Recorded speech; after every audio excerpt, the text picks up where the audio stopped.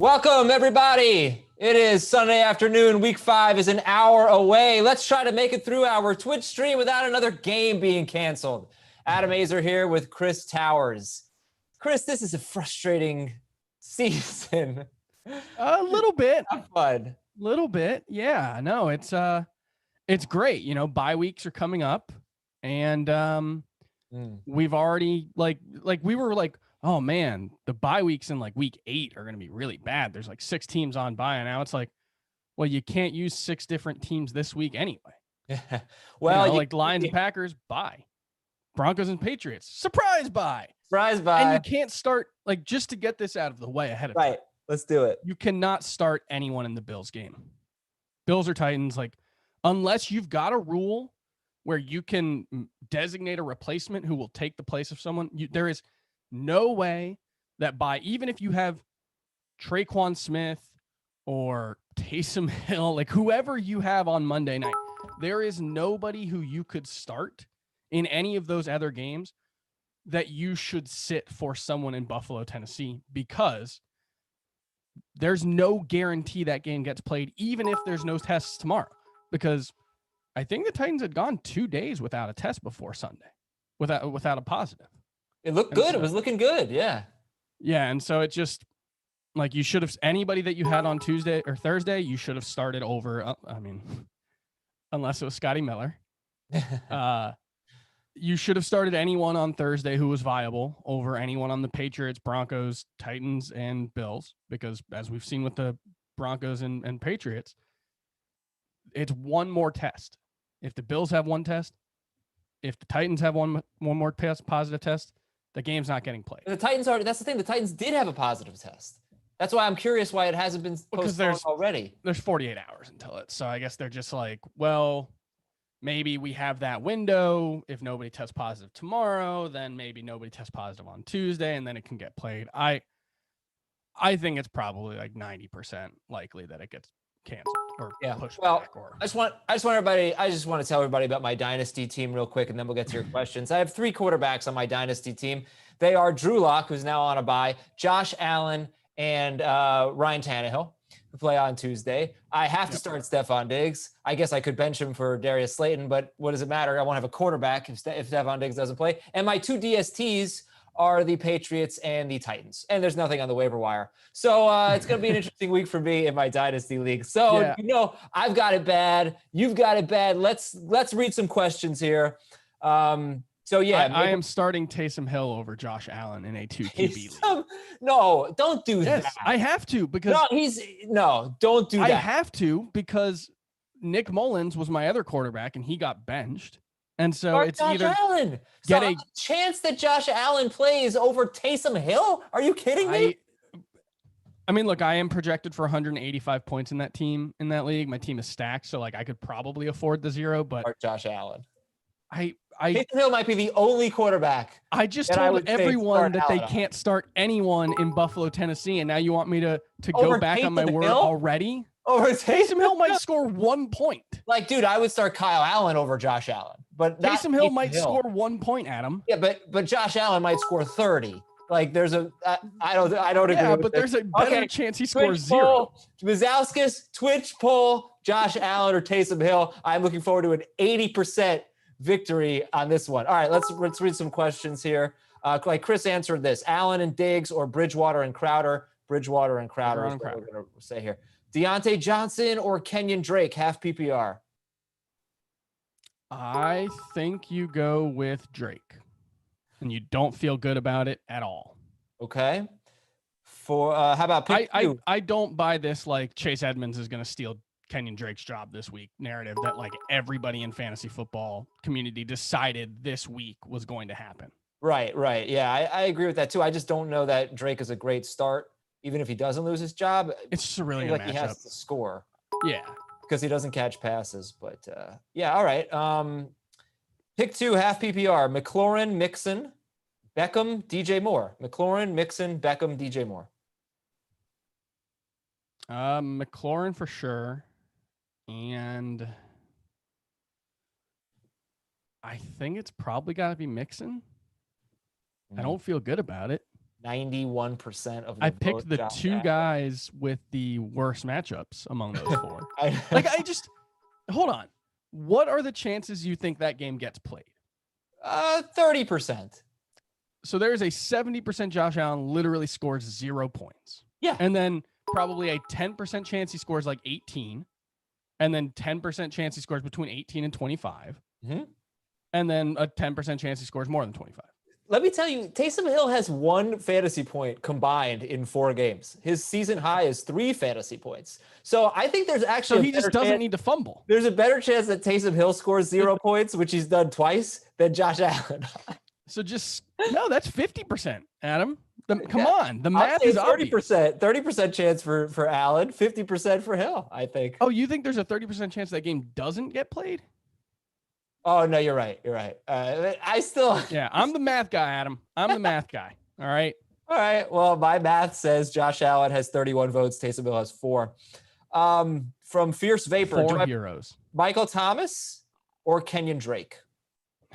So I'm faced with the Michael Thomas question, and my alternatives are a lot better than Kenyon Drake. So I will probably go with Thomas there, but yeah, I'm starting James Robinson and Will Fuller over Michael Thomas. Okay. From Crazy Bayesian, I'm worried about Joe Mixon this week. Should I start CeeDee Lamb over him in PPR? Lamb or Mixon? I think you still go with Mixon. Like, matchups matter, but only so much. Yeah, matchups, the Giants defense, we'll find out about them. I don't think it's a very good defense. By the way, 4:00 Eastern, our Lowe's home team watch party. It's Giants Cowboys. We got 2 Super Bowl champions joining us.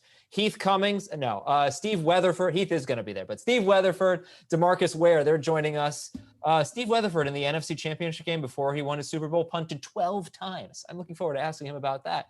DeMarcus Ware, soon to be a first ballot Hall of Famer, perhaps. So they'll join us. So you join us 4 p.m. Eastern right here on Twitch for the home team watch party presented by Lowe's as we watch. My cat will join us. Yeah, your cat will join us. I was going to say the Giants have a rookie cornerback in their slot, so that's good for CeeDee Lamb. He is a good start, but Chris says start Mixon over him. Mm-hmm. J.D. McKissick or Raheem Mostert? It's Mostert. Mostert, yeah. That might have been a McKinnon over Mostert. Maybe it was a typo, but either way, it's Mostert, I think, right? I think so. Darren Waz, 9. Jared Cook or Tyler Higbee? Higbee. Okay. I don't love Higbee. I think that 3 touchdown game is really papering over. Like, he's still like a top 7 tight end, I think, for fantasy, but yeah, that game is really papering over what has been a pretty alarming start. Yeah, you can't sit here right now at noon or 12:08 p.m. Eastern and say that Jared Cook is definitely playing and he might be limited anyway, so you play it safe. And he's Jared Cook. Which I like, but most people don't. All right, Nick Livin. My league has the replacement rule in place. Do you like Justin Jackson or Darius Slayton in place of A.J. Brown? I think you probably want to go with Slayton. Great matchup. He's boom or bust, but Justin Jackson, we don't know if there's an or there. He might just be bust. Yucky Finster, start DJ Chark, Will Fuller, Cooper Kupp, or Josh Kelly. Chark, Fuller, Kupp, or Kelly. Yeah, PPR. It's probably got to be Kupp. How do you feel about Josh Kelly this week? This is a really tough one. I mean, you're talking about a starting running back here. I mean, you're right, by the way. I'm not starting him over those wide receivers, but Saints run defense good every year. Mm-hmm. Don't know his involvement in the passing game. Has fumbled 2 games in a row. I think that's really an important storyline here. How do you feel about Josh Kelly this week? Are we sure he's the starter? No, exactly. I'm going to guess yes, but no. Like that. Not sure. I think there is an assumption that he'll be the starter, but it's worth remembering that he only got into that number 2 back role by default. You know, he was not necessarily guaranteed that role at the end of training camp until Justin Jackson got hurt. I think it was a quad injury in the last week of the preseason that pushed Joshua Kelly. And he had those awesome first 2 weeks. He was super involved. And the last 2 weeks, he's been much less involved. He's been really ineffective, and he's fumbled in each of the last 2 games. So I think Justin Jackson's going to get probably the passing game work, at least more of it than Kelly.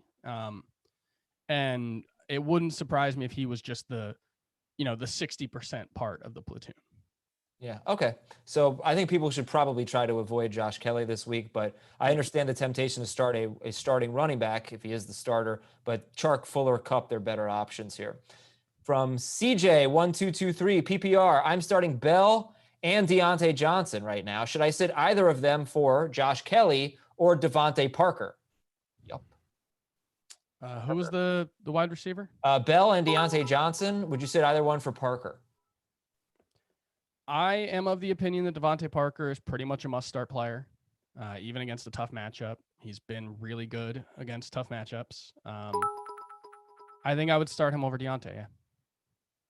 I would start on. I think I actually just answered this on Twitter: Deontay Johnson or Le'Veon Bell, and I said Deontay Johnson. I'm really interested to see what Le'Veon's role is. Me too. At the end of training camp, not there yet.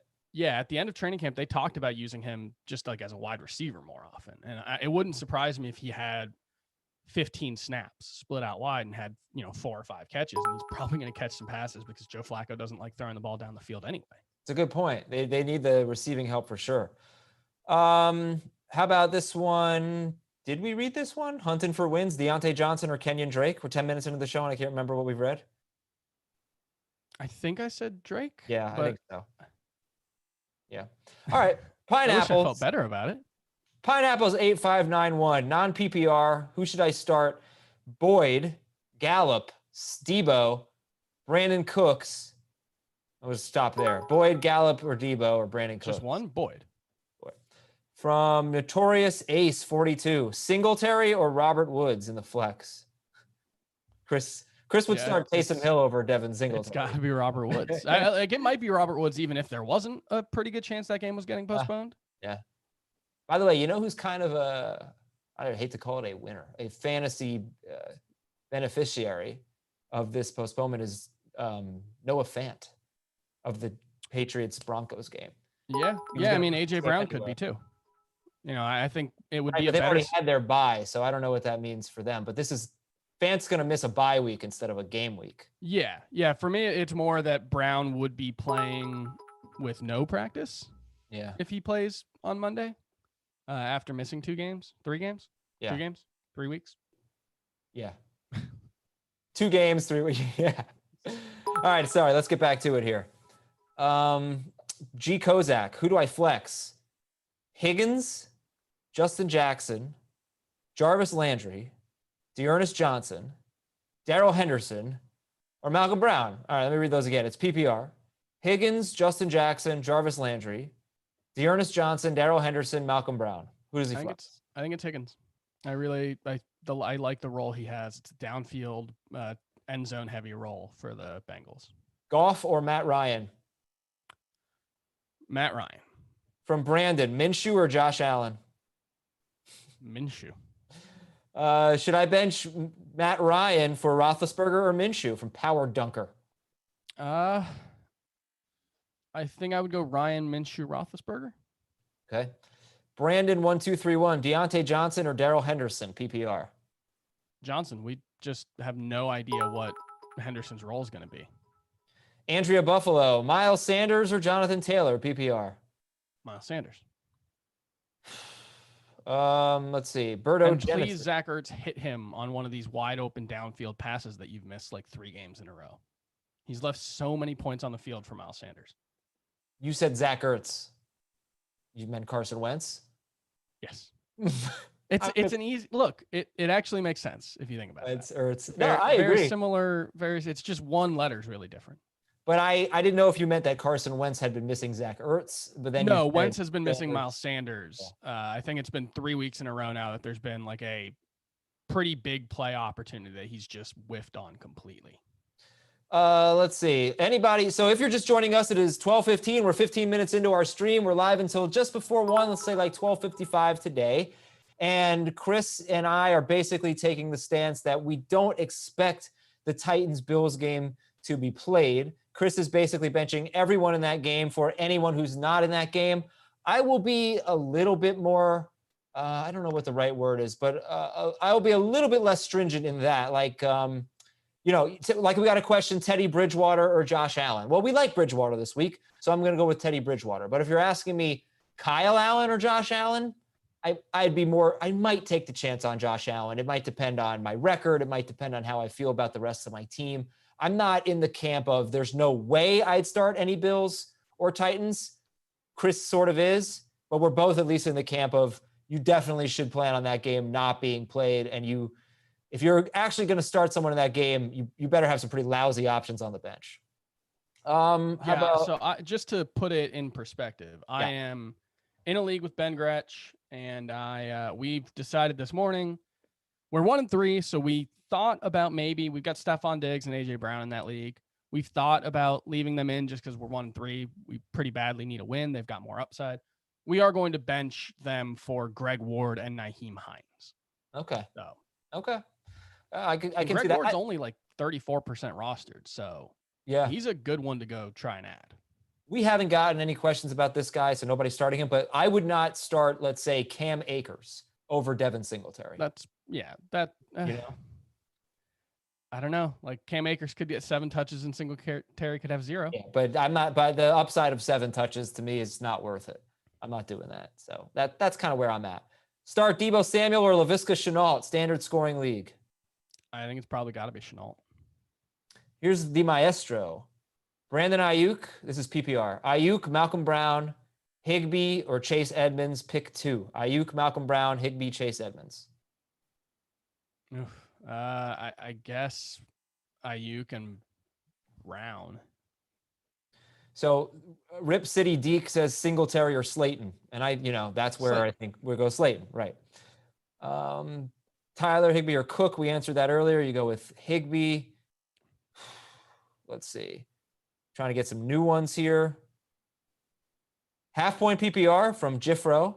Jerick McKinnon, Le'Veon Bell, or Devontae Freeman. Jerick McKinnon, Le'Veon Bell, Devontae Freeman. I'll go with McKinnon. Over Le'Veon. I have questions about how both of them are going to be used, but McKinnon does have the better matchup, and it's, like Mostert might just be kind of eased in and get like 12, 13 carries, and McKinnon could have, a big second half. Okay. Interesting. Coolio's. Pick a running back and a flex. Devontae Freeman, Dearness Johnson, AJ Green, Cam Akers, Mecole Hardman. So first pick a running back. Devontae Freeman, Dearness Johnson, or Cam Akers? Freeman. Now a flex. Dearness Johnson, Cam Akers, AJ Green, Mecole Hardman. I think I'm going Hardman there. Let's see if you're going Hardman here. From Okra, half PPR, Mecole Hardman or J.K. Dobbins? Yeah, I would go Hardman. How come you didn't set up a FanDuel contest for us? You wiped me out last week. I did. You did? Sent it to you. Yeah. On my phone? I don't know, old man. I don't know. I've got one here that says, "Hi." Try it again. Of the contest. Can you do it again? I mean, I've already sent it. Am I going to build another one? Oh, I found it. Well, you sent it to my email this time. Like, what's that? I sent it to you on the FanDuel app. Yeah, but why it didn't go to my phone? It went to my. I don't know why. Chris, I need technological help here. You have email on your phone, Adam. I do. Okay, I got it here. I got it on my. All right, excellent. Looking forward to this challenge. Old. Chris, Frank, and I last week did a FanDuel challenge. Our lineups were so similar, and Chris beat us, but like we were all within like 3 or 4 I think points. It was like 3 or 4 points. Yeah, it was really close. Do I play Michael Thomas or Kenyon Drake? I think you probably play Drake. This is a funny name. It's really hard to tell if Michael Thomas is going to play. I want to read this name out loud, but I just can't. So I'll sort it. Matt B sucks at Fortnite. With Gordon out, should I start Malcolm Brown, Dearness Johnson, or Juju? Juju, come on. Oh, rushing yards in my league are worth 0.25. Okay, well that changes things a little bit. Okay. So they're worth 2.5. So yeah, Dearness Johnson, Malcolm Brown, or Juju. And is it PPR at all? Don't know. I think I still want to go with Juju. Okay. Our general feelings about Michael Thomas. I'm expecting him to play. It would be nice if you also had Traquan Smith. Yeah, But I'm if you don't expecting. have anybody else, I think it's probably pretty hard to play him. Oh, man, Chris is such a wimp, isn't he? Well, but it's also, you have to think about the fact that it's not just will he play, but will he be effective? Because we saw Saquon Barkley last season, miss 3 games, I think, with the high ankle sprain, came back and really didn't look like himself for probably another 3. He said he re-injured it though. That'll happen. That's also a risk. Yeah. High ankle sprains are just really, really tough. And the Saints are on a bye next week. And so it wouldn't totally shock me if they, if he was 85% or 90% and they just kind of gave him another week. It's not exactly a team that's desperate. And it's not exactly a team that, really desperately needs Michael Thomas right now. Let me ask you this. If Michael Thomas were playing, would you rank him inside your top 20 this week? Wide receiver? Easy. Yeah. Okay. Yeah. All right. So you're not like that worried about his performance or anything. Yeah, no, it's just the compounding risk factors. Right. The Saints are 2-2. So let's they could use a win here. They're off to a somewhat disappointing start. Sure, but they play in a division with the Falcons and Panthers. So the Bucks are 2-2, right? Or 3-2. 2-3 or 3-2. They're 3-2. Yeah. All right, I'm going to read a few more questions here. Let's catch up a little bit. From Frashneck, Raheem Mostert or Joe Mixon? Mixon. From Cody Jano 24, pick 2 in PPR. Myles Gaskin, Darrell Henderson, or Justin Jackson? I think I go Gaskin and Jefferson. I wanted to say something about Gaskin. He has scored 10 or more PPR points every week. He's never scored more than 14, so it's 10-14. It's okay. It's usable. But he's gotten 22 carries in their only win. So I don't think the Dolphins are going to win today. But if you're thinking about long-term value for him, after the Dolphins play the Niners this week, they get Denver, they get the Chargers, they get the Rams, they get the Cardinals, they get the Jets. They've got some winnable games there. They've lost to the Patriots, Seahawks, and Bills.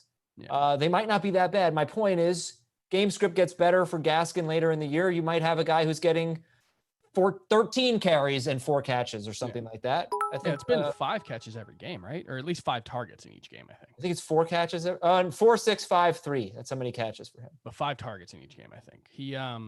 Yes. He's also no 4. Jordan Howard has taken some goal line work, obviously, but Gaskin's gotten touches inside the 5 as well. So it's not necessarily that he comes off the field when they get that close either. All right. Sorry about that little tangent. Back to the questions here from FFB fan.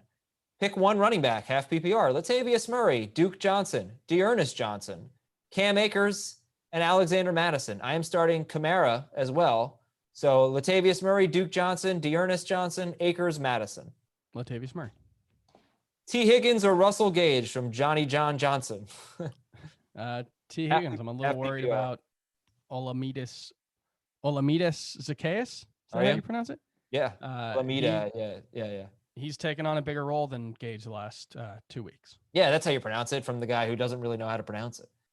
From Davies, Josh Kelly, Brandon Cooks, or Nyheim Hines, PPR? Man, I guess Kelly. From Doc, 2 flex spots. Darrell Henderson, Chase Edmonds, Cam Akers, Henry Ruggs, or Mo Alley Cox? Yikes. Henderson, Edmonds, Akers, Ruggs, Mo Alley Cox. Henderson, I guess. Chef said NYC, should I risk playing Derrick Henry or start Devontae Freeman or Chase Edmonds in PPR? I would go Freeman. That one's close for me. The thing is, this isn't an injury thing. This isn't like, I know, we can get a report from Adam Schefter tomorrow at 2 p.m. and that's saying, oh, the Bills and Titans are definitely playing, because it's not up to anyone. Nobody has decision-making power on this. So here's where I'm at. Derrick Henry, I wouldn't play Chase Edmonds, I guess, but Derrick Henry versus Devontae Freeman. If this were a non-PPR league, I'd start Henry. Freeman had 4 catches last week. I think he's going to be pretty, 3 to 4 catches most weeks. So I would start Freeman. Jonesboro, Mostert, Sanders, Gage, and at a flex. Mostert, Sanders, or Gage? Sanders. Miles? I hope it's Miles. Yeah, What if it's Miles, Miles. If it's Emmanuel, then Mostert. OBJ or Gallup? OBJ. Okay. MSU Fanatic. Le'Veon Bell, T.Y. Hilton, Laviska Shenault, Jerick McKinnon, Devontae Freeman. I need 2. Le'Veon Bell, Hilton, Shenault, McKinnon, and Freeman. McKinnon and Bell. From Austin's dad, start Debo, Higgins, or Dalton Schultz, half PPR. I would go with Schultz over Higgins. From Arkim0026, choose one in half PPR. Darius Slayton. Why did I say it like that? Darius Slayton. Darius Slayton, Deontay E. Johnson, and Adge Brown, and T. Higgins. Slayton, Deontay Johnson, A.J. Brown, T. Higgins. Deontay.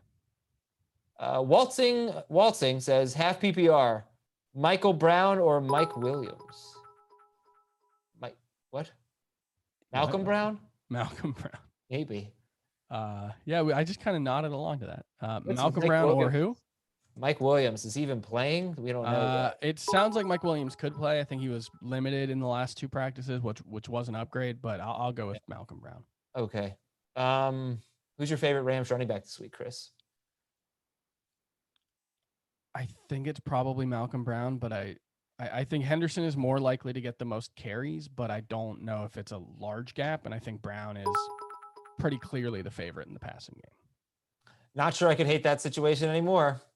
Not sure. 3 running backs who, like, I don't know. I know people think Malcolm Brown is like a total nothing, but the coaches in Los Angeles do not, so that doesn't really matter. All right, from Indy 315, I don't know, 30,015, 30015. Is this your PIN number, by the way? It could be like maybe, is that like the Indianapolis zip code? It's a great question. Let's look it up. Thank you. It's Indianapolis zip code. Nope, that's Hialeah, Florida. Oh, yeah, actually, I should have known. That's Florida. All right, the question from Indy, Hialeah, Florida. Josh Kelly, Justin Jefferson, or Laviska Shenault, PPR. Now, that's a good one. And to me, it's the wide receivers, Jefferson and Shenault. I'm going to go with Jefferson. You got to love the matchup against Seattle. It's a game where Minnesota might actually have to throw the ball. On the other hand, there could be like 50 plays combined between those 2 teams with how slow they play. But love the role for Jefferson. If the Vikings threw the ball more, I would love it even more. From Super King, Boyd or Le'Veon Bell? Tyler Boyd or Bell? Standard scoring. Boyd. From Snead for Heisman, Boyd or Gage? Boyd. Yeah. From I Have Beams, Michael Thomas or DJ Moore? Beams? Beams. Okay. Michael Thomas or DJ Moore? Yeah. I will go with DJ Moore. Should change your name to I Have BMs. It would be so funny. We would all laugh every time. It would never get old. From J.E. Myers. Jonathan Taylor or Terry McLaurin, PPR?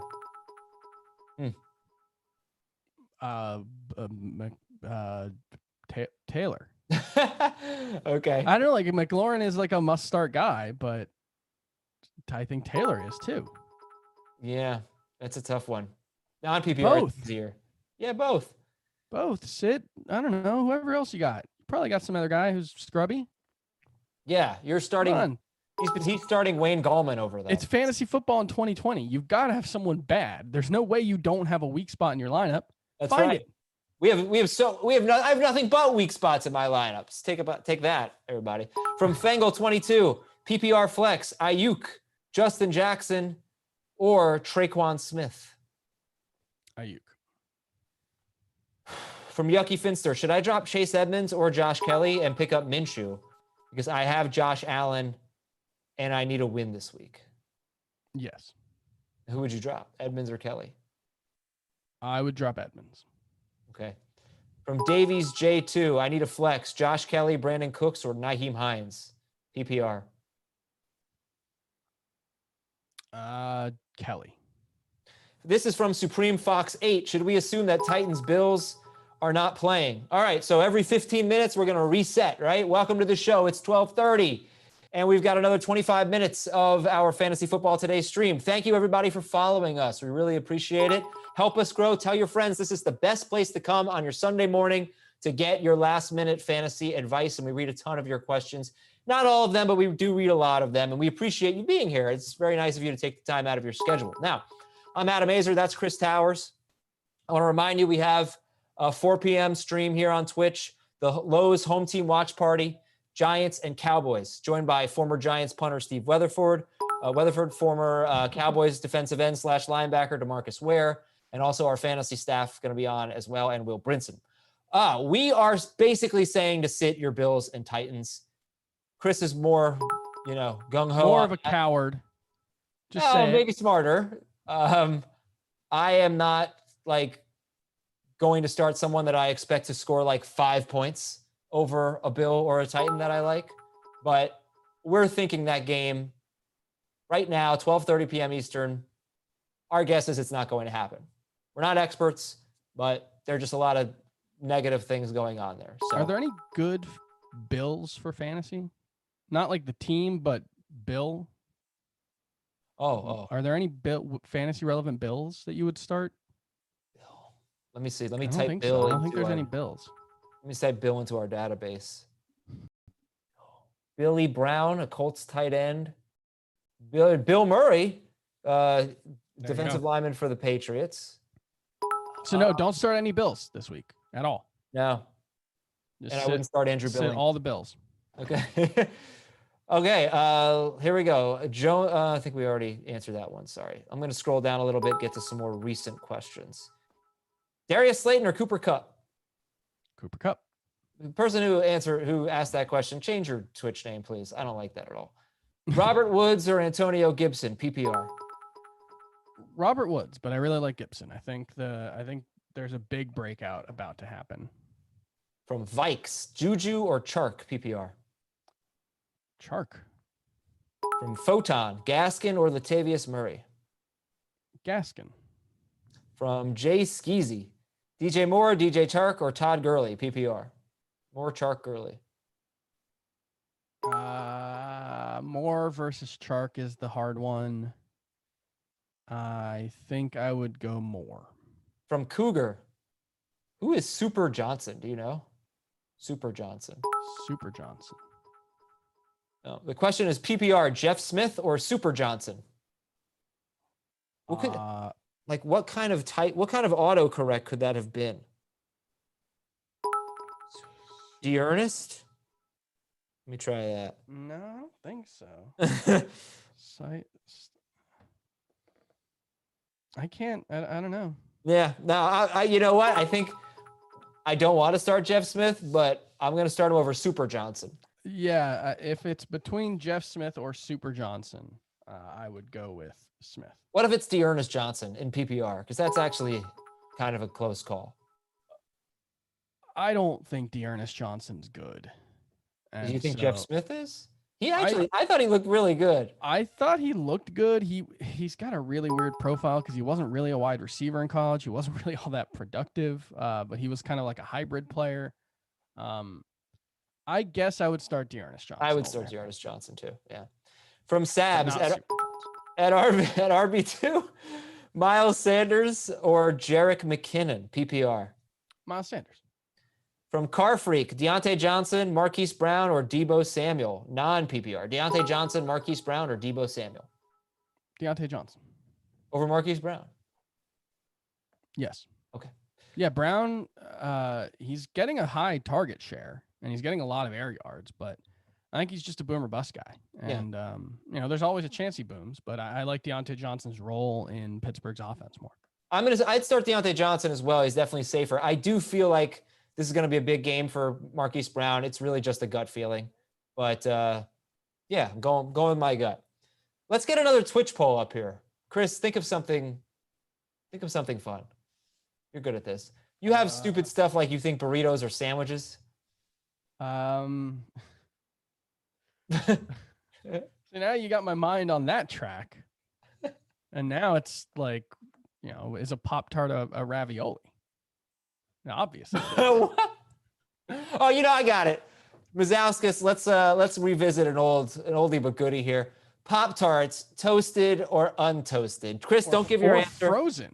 Don't give your answer. That's a thing. Have you seen this Frozen? Have you seen this? Have you heard about this? I have not. You seen this? Have you heard about this? Have you heard about this? Frozen Pop-Tarts. That sounds pretty good. We could, you know what? Mazauskas, I'm gonna leave that up to you. You want a third option? That's fine. But let's get a Pop-Tarts question up there on Twitch. Michael Thomas / Traquan Smith or Terry McLaurin. Oh, that's fun. Terry McLaurin. He's really good, Terry McLaurin. Yeah, but he's not Michael Thomas. No, but he's I don't know, about as close as you can get without being closer. I guess, but he's also facing Ramsey. Yeah, and he's got Kyle Allen. Like it's not a good situation, but Terry McLaurin has just been awesome. Yeah, I love him. He's a terrific player. Like he's I think top 5 all time in receiving yards through his first 17 career games or something like that. Here's a question from Maxwell. In a super flex, should I drop Alex Smith to pick up Randall Cobb to start over Alexander Madison?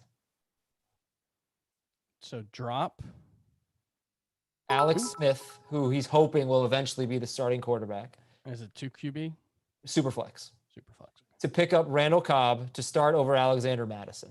No, I don't imagine Alex Smith is going to have a ton of value, but the difference between Randall Cobb and Alexander Madison is very slim.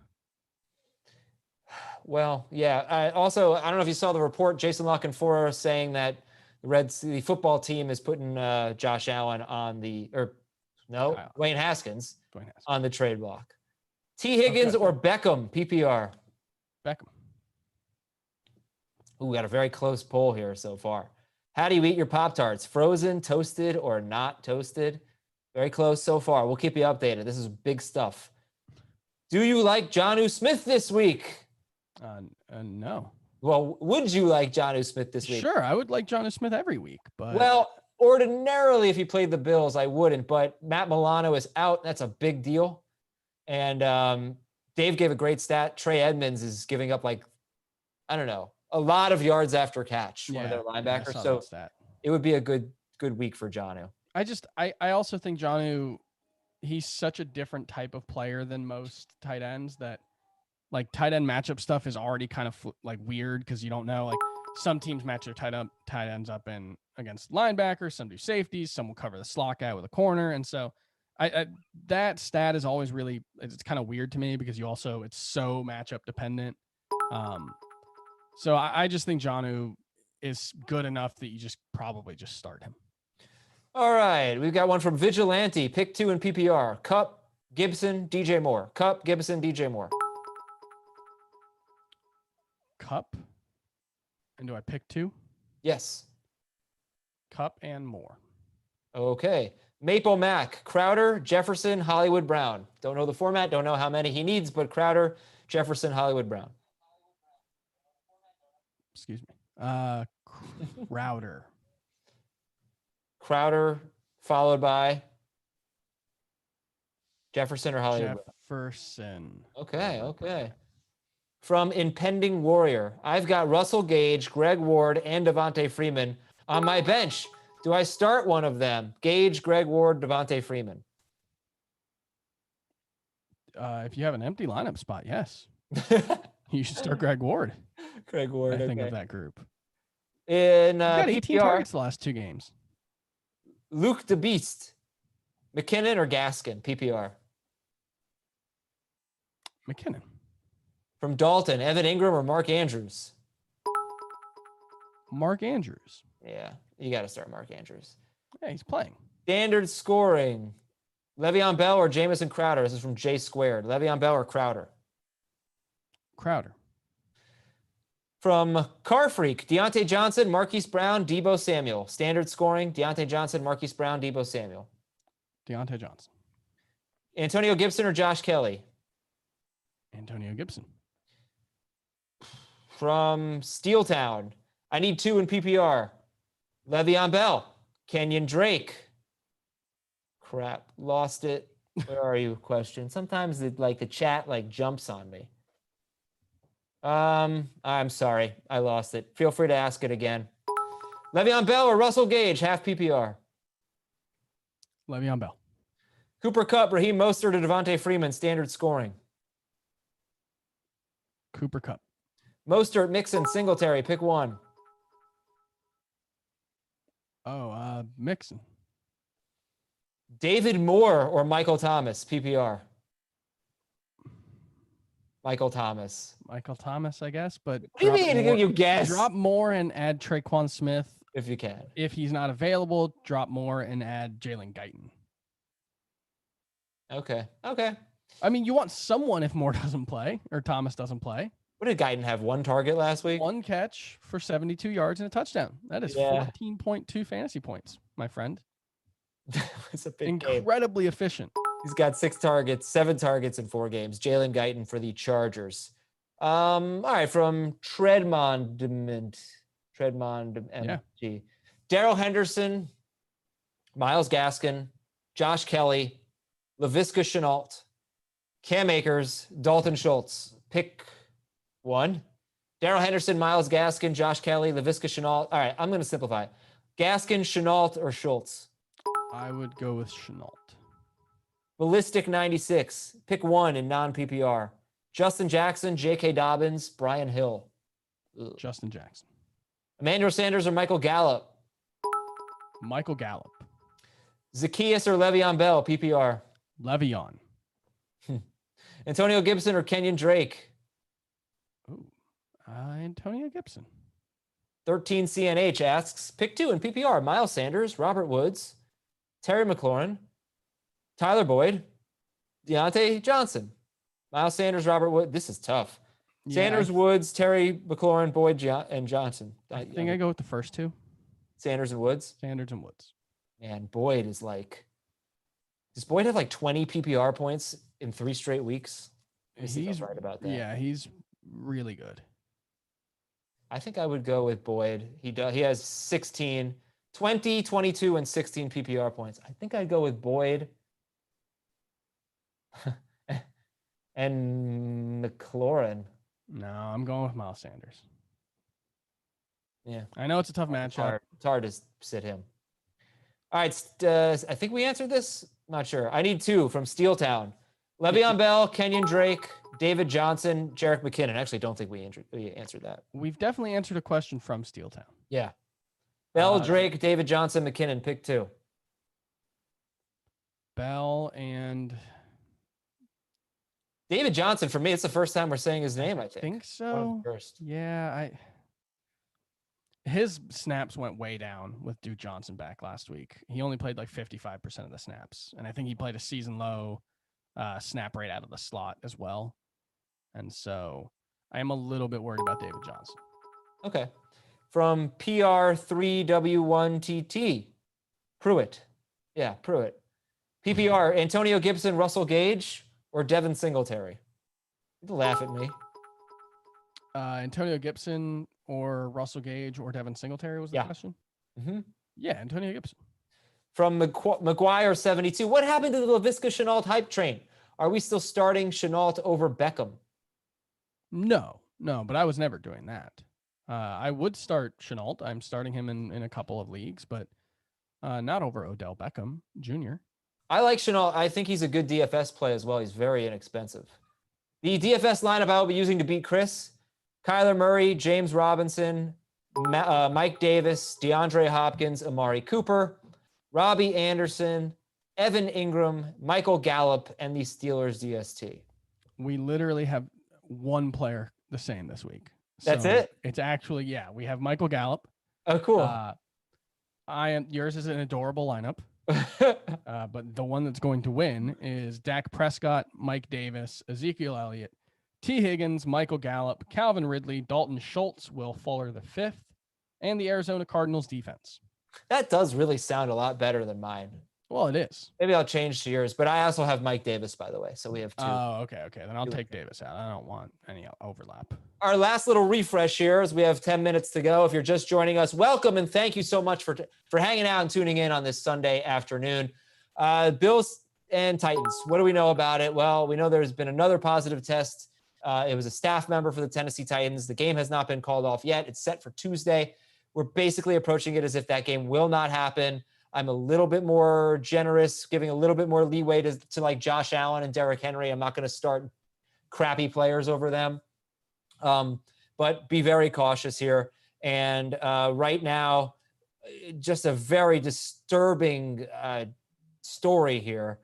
50% of the people who have voted eat their Pop-Tarts not toasted. What are you guys doing? 42% said toasted and 8% said frozen. And that bothers me, Chris, because you basically stole the election by making us put frozen in. No, because you have to don't do this third party spoiler thing, right? It was. Nobody is ever obligated to vote, all right? You have to earn people's votes. And you just Ross Perot this so bad, dude. And if Toasted Pop-Tarts didn't want to campaign in Wisconsin, that's their problem.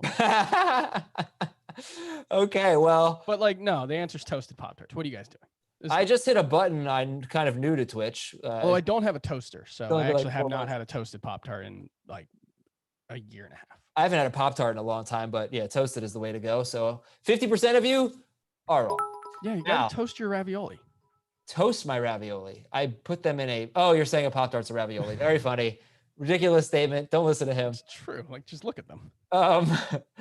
Breeze or Bridgewater? Breeze. Okay, from Eckenlam. Half PPR, who should I flex? Mark Ingram, John Brown, T. Higgins, Deebo Samuel. I would go with T. Higgins. From D-Man, Drake, Edmonds, Bell, Higgins, PPR. Drake, Edmonds, Bell, or Higgins? Bell.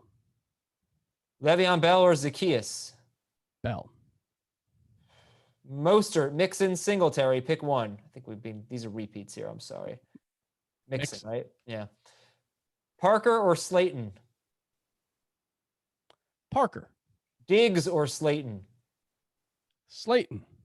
Slayton or Boyd? This is weird. Boyd. Very weird. Breeze or Minshew? Slayton. Breeze.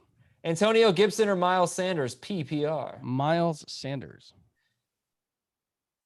Pick two. Slayton, Josh Kelly, Jamison Crowder, PPR. Jamison Crowder and Darius Slayton. Looking for new ones. On the hunt. Hurst or Dalton Schultz, PPR. Dalton Schultz. Okay. Minshew or Bridgewater? Bridgewater. Beans for Prez. Chase Edmonds, Latavius Murray, or J.K. Dobbins? Non-PPR. Beans or beans? B-E-A-N-S. Okay. All right. Sorry. J.K. Dobbins or who? Latavius Murray or Chase Edmonds? Non-PPR. Latavius Murray. Sammy Watkins or Marquise Brown? Marquise Brown. From Duja. Last week was my Joe Boo moment, or Joe Boo week for DJ Moore. Should I start CeeDee Lamb or Miles Davis? I have no idea if that's Miles Sanders or Mike Davis. I would guess it's Mike Davis. Probably. Half PPR, CeeDee Lamb or Mike Davis or DJ Moore? Mike Davis. Yeah. From How's Your Aspen? Oh my God, I can't believe I just said that. They finally got me. They finally got me. Damn you, Twitch. Amanda Hug and Kiss. Got a call for Amanda Hug and Kiss. Why can't I find Amanda Hug and Kiss? Maybe your standards are too high. Ayuk or T Higgins?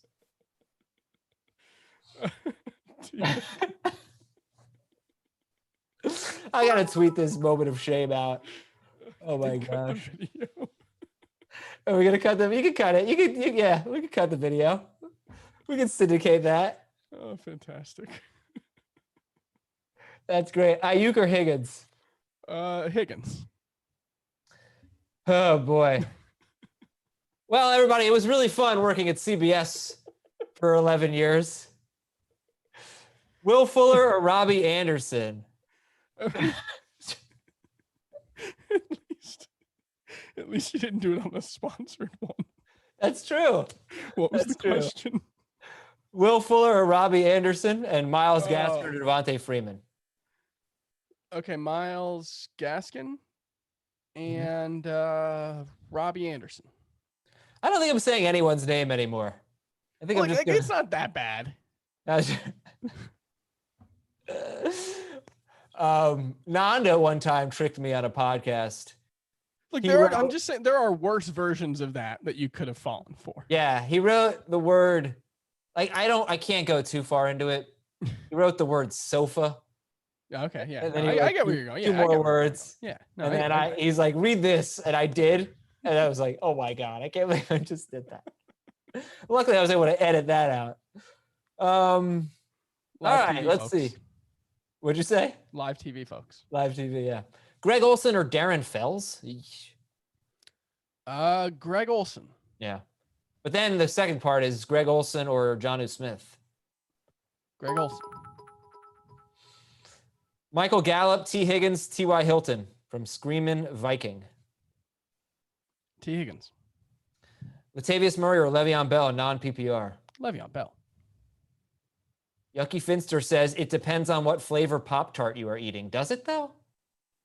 It does not for me, but I am aware that I have strange Pop-Tart preferences because cherry is my favorite Pop-Tart. Oh, yeah, and I know most people don't like that. That is really weird. Michael Gallup or Cooper Kupp? Cooper Kupp. I'm just so embarrassed right now. I traded Miles Sanders and Allen Robinson for Michael Thomas. What are your thoughts? Oh, I don't think I like that very much. I think you probably gave up too much. Yeah, I think Allen Robinson's probably a top 12 wide receiver. I'm just now reading the reactions to my gaffe. Would you play T. Higgins over CeeDee Lamb in half PPR? No. I think it's close, but Lamb. Okay, Chris is like all in on T. Higgins. I love T. Higgins. I'm facing the Ravens. So? It's very difficult. It's a great secondary. Boyd or Fuller? Boyd. Ward or Renfro? Ward. Let's never speak about Hunter Renfro again. How about that? Yeah, well, and Ruggs is coming back this week, so. Yeah. Probably. Jonathan Taylor or Justin Jefferson? Jonathan Taylor. Mecole Hardman, Tim Patrick, or AJ Green? Well, Tim Patrick's not playing. And AJ Green might as well not be. So Mecole Hardman. CeeDee Lamb, Hollywood Brown, or Jonathan Taylor? Jonathan Taylor. Deebo Samuel or Jamison Crowder? Standard. Crowder. Okay. What do you think of Drew Lock? He's going to get like 13 catches for 83 yards, and that's still a good game in non-PPR. What do you think of Drew Lock and Phillip Lindsay rest of season? I think Lindsay and Gordon are probably both going to be number 3 running backs for fantasy, and I don't see any reason to think Drew Lock's much more than the 18th best quarterback in fantasy, probably. I'm much lower on Drew Lock than pretty much anyone, but even so, it's not an outstanding group of weapons, and he's still very much a work in progress, I think. Yeah, I'd like to see him with Cortland Sutton. That's not going to happen, unfortunately. Yeah. From Ricky Bobby, Gibson or Singletary? Gibson, sorry. Yes. Le'Veon Bell or Michael Gallup, half PPR? Le'Veon Bell. Joe Burrow or Teddy Bridgewater? Teddy Bridgewater. All right, that's going to do it for today's show. I have to go upstairs and write down that Twitch name on a piece of paper and have my wife read it out loud and see if she makes the same mistake I did, and then tell her that I just said that on the air. Thank you, everybody. A couple of just one big announcement. 4:00 Eastern today, home team watch party presented by Lowe's. We're going to start around 4:15, I think. Get there at 4. We'll see. We might kick it off a little early. And we're live until about 7:30, basically until the end of the Giants-Cowboys game, the actual end of the game, not when the Cowboys have the game in hand. But we're going to be talking to a bunch of people from our fantasy staff. Steve Weatherford, who won a Super Bowl with the Giants. DeMarcus Ware, who won a Super Bowl with the Broncos after playing 9 seasons with the Cowboys. So join us there that on the Twitch stream for the Home Team Watch Party presented by Lowe's. Thank you to our producer, Jamie Mazowskis, and to Chris Towers. I'm Adam Azer. Good luck in week 5, everybody. Go get a win.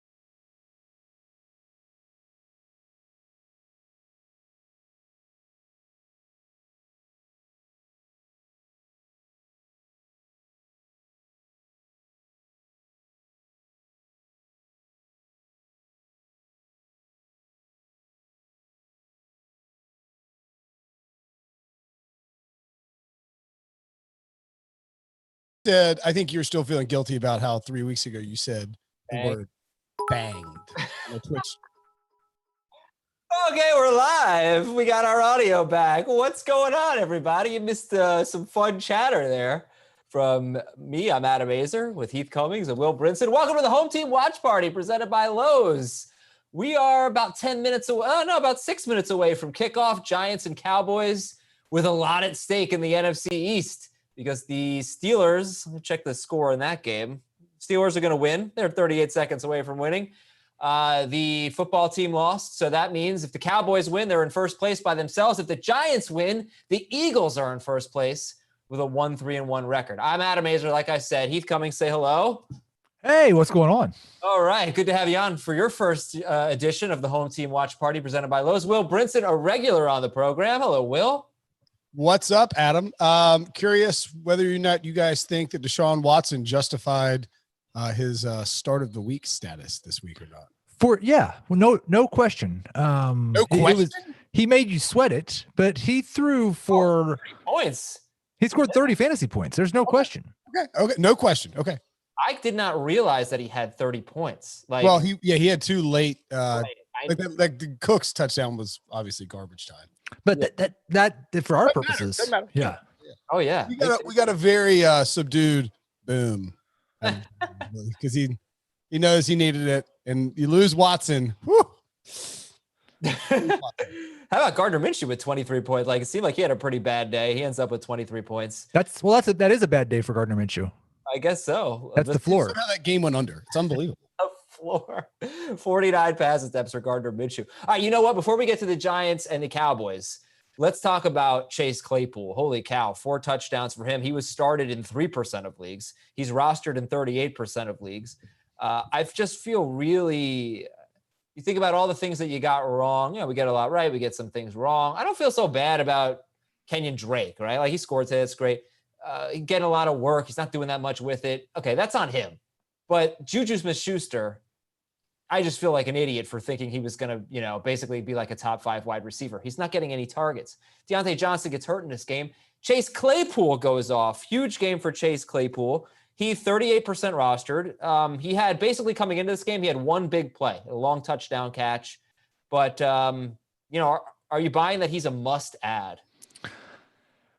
I don't think we have much choice. Like I would have a different answer if you asked me, Heath, does this mean Chase Claypool is the number 1 wide receiver on the Steelers? I don't think we know who the number 1 is if they have a number 1 currently, but you can't let a guy score 40 fantasy points and then sit on the waiver wire. Like he's on my bench in the Scott Fish Bowl and it makes me want to puke. I started Justin Jackson instead of him. So that's probably going to work out really well tomorrow. I started Malcolm Brown today, who scored 3.4 fantasy points. No, you can't leave 40 points on the waiver wire. So where am I going to rank him? Will he be a starter next week? I kind of doubt it, but must add. Deontay Johnson, somebody asked what happened to Deontay Johnson. He left with a back injury. If you have any fantasy questions before the game starts or even during the game, we'll talk about what happened in the 1 o'clock window. So I'm not sure if it's serious or not with Deontay Johnson. Wow, Michael Thomas is being disciplined. Yeah, out on Monday for disciplinary reasons. How'd you already know that?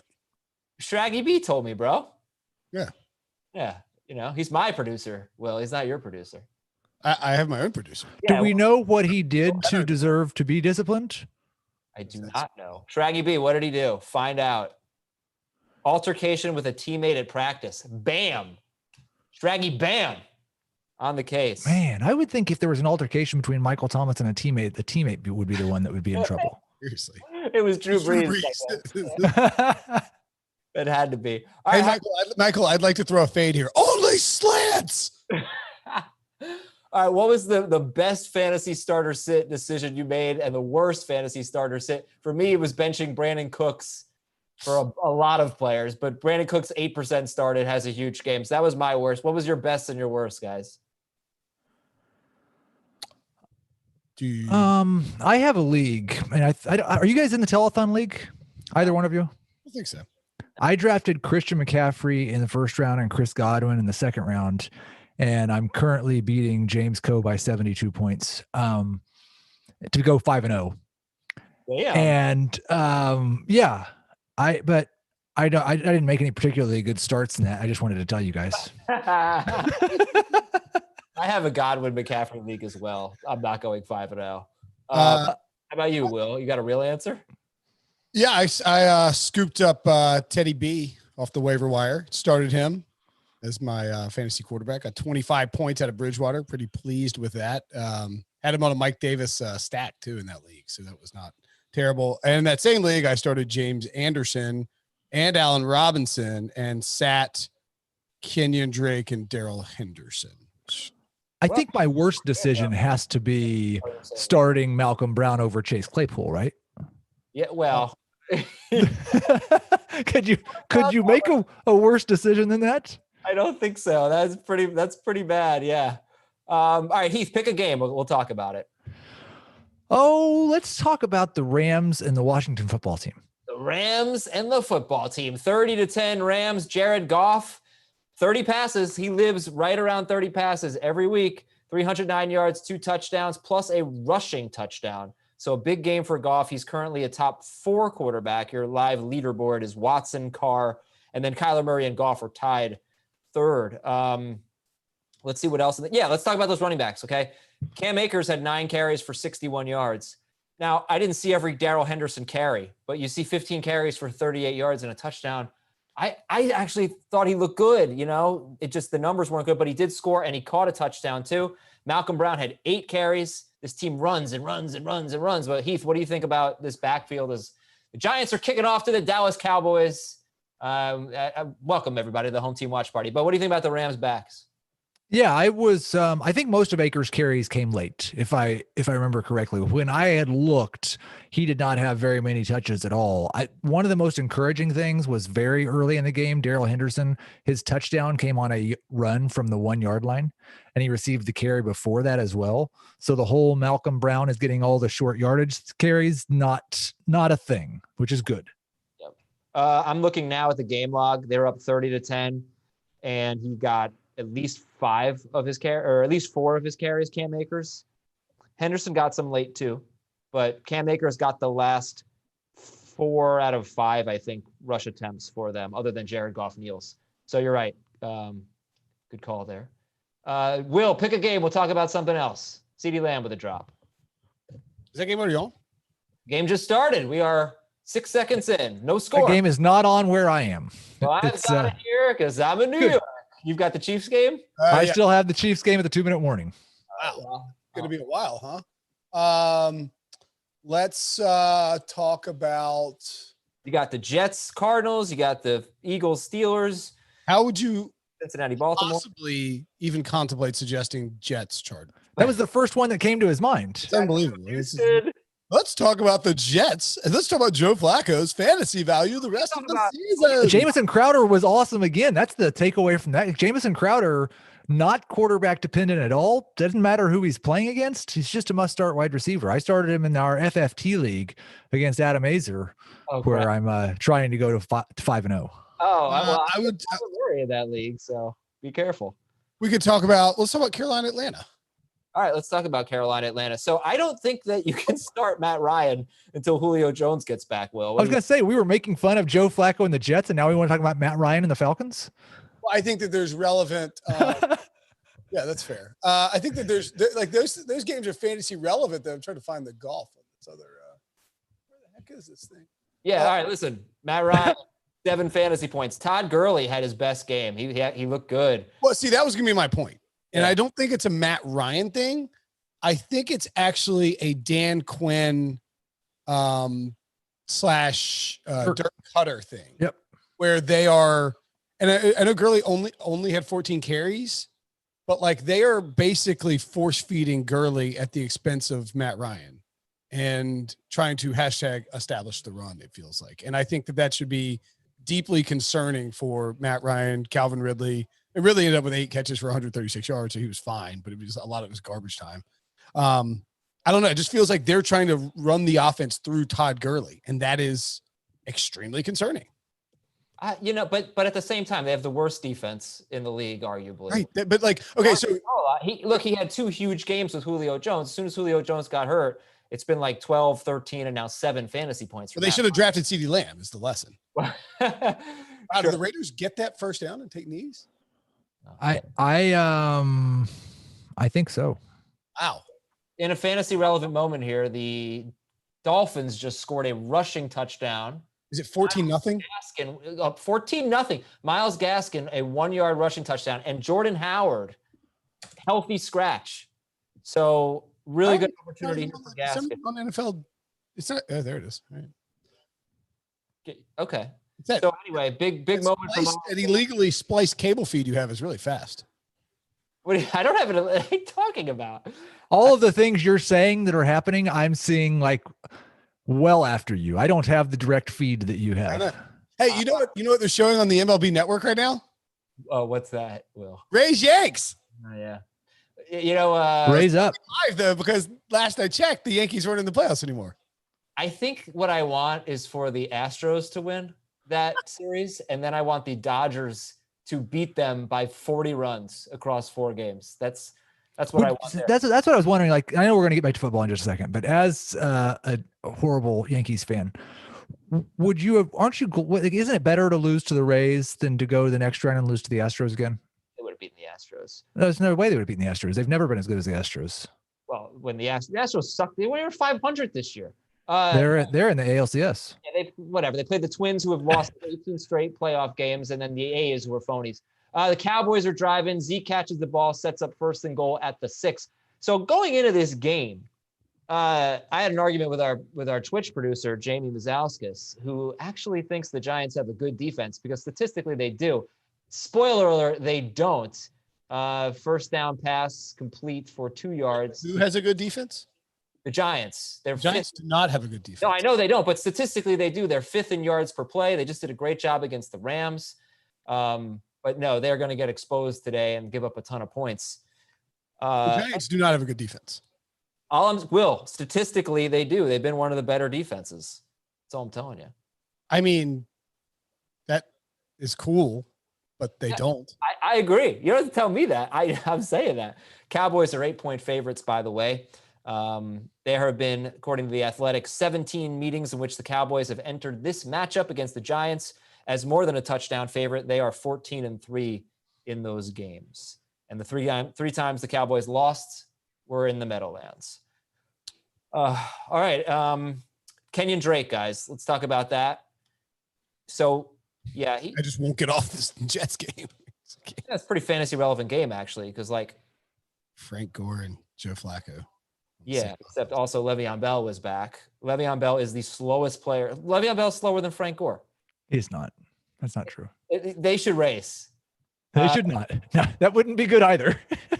I mean, I know Chase Edmonds scored a touchdown, but I think that the rushing splits for Kenyon Drake are very encouraging. The workload. If it had been 50-50, I would be panicking as a Drake owner. So it's 8 carries for Drake and 3 for Edmonds. Yeah, it is true that Chase Edmonds looks a lot faster than Kenyon Drake with the football. And not just like speed wise, but decisiveness of cuts, everything. He changes directions faster. Kenyon Drake needs to get going. Yeah. He scored today, but yuck. If you go back and watch the game, I watched most of that game. Oh, he danced a lot. And when he finally started playing well, he was going straight. You know, he was like kind of being a bully. And that's scored his touchdown. What are you saying, Will? You keep talking. You just like talking. Lamb is limping a little bit. Okay, well, Lorenzo Carter for the Giants is hurt. CeeDee Lamb was just targeted in the end zone on 3rd and goal and incomplete, forcing a field goal attempt. Great defensive stop there by a great defense. You have any questions for us here on Twitch? Go for it. This is the home team watch party presented by Lowe's. We are going to have Steve Weatherford, former Giants punter, Super Bowl champion, 5:30 p.m. DeMarcus Ware, Super Bowl champion with the Broncos, played 9 years with the Cowboys. He's coming on at 6:30 p.m. Heath's here till 5. Will's here the entire time. Nando DeFino coming on a little bit later. So we're going to have a lot of fun today. It's going to be good. And if you have any questions, go for it. Let's see what's on your mind right now. How about Travis Fulgham? Heath, 10 catches, 152 yards and a touchdown, 13 targets. Eagles wide receiver caught a touchdown last week. Ooh, Jarvis Landry injured right now. Ugh. Well, I mean, obviously you want him to become a consistent thing because he'd be great for a team name Tuesday. But it will be interesting. Like what we keep saying with the Eagles is, well, when Deshaun Jackson comes back, well, when Alshon Jeffrey comes back, well, Jalen Reagor might, like at some point we might just have to recognize that Fulgham and Ward and now maybe Zach Ertz is about all they have in the passing game. Like that, it's just did you hear in that game at one point? I don't know who the announcer was, but like Fulgham caught the touchdown pass. He goes, "How can you lose track of Travis Fulgham? You have to keep an eye on Travis." It's like, what? Like how? Like I mean, didn't see that coming.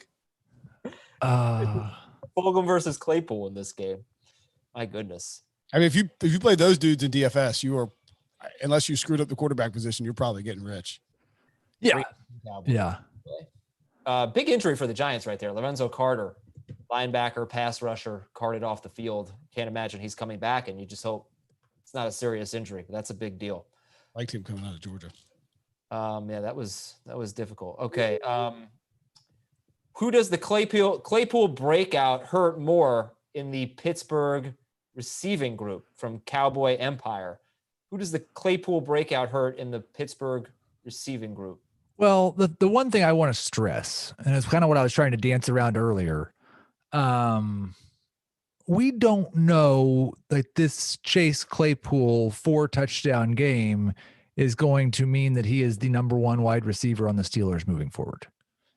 But I think the thing that we can definitively say after seeing 4 Steelers games now is that Juju Smith-Schuster is not the number one wide receiver on the Steelers. If they have one, it's someone else. And it looks like they just don't have one. They're spreading things out more than they have in Pittsburgh in the past. But Juju's not the number one. He's not going to get the 25 to 30% target share that I had projected for him. If you drafted him in the 3rd round, I'm sorry. I did too. Yeah, I did.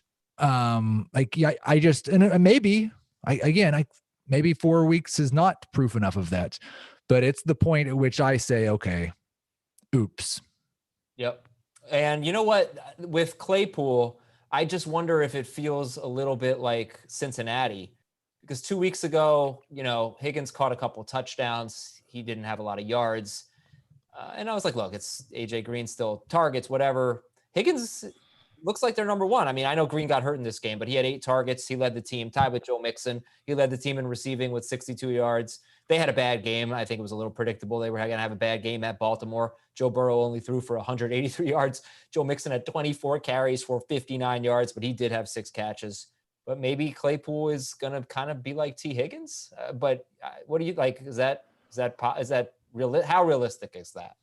I would put him behind, all these rookie wide receivers have had their moments. Yeah. Laviska Shenault has had a couple of not as big as this one from Claypool. He's been a little more consistent. Justin Jefferson had the monster performance. We saw it from Henry Ruggs today. Not quite as big, but a little bit of a breakout from him. I still don't think I would rank Claypool in my top 3 rookie receivers moving forward. Lamb 1. Oh, sorry, go ahead. CeeDee Lamb 1. Yes. Oh, I mean, I would rather have Ruggs for the rest of the season than Claypool. Yeah. And I would still, and this will draw some debate probably, but I would still rather have Judy. Than Claypool. Yeah. And we've seen just about as much. We haven't seen the one big breakout from Judy, but he's flashed a few times too. I mean, I think to Heath's point, and it almost sucks. Like if you don't need receiver help and you have like the top waiver claim, you kind of have to get Claypool, right?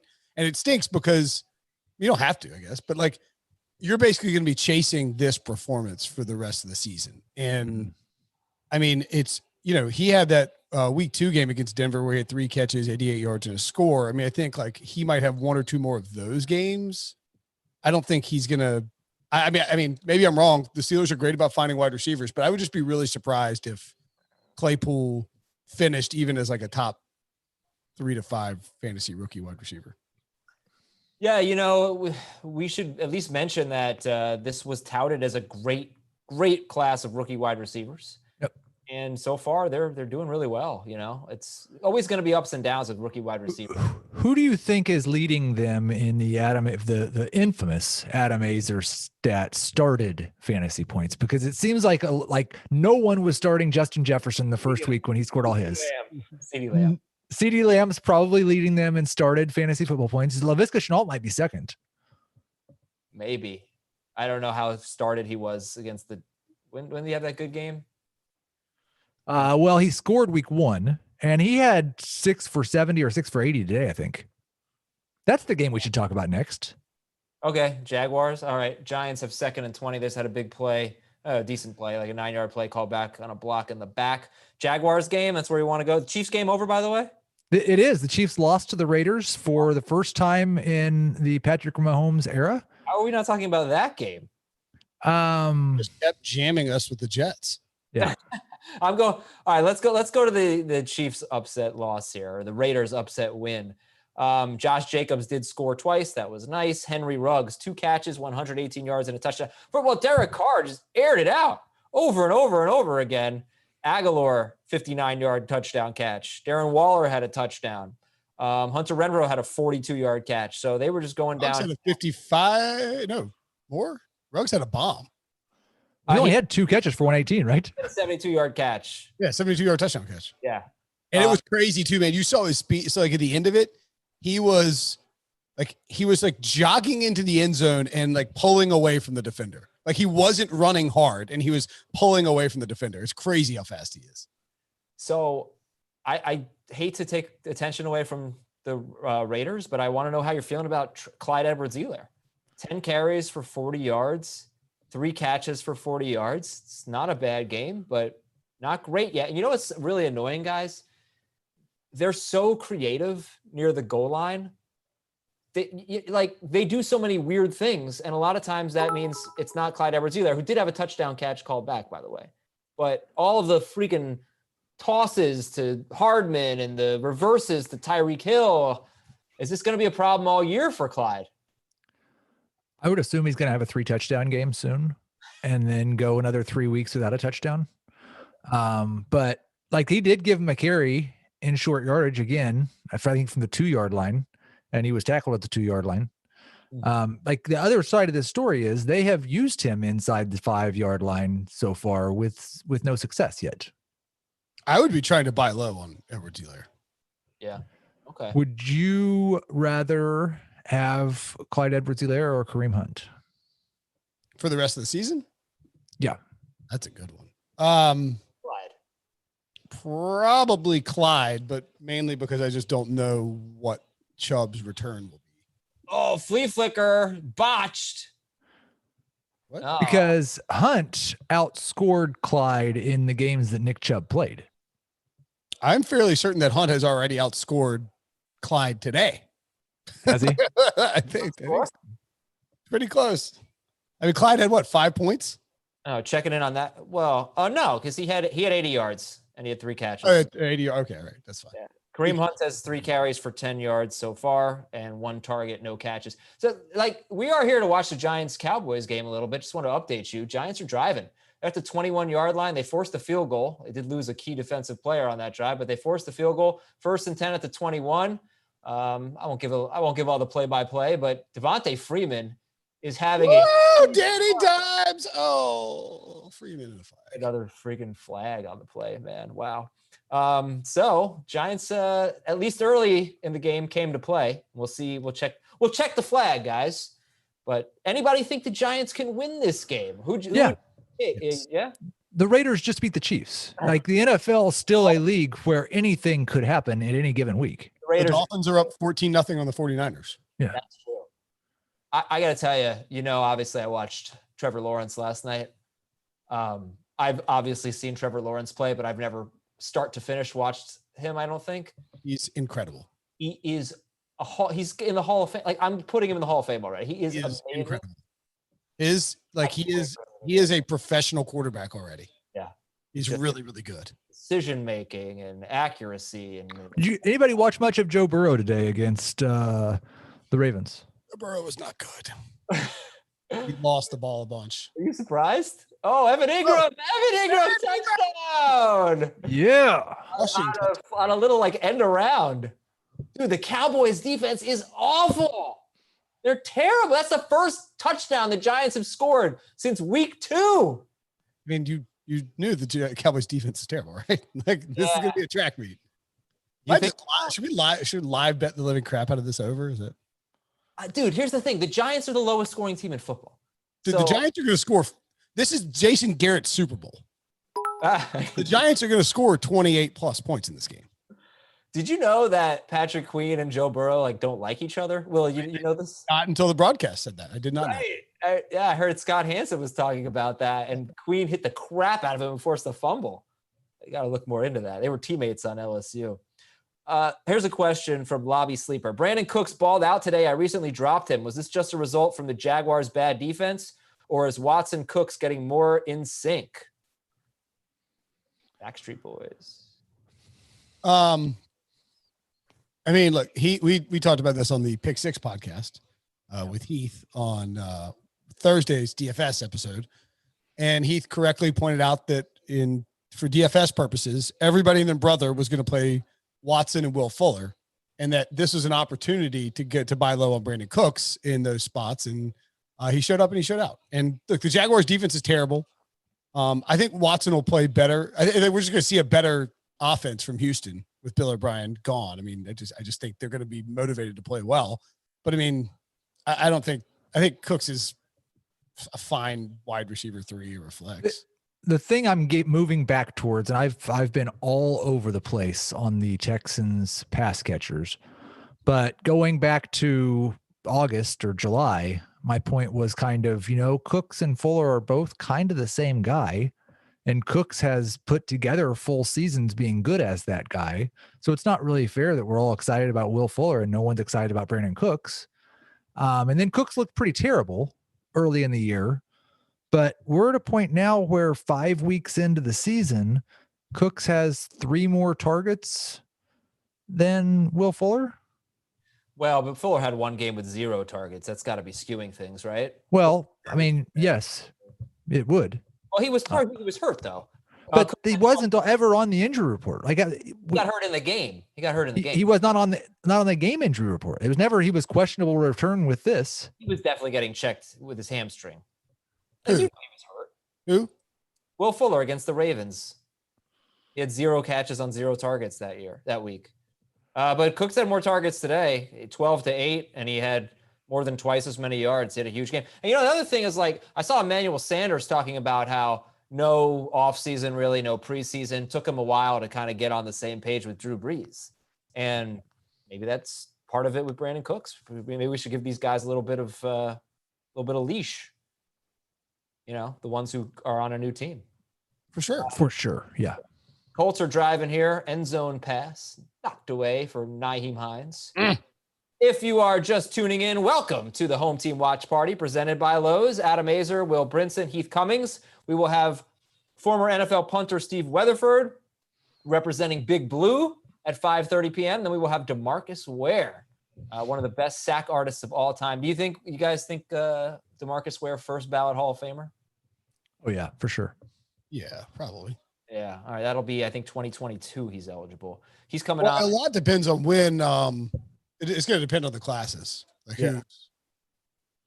like if he's with Peyton or whoever. He's not, I'm just saying. Yeah. Right. T.Y. Hilton out of bounds inside the 5-yard line, I believe. So we'll keep you updated on everything here. Would you all flex Traquan Smith or Josh Kelly, half PPR from Nash Wave? Thomas out Traquan. Yeah, I think I would too. Yeah, and if you missed the news, Michael Thomas is out for disciplinary reasons, got into a little altercation in practice with a teammate. Cowboy Empire wants us to talk about DJ Moore, 4 catches on 5 targets for 93 yards and a touchdown. He had a big long play. I actually haven't had a chance to check the box score in that game, so let's pull that one up. Carolina 23 and Atlanta 16. I know Bridgewater, big day, 24 points. Matt Ryan, 7 points and a touchdown here for the Indianapolis Colts. Man, spoilers. Oh, I should probably wait a little bit. My bad. Who was it? Wilkins? I kind of saw it out of the corner of my eye. We'll find out. But let's talk about DJ Moore. So Robbie Anderson had 13 targets. DJ Moore had 5. They both had great games. Moore actually outscores him because he scores the touchdown, 57 yards. Heath, what do you think there? I will definitely, I say this, but I can pretty confidently say I'll be ranking Robbie Anderson higher than DJ Moore moving forward. This week, I kind of got bailed out. I said it about him and I said it about Juju both, that it's just one of those weeks where wherever Robbie Anderson and Deontay Johnson were ranked, I was going to rank DJ Moore and Juju Smith-Schuster one spot higher. And I think it's time to move past that preconception that DJ Moore was definitely going to be the number 1 wide receiver. I know that you have thought that I have overestimated Robbie Anderson's skill level a few times in the past, but no, he might just be a top 15 wide receiver rest of the season. Dude, how about this Giants defense? Giants defensive touchdown! Fackrell intercepting off the hands of go Niners. By the way, it was a Jonathan Taylor touchdown. But we are having a watch party right now. The Giants showed up. I just fell in love with Trevor Lawrence last night, and the Giants are rooting those dreams right now. Kyler Fackrell, free agent acquisition from the Packers with the pick 6. What on earth are you talking about? Dude, I want Trevor Lawrence to be the Giants quarterback. That's what I'm talking You're about. not drafting Trevor Lawrence. Oh, you think 2 years ago? You think if the Giants have the number 1 pick, they're not taking Trevor Lawrence? I think they will trade that pick. I think they will trade Daniel Jones. For what? Yeah. I would if you could tell me I could get Trevor Lawrence, I would trade Daniel Jones for a 7th round pick, but they could definitely get a 2nd or a 3rd round pick out of him. They're not trading Daniel Jones. They are. There is no way you pass up on Trevor Lawrence. I mean, I agree with that, but it does matter who is making this decision. Yes. Is Gettleman making this decision? If Gettleman is still there, he will not ditch Daniel Jones to draft Trevor Lawrence. He won't do it. That would be admitting a mistake. So what? Admit your mistake. That's the best. Won't do that. You've lost your mind. If they have, well, first of all, if they have the number 1 pick, he's probably not the GM. So there's that. It doesn't matter. Giants are obviously going to run the table and finish 12-4 as they now lead 14-3. Who will win this game? Giants 62%, Cowboys 5%. I foolishly voted for the Giants. I would vote for the Cowboys. I really think the Cowboys are going to win. Who do you think is going to win? Cowboys are trailing by 11 right now. Giants. Yeah, I think the Giants will win. You kind of scoffed at me when I said, the Raiders beat the Chiefs, the Giants could beat the Cowboys. And I think you were thinking, man, the Raiders are a lot better than the Giants, but the Cowboys are not good. The Cowboys should be winless. The Cowboys should not have a win. They only have a win because of the Falcons. And don't forget that, when you think about the Cowboys, you're like, oh my God, Dak's on pace for 6,700 yards. He's lighting it up. It's a Star Wars Mike McCarthy offense. It's all garbage time. They've been awful off it. They've been average offensively until they get down a bunch of points, and then they light it up. I mean, they were down 41-14 when they did all this damage against the Browns. A couple of things here. Useless Kyle useless touchdown, unless it was a catch. Dang. I think it was a run. Kyle Juszczyk with a touchdown here. And according to The Athletic, Dan Quinn's firing is all but finalized and will be announced Monday or Tuesday. Yeah, I mean, you have to. That's too bad. It's really 7-yard rushing touchdown for Kyle. Dan Quinn is a very nice man, and a good football coach who was really close to winning a Super Bowl. And but you have to fire him. You don't have a choice. That's really a shame. Hopefully they just lifeless performance. Well, it's not really fair for me to say, but just to see Matt Ryan's stats. I watched the whole game. It was lifeless. Yeah. I thought my under 1.5 coaches fired before Adam Gase ticket was like a lock, but minus 4,000. Not gonna cash. Don't cash that yet, because Gase could be fired tomorrow. They're not fired. Quinn is finalized. Quinn's getting fired first.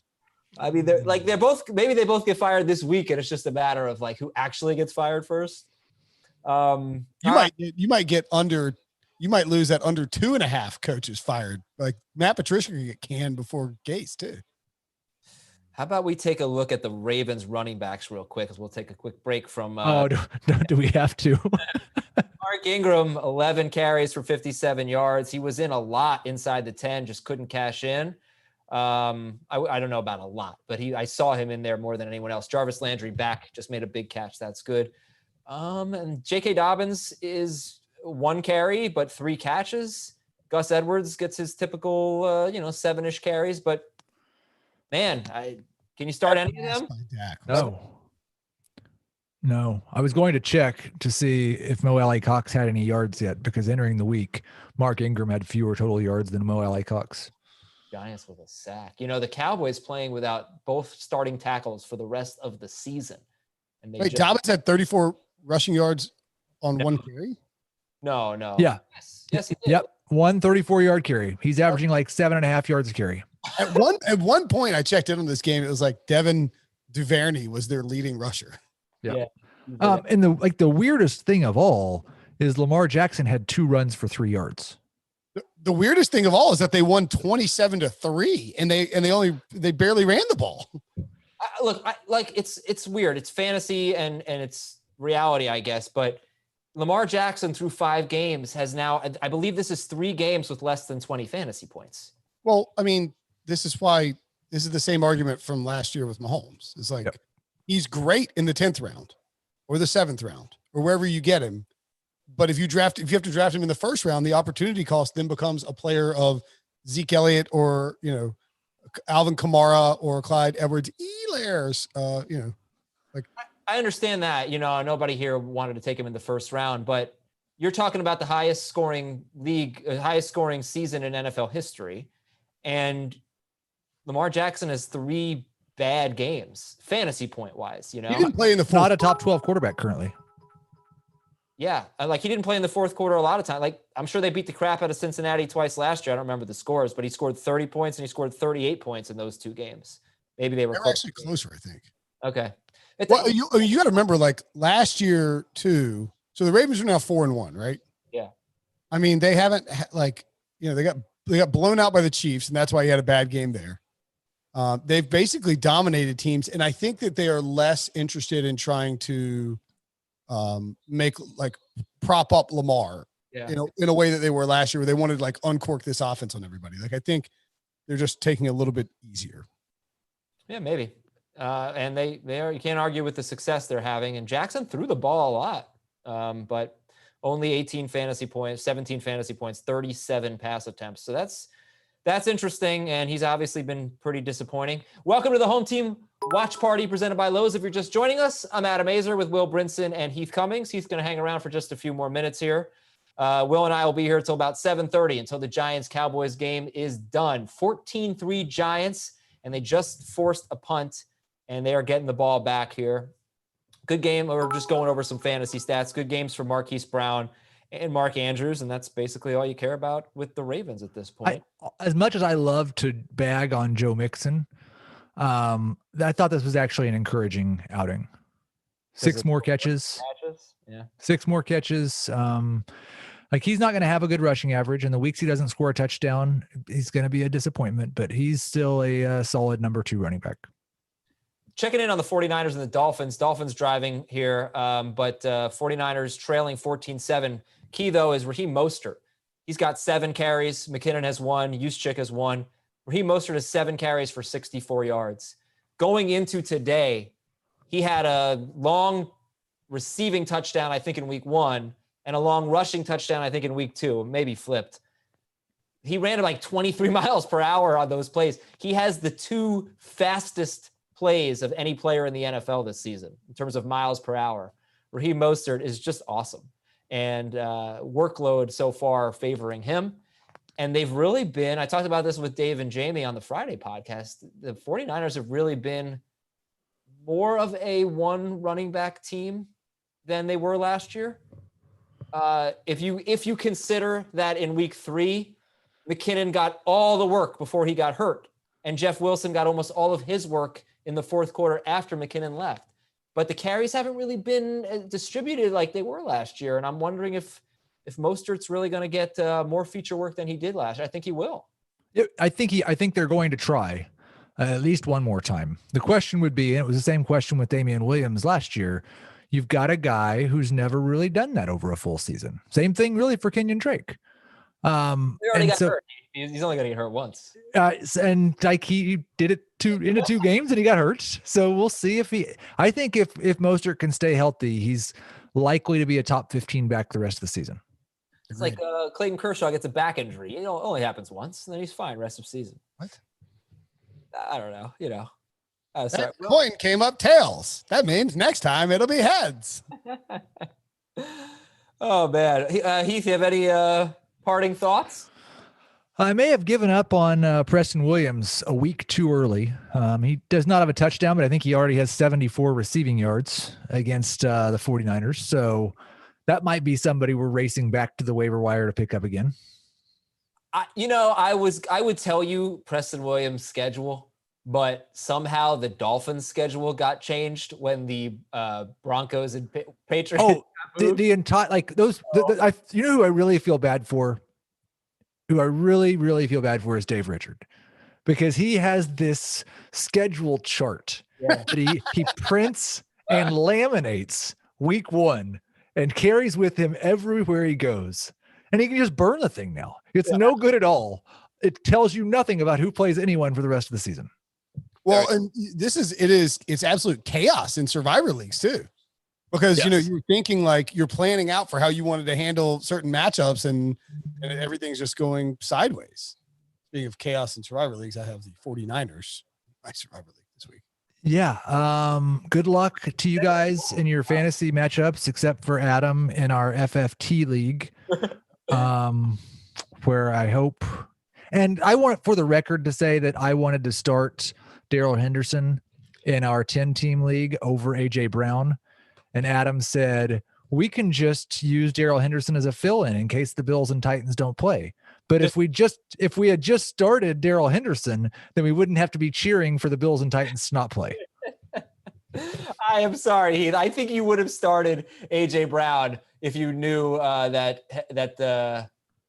game was going to be played. Myles Gaskin, he was out of bounds on a catch at the 1-yard line. He got a carry. Oh, Heath just left. That was rude. Stormed out of here. He got a carry. He got stopped there. There's a flag on the play. But let's check in on the home team watch party presented by Lowe's. The Giants and the Cowboys. Giants just picked up a first down. Devontae Freeman's really off to a good start for the Giants today. Jones, little play action here. I won't spoil it, but now I'll spoil it. It's 2nd and 10. Will, Giants off to a great start. 14-3 with 2 minutes and 9 seconds left in the first quarter. Yeah, I mean, you couldn't ask for a better start if you're the Giants, and you've got the ball here with a chance to. I mean, for fantasy purposes, what we want here is a bomb to like Darius Slayton or Evan Ingram, and then all of a sudden the Cowboys are in. We're losing bad mode and have to crank it up, and the Giants will start playing a little bit of prevent defense, and you'll see. I would think the Cowboys wing it all over the place. Who do you think is going to win the NFC East? I mean, I don't know, man. Like the Giants? No. Why? Definitely not. Why? Dude, they're just not a good team. They're just not. Have they won a game yet? No, they're 0-4. They're the worst offense in football. Before today, they hadn't scored a touchdown since week 2. They went 2 full games without a touchdown. They have their offensive line is really struggling. Their defense is playing well, but I'm just not really buying it. They're really weak at cornerback after Bradbury. Bradbury was a great addition, but their secondary their slot, like their cornerbacks are bad. And that's what happens when one guy opts out and one guy gets arrested and they aren't on the team. I would probably take the Cowboys to win it, even if they lose today. I think the Eagles defense is pretty solid. I know they got Claypool today. And Fletcher Cox got hurt today, so we got to keep an eye on that. Darius Slay also got a little dinged up. I'm not sure the status of those two. It was late in the game. But I think you mentioned with Emmanuel Sanders, like it's taking some teams time to adjust. Mm-hmm. I think the Cowboys are sort of taking time to adjust to Mike McCarthy and everybody getting on the same page. And so I think we could get a stretch here near the end of the season where, big time sack there. Where, oh wow. That was aggressive by the Browns to go on 4th and 1 and pick it up with Odell Beckham. You love to see it. I just think we could see the Cowboys rip off a bunch of wins down the stretch. Oh, dude, Ryan Fitzpatrick to Devontae Parker on 3rd and goal from like the 25-yard line or something. Touchdown. 21-7. Is that the score now? Holy cow. Wow. 21-7. They got backed up on a penalty. They had 3rd and goal from either the 20 or the 25, from the 22, right? Split the difference. Devontae Freeman has 59 total yards in this game. And the Giants have 2nd and 1 as they are marching down the field in the final seconds of the sweet coverage, dude. What game are you watching? I'm late on the 49ers. Yeah, no, he got burned, dude. Devontae Parker is a great wide receiver.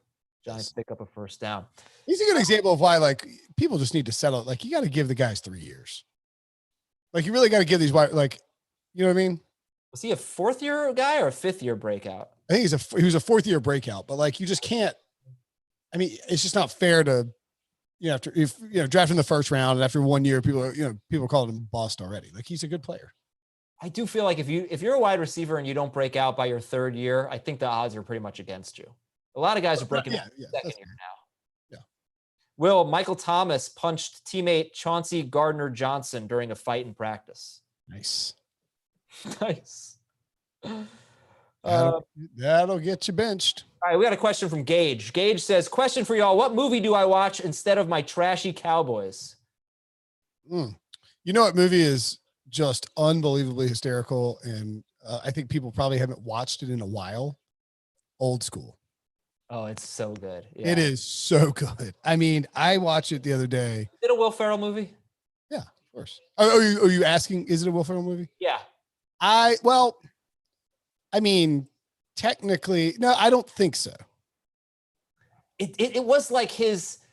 It was his breakout. Yes, it really broke him out. He went from being like really funny SNL guy to the king of comedy because he was so good in Old School, and he parlayed that into Anchorman, etc. Yeah, like I think Anchorman is a Will Ferrell movie.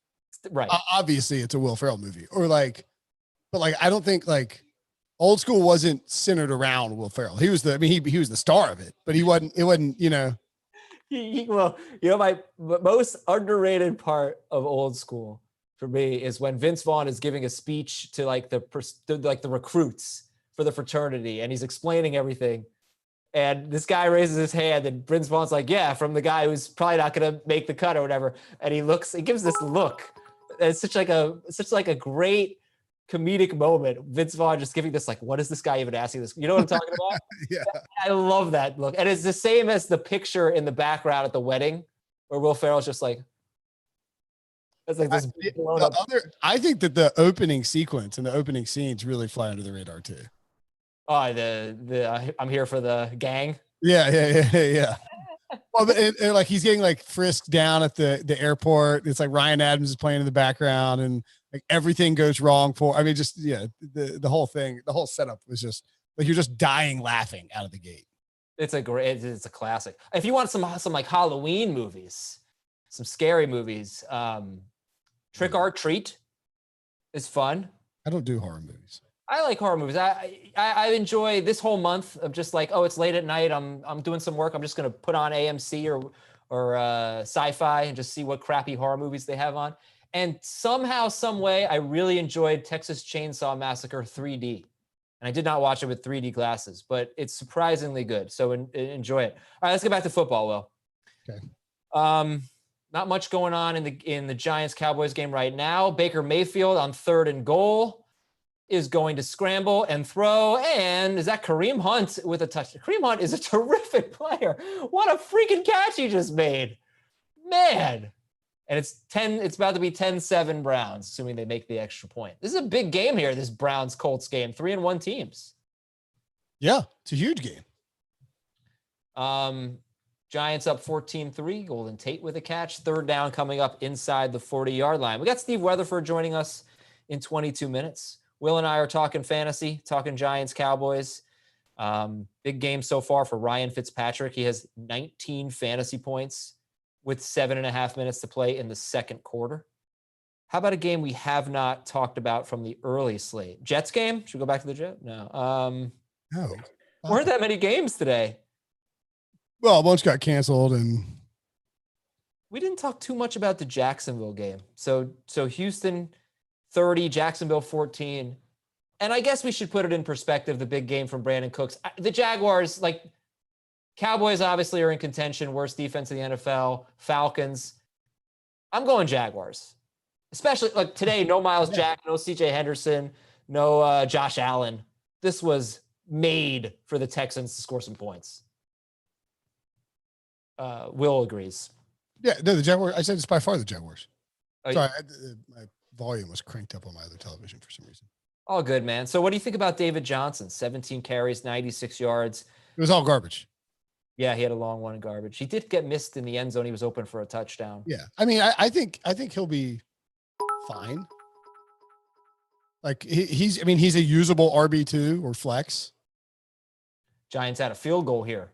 13:32 to play. Giants 17, Cowboys 3, and nothing for Daniel Jones. If you're just joining us, the Cowboys threw an interception. Giants ran it back for a pick 6.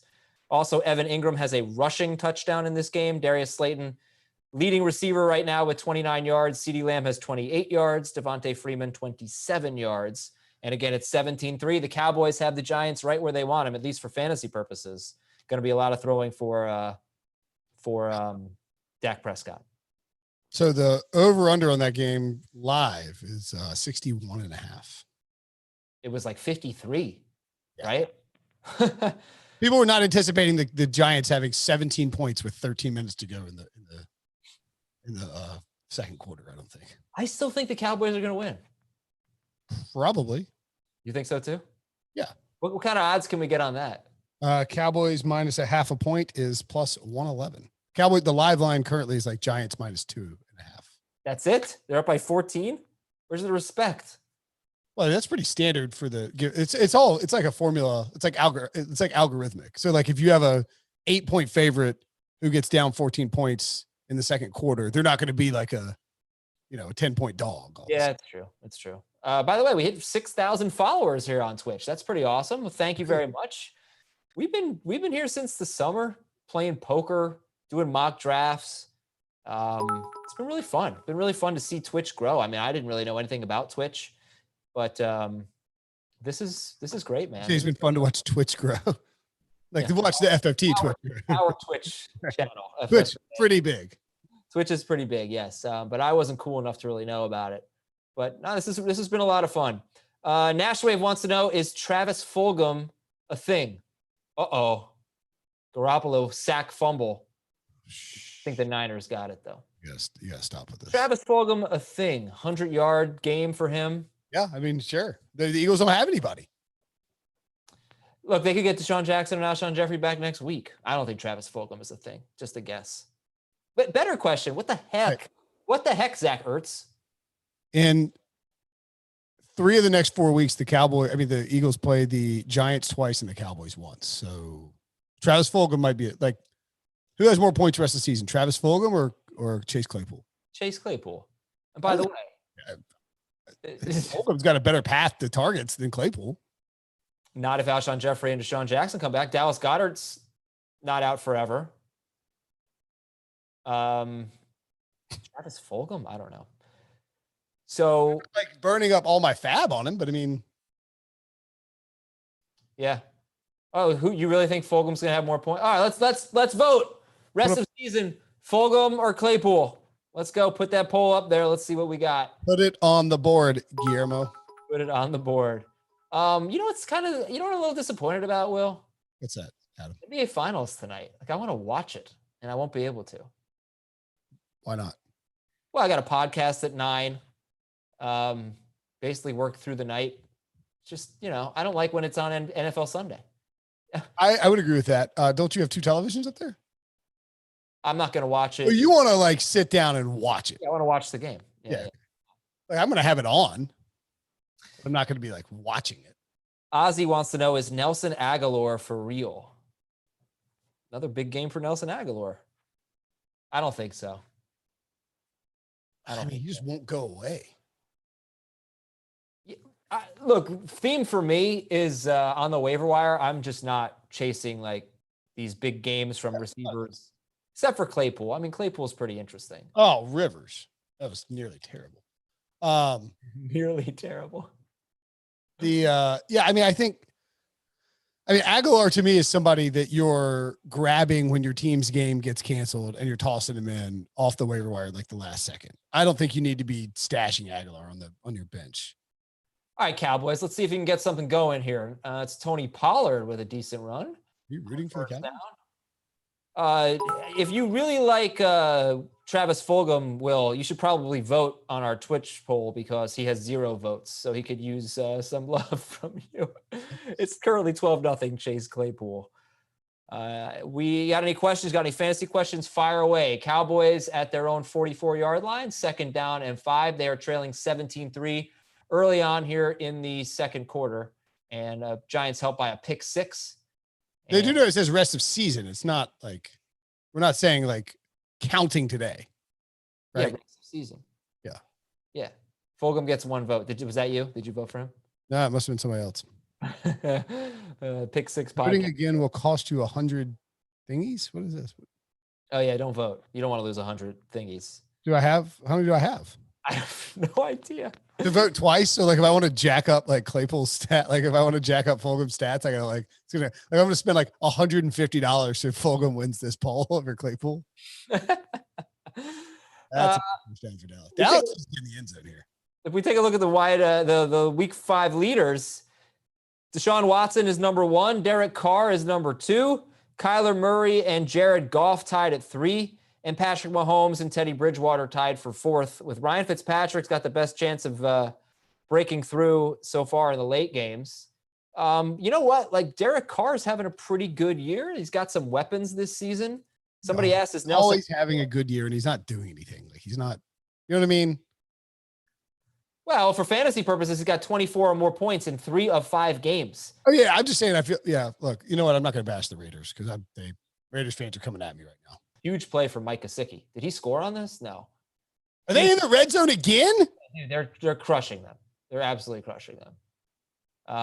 This is insane.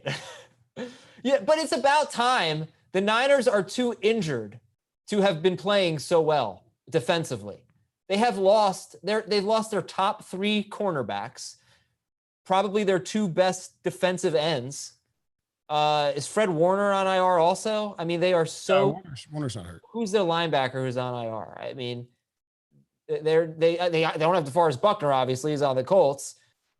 They've lost so much, and it's finally catching up to them. Kudos to them for having a good defense, even with all those injuries before this game.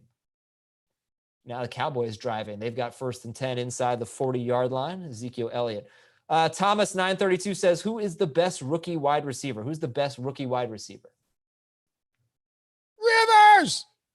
He is not a rookie wide receiver. Who's the best rookie wide receiver? Yes, sir. For fantasy or for real life? Well, let's do both. I mean, CeeDee Lamb is my number 3 overall player in this entire draft class coming in, behind only Chase Young and Joe Burrow. So I will stick with CeeDee Lamb because he has done nothing to prove me wrong. Ruggs is really good. Ruggs is really good. Like he is so fast and explosive. Yeah. I mean, I would take Lamb or Ruggs. I like Judy a lot, but yeah. Well, what about Jefferson? Well, I mean, for fantasy purposes, he's on the Vikings, so I'll take the teams that appear to be a little more fantasy friendly. I mean, Kirk Cousins hadn't thrown it more than 30 times yet this year. I think 27. Is that a season high? Yeah. I think he promised to open it up, and he threw 22 times last week. Going over tonight? Yeah. I would hope so. 57.5. That's a ton. Oh, is that a fumble? That was an incomplete pass. 4th down, 4. Oh, it's Blankenship time. Let's go. Fill in the Blankenship.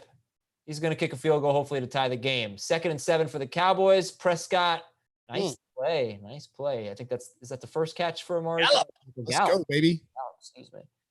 Who do you like better rest of season? Asks DWBRJU2. Watson or Roethlisberger? Watson. Bad defense. Watson has not played well this year. Very unimpressive in general. But Big Ben, I think, is just going to be on a team that's a little bit more conservative and probably winning games with some defense. Whereas with Houston, their defense can't really stop anybody. Like the Jaguars, the Jaguars probably should have scored.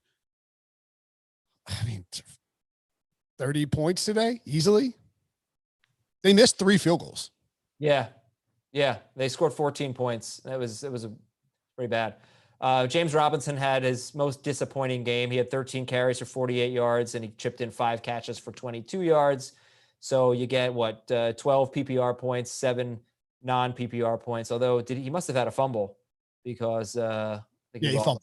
Okay, Yep. he lost the Bad fumble. day for Oh, that's right. Oh, that ridiculous 4th down and oh my God, it was awful. Yeah, wow. They were going to have him throw it, and he lost it.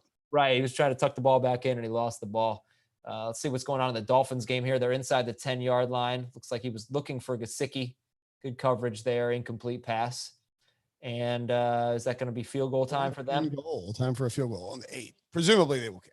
4th and goal. Yeah, I'll tell you one player that obviously I started, and pretty much everybody started today, but you didn't feel good about it, was Miles Sanders. And he only had 11 carries in this game and only 2 catches, but he had a 74-yard touchdown run.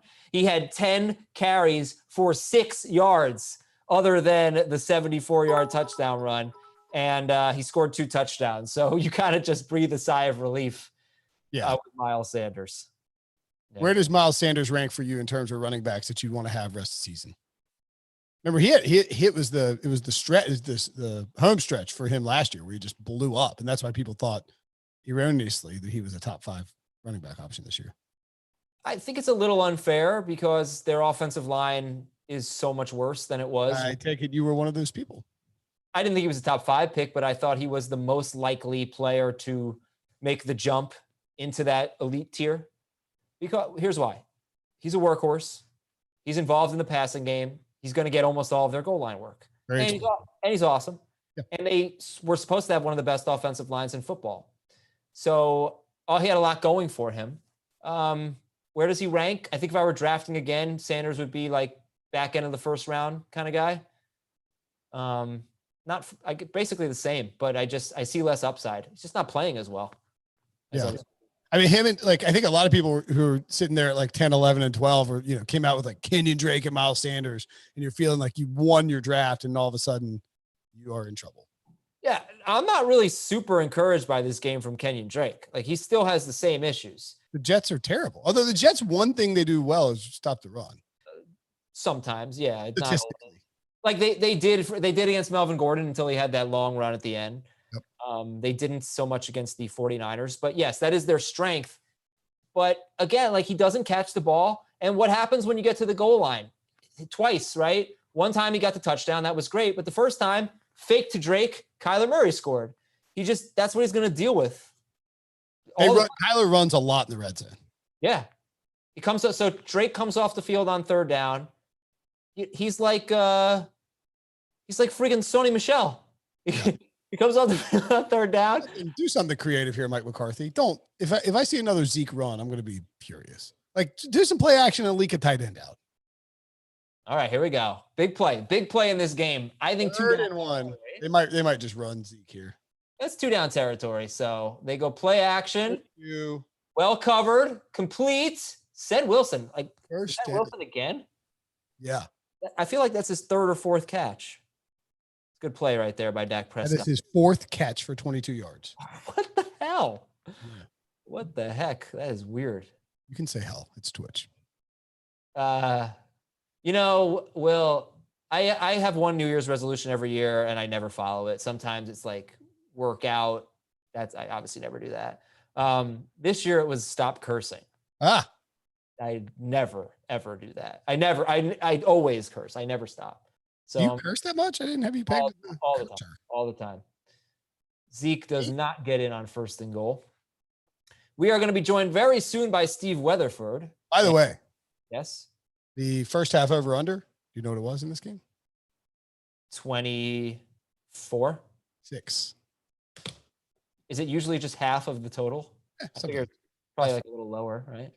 But this is a possession of interest for some people. There's a lot of time left in this half. Like they're going over. Yeah, but I mean, if you don't get a touchdown here, you're feeling pretty bad. Call the play. I'm going QB dive here. Just run with Zeke. You go win where you're supposed to win. Easy. Bang. Cash it. Touchdown, Zeke. And wow, he's having a big game. He's got 45 yards and a touchdown already, plus 14 yards receiving. And we got a game here. 17-10 Giants with the lead with 6 minutes and 31 seconds left in the first half.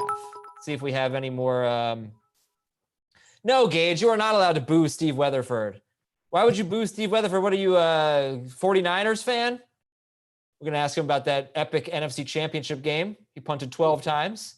Kyle Williams fumbled 2 of them. Giants won and went on to win the Super Bowl. Mahesh asked if I'm having pizza again today. Actually, I am. But the good news is I already ordered it yesterday. So these are leftovers that I'm going to have. From where? From Mr. Nick's Brick Oven Pizza. Delicious. I ordered a cheese pizza with grilled chicken on top. Will, how do we feel about that? I'm okay with it. Is it as long as it's like marinated? I cannot stand this Wendy's commercial. Why? Because they play the sound of like iPhone alerts for like 10 minutes. Ding ding ding, and I always look at my phone, and then I look up and it's that disgusting burger sliding across the table. Well, Uh, last week it's pretty cool. The SAS Championship is going on. I think Ernie Els just won. It's going on in Cary, North Carolina, right now at Auto Prestonwood. It's on TV. Kind of cool to see. Ozzy told me to reheat my pizza in a frying pan. OBJ. I've never done that. Me either. That's interesting. I heard somebody else mention that recently. I will do it. It's happening tonight. How long? I need to know, Ozzy. How long? 2 slices of pizza. I'm usually throw it in the microwave for a bit and then into the toaster oven. But how long? Medium heat? Okay, this will be great. This will be great. Should I drink a beer now? Let's do drink a beer, bro. We do a poll. What do you think, Twitch? Should I crack a cold beer? You don't need a poll for that. Go drink a beer. Interception for the Miami Dolphins, who are all right. Hot take. The Dolphins are the most underrated team in football. It's easy to say that now as they're smashing the 49ers, but they have lost to the Bills, Patriots, and Seahawks, and they were competitive in every game. So, they might not be that bad, honestly. And they finally, they're healthy in their secondary. Byron Jones and Xavier Howard both playing. What do you think, Will? It was just that Odell Beckham was not a catch. I didn't even see it.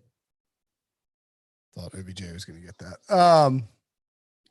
Dolphins are fine. They're up and coming. Okay. Oh, there's the Beckham play. Oh, James Garoppolo. That is awful. Yeah, it was really bad. Garoppolo is somebody I watched a little bit during the offseason, and I didn't realize just how average he is. He is just not a good quarterback. I don't know if he's Astros Rays.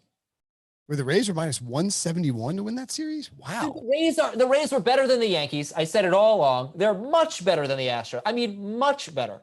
The only thing they don't have is their rotation lined up, but they are a lot better than the Houston Astros. They are going to win that series. Put money on it. On the Rays? Yes. How about how they're doing this where they play? Is the ALCS also 7 straight days? I believe so. I mean, that's insane. But that favors the Rays big time because they have a lot more bullpen depth. Agreed. Braves plus 179 too. Oh my God. If the Braves are I'm going to go bet. I'm going to tell my friend to place a bet for me. So on the Rays? Yes. I'm going to text him. You got to lay 171. That's a lot. They're plus or they're minus? Who's favored? Oh, they're favored. Yeah, by a lot. Oh, all right. I'm not betting that. I thought you were saying they're underdogs. No. Okay. Well, thank you. Yes. All right, guys, I'm going to reset here. You're about to owe your buddy $300. Welcome, everybody, to the Home Team Watch Party presented by Lowe's, our 3rd edition. Giants Cowboys today, sort of first place battle. The Cowboys will be in first place by themselves if they win. The Giants will not. The Giants will be just, I think, a half game behind the Philadelphia Eagles if they win in what's the worst division in football so far. But we've got a pretty good game, 17-10 the score. Giants with the lead. They've got a pick 6, an Evan Ingram rushing touchdown, and a field goal. Cowboys have a field goal plus a Zeke 1-yard touchdown run. He's off to a really good start. So we welcome you. We're going to have Steve Weatherford joining us any minute now. Looking forward to that. Former punter, 9-year career, played for the Giants, won a Super Bowl with the Giants. And for you Cowboys fans out there, stick around. In about an hour, DeMarcus Ware is going to come on. Who's been your favorite guest that we've had on so far? We are 4 for 4. They have been terrific. I would say Dante Hall. He was really fun, right? Yeah, I would agree. Yeah, he was great. What else do we have? Hall, Merriman, Damian Williams, and Danny Williams. Damian Williams was really good too. Damian Williams was great, and I was really like asking him very tough questions. You asked him, yeah, like it was an insane. And Danny Woodhead was awesome too. You were like, okay, so tell me about all the people you hate. I asked him about Devin Hester's quote, just like trashing Jay Cutler. He was having fun though, he was laughing, so I figured, no, he was cool. It was perfectly fine. I don't really have any tough questions to grill Steve Weatherford on. Like what? I don't know how to grill Steve Weatherford. Why would you grill Steve Weatherford? I don't know. It's just, I guess that's just, I've developed a reputation. I'm the guy who grills people on Twitch. Real tough. I just play by. Asked him about his muscle and fitness cover. Yeah, he's huge. He's jacked.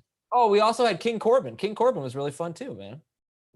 I don't think you were on for that, were you? I came on right before he left. Okay, yeah, he was awesome. He was awesome. Diehard Chiefs fan, WWE wrestler, and Giants pick up the first down. I think Golden Tate has a chance for a big game today. I had a Danny Dimes Millionaire Maker stack, and I'm losing all my DFS money naturally. He's completing 70% of his passes. You got to Oh! Dude, get all down, Jameis Jones. Cowboys score! Dude, oh no! Jameis. He's so Jameis. You cannot do that. You cannot do that. All right. I got to calm down because our guest is coming on right now. We got Steve Weatherford joining us here. Steve Weatherford would be very unhappy. If he saw Eli Manning do that, he'd be very unhappy. I'll tell you that. All right, let's see. All right, we got Steve Weatherford about the draft. What about the draft? Oh, what I said? Oh, look at that. Ooh, let the dogs out. Hey, buddy. What's up, Steve? How you doing? Welcome. Hey, man, it's good, dude. I didn't even know you guys were doing this type of thing, man. This is awesome. Isn't it fun? Like we're reacting real time. I'm a Giants fan, so watching the Daniel Jones experience. Did you see that play? Are you watching? You got the game on? I'm watching it right now, man. I feel so good that I get to watch the game with somebody that doesn't have my last name, man. This is awesome. Yeah, seriously. I volunteered to come up to my office and like do these Twitch things for like a 3-hour stretch. They're like, why do you only have to do it for like an hour? I'm like, no, look, I really don't want to see my family. Yeah. Like, it's human connection that didn't come from your body, man. This is all right, dude. That's right. This is great. You do this every week, man. 10-year NFL. And the nice thing is, as I brought tequila or my Super Bowl trophy, because if DeMarcus Ware was on here and they were winning, I would show him this. And if we're losing, at least I get to have a cold drink, man. So cheers, guys. We're winning. Let's go. Not winning, though. We're tied up. Never mind. That lasted for about 2 seconds. Yeah. Oh, dude. What kind of tequila are you sipping on, and or what are you mixing it with? I'm a Patron guy. That's the good stuff. I prefer on the rocks, and to be honest with you, dude, I don't really like drink alcohol because I feel so crappy the next day. But I drink tequila. I don't really consider that alcohol because it's the only alcohol that's not a depressant. It's a stimulant. So cheers. This is my pre-workout for life. I love it. I'm getting a beer. Dude, you know who needs some tequila right now? Jimmy Garoppolo just threw another interception. And the Dolphins can add 3 more points before the end of the half. If they kick a field goal, they'll go up 30-7. All right, Steve, so welcome. This is the Home Team Watch Party presented by Lowe's, Giants, Cowboys. This is Steve Weatherford, Super Bowl champion. Steve Weatherford, we were going to get, that's right. We were going to get Kyle Williams on, but he would have dropped the ball. Wow. Below the belt, this guy went already. Wow.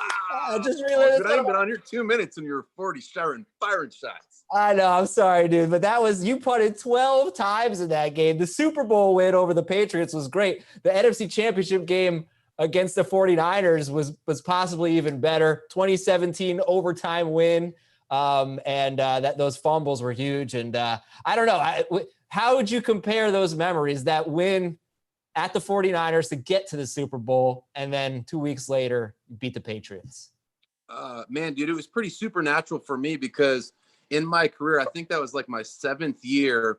And my rookie year, I was with Drew Brees. We go to NFC Championship game. We lose it to Chicago Bears, and they end up going to play Peyton Manning, I believe, in the Super Bowl. And then I went 2 years in a row, 2009, 2010, with Rex Ryan.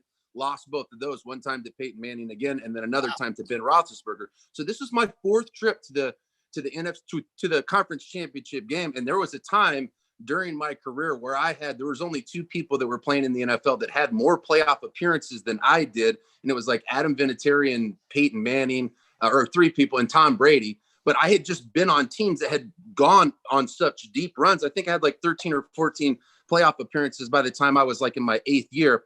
Point to saying that is we had lost every single one of them. So dealing with that disappointment, dude, it was hard. And so to me, if you'll watch that clip, the like most famous clip of me is running around after we kicked the field goal in overtime, screaming, "We're going to the mother effing Super Bowl." But the reason I was acting that way is because I had lost the previous freaking 3. So to me, winning that NFC Championship game was bigger than winning the Super Bowl for me, because we had tried so many years in a row to get to it. So I'll quit talking now because we're about to kick this thing off.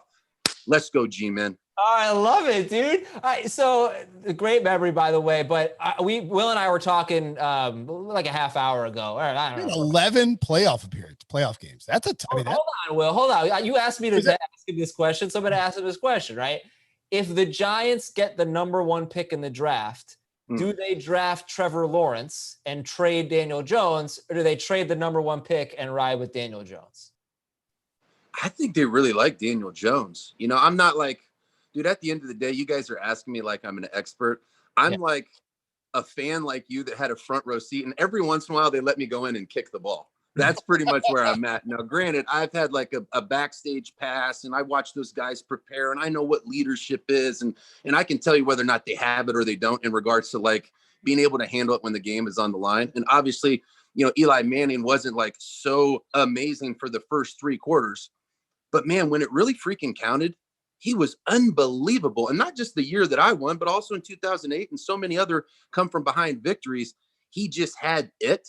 So I believe that the New York Giants franchise, ownership, everybody that's in there right now really believes in Daniel Jones. I don't believe that they're wavering. So long answer to your question. I believe they're going to ride or die with Daniel Jones, at least for the duration of this first contract. Okay. I just think that if it were, trying to think who would have been drafted. So like Darnold was 07, right? Because DJ was 08, 2018. So I'm trying to think like what quarterback. Like, see, I think if the Jets got the first overall pick, that they might take Trevor Lawrence and move on from Sam Darnold, and only because they had like one more. I agree with you. Yeah, I believe Trevor Lawrence has a ridiculous amount of upside, and it's been kind of lightweight proven. And I believe he has so much more that hasn't been proven, but that's exciting. He honestly kind of reminds me a lot of like RG3. He could end up like RG3, but remember when RG3 came out, it was like, man, there's nothing that this guy freaking can't do. And then he fizzled. So there's always that could be the case. But my point is, I believe his upside and potential and what he's already proven is already way better than Darnold. I've never thought that Darnold was really a guy that you could build a franchise around. You know what I mean?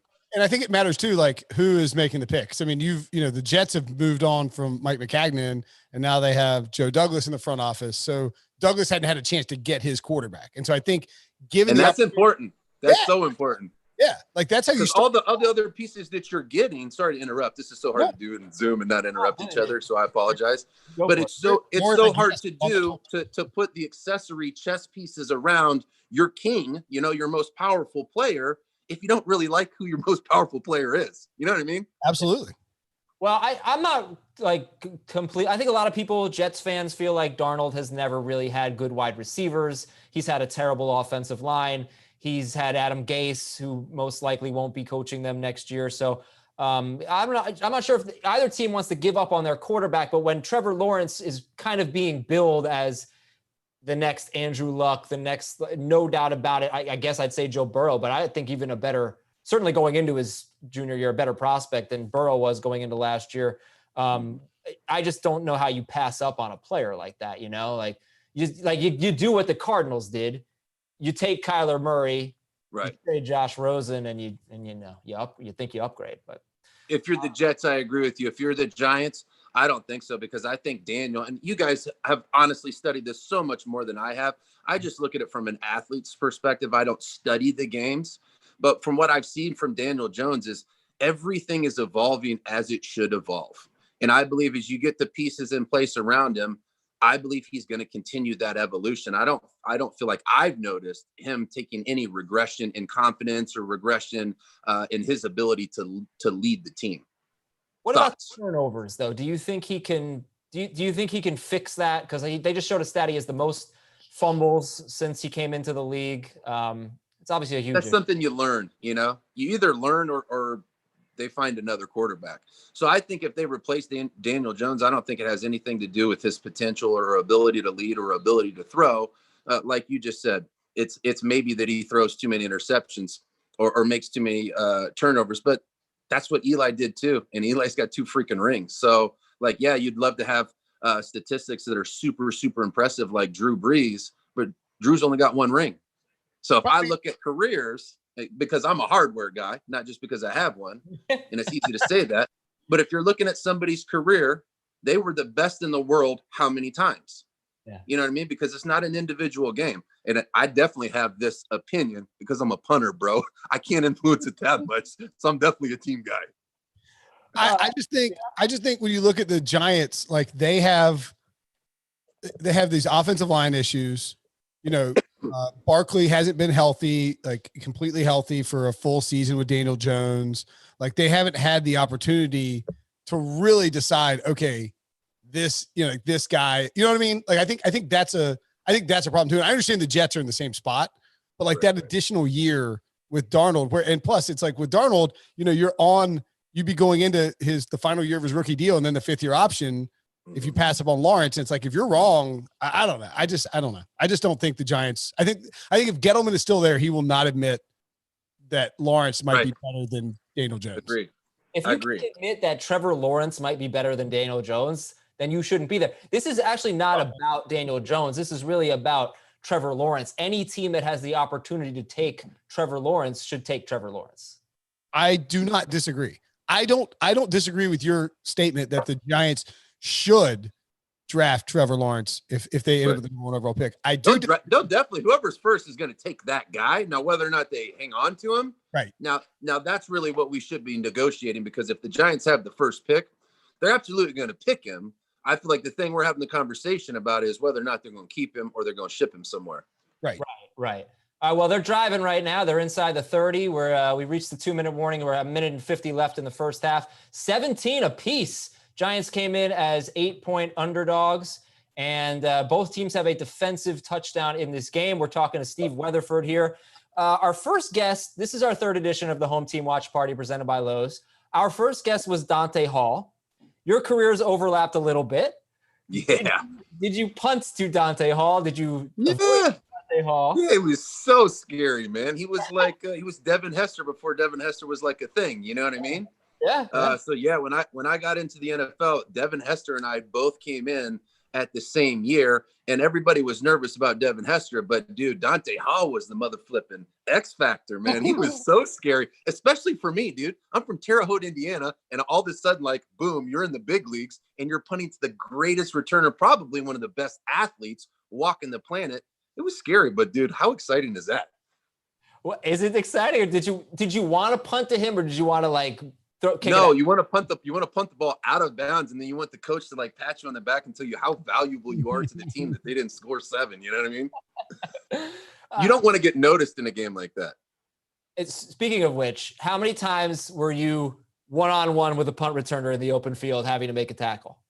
Well, so I didn't give up a touchdown. I think I had an NFL record. You guys would have to check this, but I went like 7 or 8 years, hundreds of punts without having a touchdown return. And it wasn't, honestly, I'll keep it real. It wasn't because I was like such a great punter. I was a really, really good punter. I was top 10 every single year that I played, but I never went to the Pro Bowl. So I was always super consistent. The reason I didn't give up touchdowns is because I was fast, man. And so I just played defense, and I didn't try to like run with them. I gave them an angle, and I would give them an extra 30 yards on the return, but I would make sure they wouldn't score, and I would just funnel them right out of bounds. So long answer to your story is like, I found myself one-on-one with them a lot, but they didn't score a lot because I would just give them way more ground than what they thought they could get. I would never shoot my gun and try to tackle the best athlete in the world. Yeah. Forget about it, dude. I'm a punter. I don't even practice tackling, much less the fastest, most athletic dude walking the planet. No, thanks. I don't like my chances. Were you, am I remember this correctly? Were you brought in to replace Matt Dodge? Is that right? Yeah. After the miracle at the Meadowlands? That's correct. Was there pressure coming in knowing that like, you're like, or was it easier knowing that? No, dude, it was like when you take over for somebody that, and I love Matt. And so I honor Matt, but Matt kind of screwed it up. And so when you come in, all you have to do is just be consistent. Tom didn't need me to hit the ball 65 yards. Tom brought me in because he wished he had Jeff Fiegels. Why was Jeff Fiegels so valuable? Because Jeff would put the ball near or on the sideline nearly every time, about 42 yards. And now they just had kind of a younger version of that. I was in like 27 at the time. And my claim to fame was directional punting. And so it just made a lot of sense. So to your point, there wasn't a lot of pressure. It was actually a really advantageous position to step into. And I would have hated to take over from Jeff Fiegels. So from Jeff Fiegels to me, you might notice difference. But from Matt Dodge to me, I look like a stud. You know what I mean? Okay, yeah, exactly. And I would say your claim to fame is actually, Giants. Was that a fake? The G-Man. Was that a reception or no? I must be on a delay, man. I'm still on third down. It was. Why is Judge so mad? Are they calling it off? Oh no! Oh, they might have blown it dead. What the hell happened here, Will? Steve's like, you guys are killing me here. It's like, yeah, bro. I must be on like a 10-second delay. I'm at 4th and 4 now. Oh, they faked the field goal and threw wide open to Ingram for a touchdown, but it is apparently not going. Did we score or not? Quick, keep me in suspense. Yeah. Joe Judge is really right. He almost took his mask off. Oh no, backup pass. Yeah. Oh, OBJ. Illegal shift, Steve. Illegal shift. Oh no. Yeah, I'm just watching it now. That was great execution too. They totally had no idea they had a guy out there. Oh, that's a bummer. Giants get 7 off the board and kick a field goal. Yeah, dude, that's that right there. That will get you lit up if you're the special teams coordinator. I hate to say it because I love Tom Quinn, but that is a mental error. That has nothing to do with what the other team did. That has everything to do with you not notifying the official or lining up on space. So I guarantee he's going to go find Tom Quinn. Well, and Joe Judge is a former specials teams guy, right? I mean, he knows, man. He knows. You know he's mad about it. Because he knows why you didn't get 7 points. Yep. A mental error. You can't have mental errors, man. In this game, the Giants need this. I mean, it's not the end of the world if they don't win, but this would be a pretty massive win for Joe Judge to go into Dallas, take down the Cowboys. You just need to get a win. This would be like, this is what Rex Ryan would always say when you get a win in your division. It's really like getting a win and a half. Oh, I like that. And so like, we haven't even got our win. This is a win and a half. We freaking need this thing. Yeah. You can, obviously we got a lot more time with you, but I just don't want to forget. I know you started a coaching program. You have a fitness and supplement company. You're a busy man. Tell us about your coaching program. Coach me up.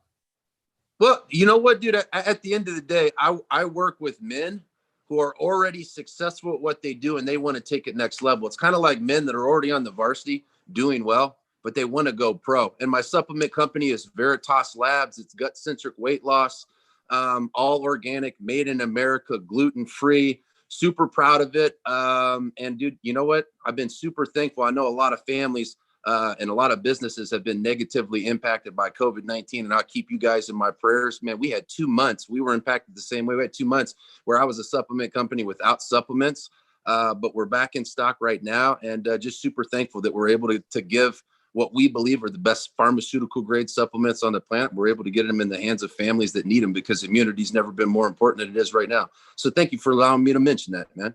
Yeah. What, cheers. Yeah. Tequila. So what I'm not really a workout guy. Asia and I were talking about how neither one of us works out, but like, what would the goal of taking supplements be? Like, what will supplements help? What will these supplements help me? I mean, at the end of the day, dude, we have one body that's supposed to last us for a good 85, 90 years. And as we grow older, there are things that our body doesn't produce. I mean, here's just a really basic analogy. From the time you're 25 years old, you will continually make less and less digestive enzymes. And so when you and I were in college and we're like 23 years old, we're eating and drinking and doing what we do, and our body looked the way it did. And then if we do that in our 30s, our body's going to look completely different. And so the point to mentioning that is, what will it do for your body? Well, as you age and evolve, it will continue to give your body what it needs to perform optimally. You know, your natural body processes. That's why, you know, we're gut-centric country, because I believe, or a gut-centric company, I believe everything starts in your gut. And so I believe if you give your body what it needs, depending on the season of life that you're in, then your body will continually be able to perform at the highest level. And that's why, you know, I was able to play in the NFL for 10 years. And now that I'm retired and working in health and wellness and speaking and traveling the world, I've got 5 kids and 3 businesses. Like my human optimization didn't stop when I retired. You know what I mean? Yeah. It's never going to stop, because I only have one life to live, and I want to make sure that I get the most out of the body that God gave me. And I believe it's okay to have a tequila every once in a while on a Sunday while you watch your New York Giants beat the Cowboys. Let's go.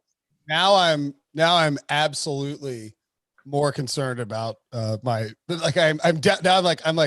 as if I needed something else to have like Sunday shame about. Bro, your enzyme. I'm like, this one life. I'm like, this is my only life. This is my only chance. The only body I get. My body's like, F you, Brinson. Yeah, but you're still young though. You know what I mean? Like, I'm older than you are, bro. There's no shame about it. You're just like, all right, man, I got to recalibrate. This is an important quote that I live by, that the wars are always won in the general's tent.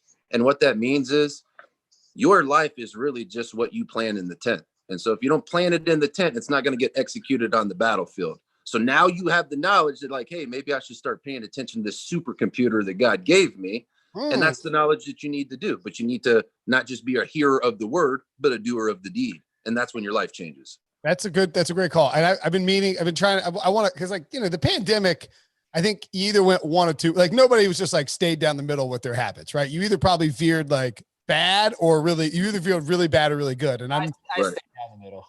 Yeah, you're a middle guy. I'll let you can decide for yourself which happened. Which direction. Before the pandemic even started, Will, you know, right, me. Right. You can decide for yourself which direction I went. I won't tell, but I think that, like, you know, one of the things I wanted to do is like sort of plan out like different kind of exercise. Like I want to get back into doing some more yoga. I used to do a lot of that. I haven't been doing it much. Just need to I want to be better at golf and tennis. I need to get more flexible. I will say this, that earlier today I was doing some errands. My wife was out of town for the weekend. And she came back. She'd come back today, and I was doing a bunch of errands, like cleaning up around the house. And I don't know what I did, but I sprained the living crap out of my wrist, like moving a bunch of boxes. But you know what you can't tell your wife when she's been gone for 3 days? That you have a sprained wrist. You know, 'cause that it doesn't go over very well. Like on a multitude of different levels. Exactly. It don't work. It's not going to work for you, bro. Like, so how did you sprain your wrist? You're like, I was moving boxes. She's like, gone for no, you need to like bang a pot in the kitchen and be like, ow, and then be like, oh, I hurt my wrist. Or run in. You got to think about these things, bro. Do you not have kids yet? I got a 6-year-old. You're a freaking rookie, bro. What, you got one kid? You're a rookie in the game. How old are your 5? My son. So I've got my son is 12, and then my daughters are 10, 7, 5, and 2. Wow. Yeah. You had a couple when you were playing. Oh yeah, dude. I had my son. I had my wife. I had my son my second year, and then every 2 years after that. So I had 4 kids when I was in the league. Wow. If one of your kids had been born on a game day, would you have played, or would you have missed? Oh, my daughter was born on a game day. Oh, yeah, we were playing. So here's a good quick story for you. So we were playing in Foxborough. I was with Rex Ryan, the Jets, 2009. We played in Foxborough. We played up there during regular season game. We ended up losing, and then we go into the locker room, and Rex Ryan pauses everybody because we got a phone call at halftime that my wife was going into labor. Nothing you can do at that point, right? So at the end of the game, Rex Ryan held a little team meeting. He said, hey, I know we're disappointed about the loss. He said, I just want you to know life is bigger than football. He said, Steve Weatherford's going to have a daughter here pretty soon. And for that reason, if you guys don't mind, we're not going to shower. We're just going to get on the bus. We're going to get on the plane. We're going to go back. So nobody showered after the game. Everybody cut their post-game interviews super short. Nobody cold tubbed or did their normal routine. I was really honored by this. Wow. And then we got onto the plane, and I had a police escort. So when we landed in Newark, I had a police escort from the airport to Morristown Hospital. Got there 18 minutes later. I caught my second child. Oh, you got amazing. Yeah, I'll never. And yeah, I made it by 18 minutes. So I'll never forget. I'll never forget my teammates, and I'll never forget Rex Ryan for asking my brothers to do that, because that's a special thing. I don't care if you got 5 or 50 kids. Having a kid, each single one of them is so magical, so spiritual, and because of Rex Ryan's leadership, I was able to be there for my wife and my family. It's pretty cool. That's freaking great. So you're ride or die with Rex for life then. Oh, I love Rex. I was texting with him 2 weeks ago because I was on a flight with his brother, Robbie Ryan. And, you know, we have our masks on and stuff. And I was flying from San Diego to Dallas, and I didn't realize it, but Robbie lives in San Diego. And so you see him, he's got this like long gray hair, looks like a homeless dude, you know, and he's like 300 pounds, big old boy. And so there was no denying that it was Robbie Ryan. Right. But I had my mask on, and he didn't know who I was. So he sat first class, and I was with my wife and kids. And so we were sitting in the freaking back by the toilets, but I walked past him and I pulled my mask down. I'm like, hey, coach, I played for your brother, Rex Ryan. I was a punter for the Jets. And he looked at me and goes, aren't you that jacked up punter? And I'm like, that's me, man. That's awesome. He literally said this, are you that jacked up punter that used to run for it on 4th and 20 at your own 20? And I'm like, yes, sir, that is me. Oh, I remember that play, but Dak Prescott just caught a touchdown pass. Yeah, I'm so delayed right now. I'll just let you guys tell me what's going on. You know, there was a ridiculous penalty. I can't stand. Oh, that was a good flag on the Lamb. He's freaking falling down. Like, what do you threw that pass? What do you expect these defensive backs to do at this point? It's ridiculous. It's just freaking ridiculous. But Dak Prescott catches a touchdown. The Cowboys, in like 50 seconds, scored a touchdown to take the lead going into halftime. Wow. We were worried about that first half over. They're up. They got shattered. It's about to be 24. So it's 24-20 now? Yeah. Extra point up and good. Yeah, 24-20. Dude, I'm still watching the end around pass. Said Wilson. That was a great play, though. Said Wilson. Big day for him. Oh boy. All right. So yes, you have that. Can I tell a plain story? Oh yeah, sure. Please. Okay. Please. That when Steve started telling that, this reminded me. So I was on a flight. I used to fly down to Fort Lauderdale every week to do a show for CBS because the CBS offices are in Fort Lauderdale. And it got to be, there was only like one direct flight from Raleigh where I lived to Fort Lauderdale. And it was on Delta, and I ended up getting status. I always have like a decent seat just because there's nobody flying on there. And on the way back from Fort Lauderdale to Raleigh on a Friday, it's like 2:00 or something. And we take off, and we're up in the comfort section, so there's only 2 seats in the row.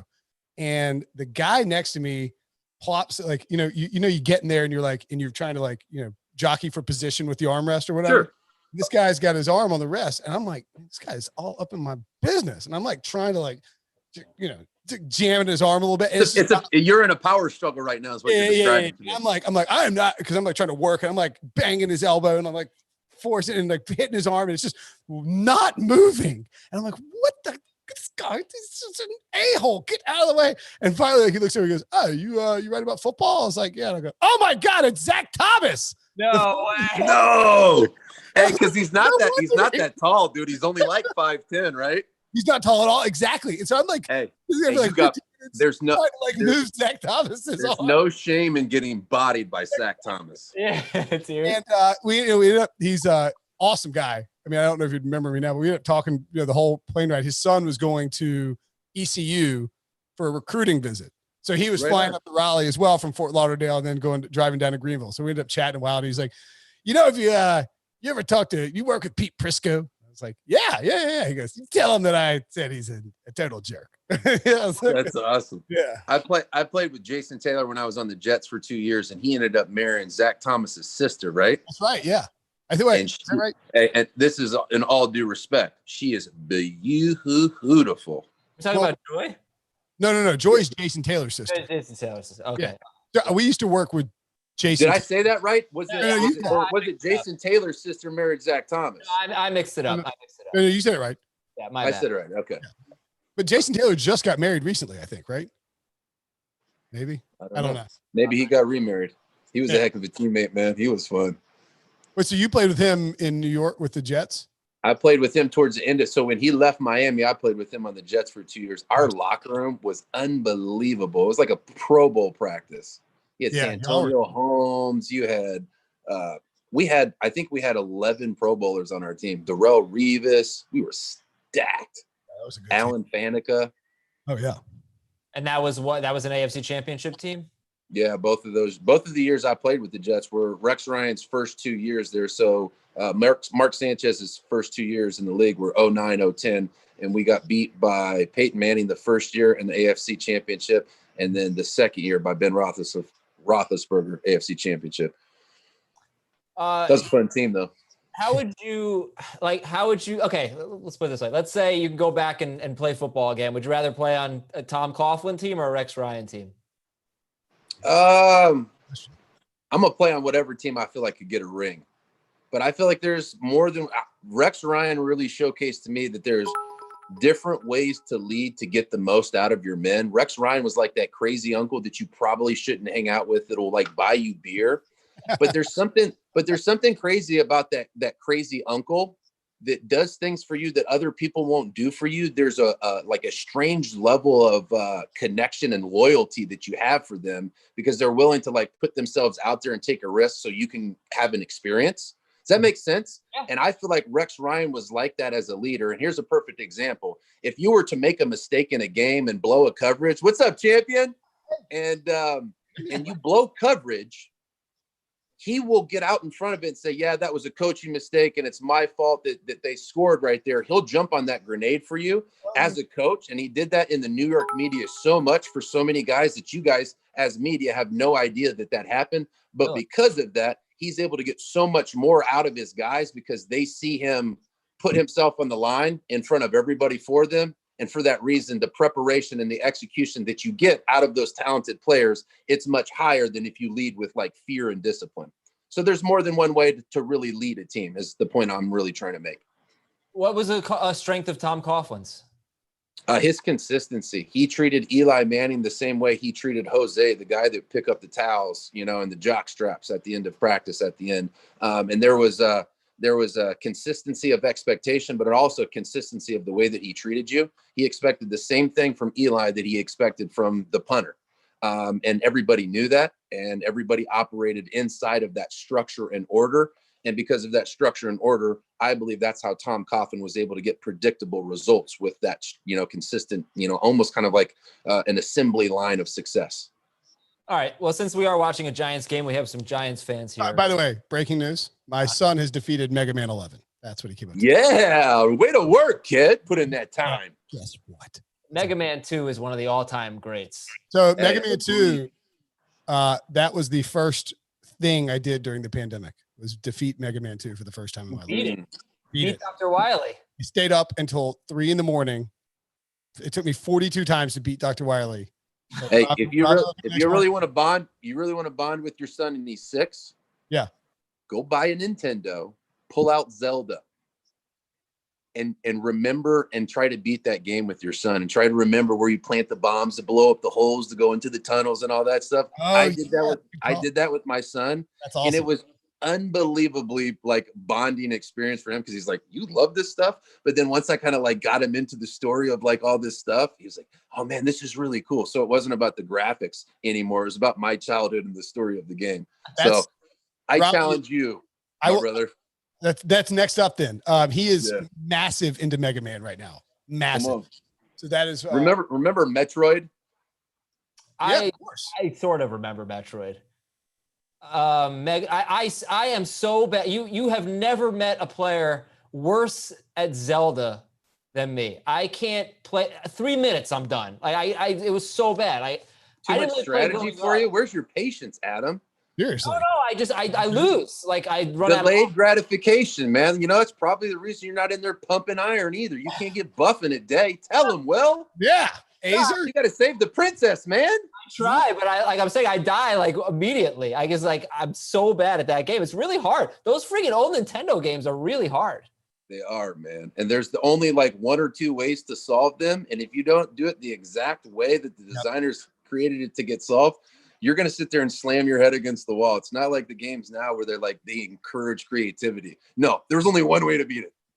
Yeah. No, it's like with Mega Man, you have to beat the bosses in order, right? To pick up whatever weapon one boss might have to beat the next. Yeah, because if you don't get it in sequence, you can't beat that guy and move on. Exactly. There's only one way.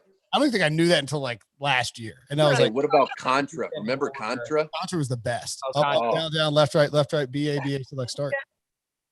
Oh yeah, that's a good one. The only thing I can hang my hat on is I have beaten Mike Tyson's Punch Out. So I've never beaten it, man. You have that on me. I've never beaten Mike Tyson. That's pretty. That's not easy, but it happened.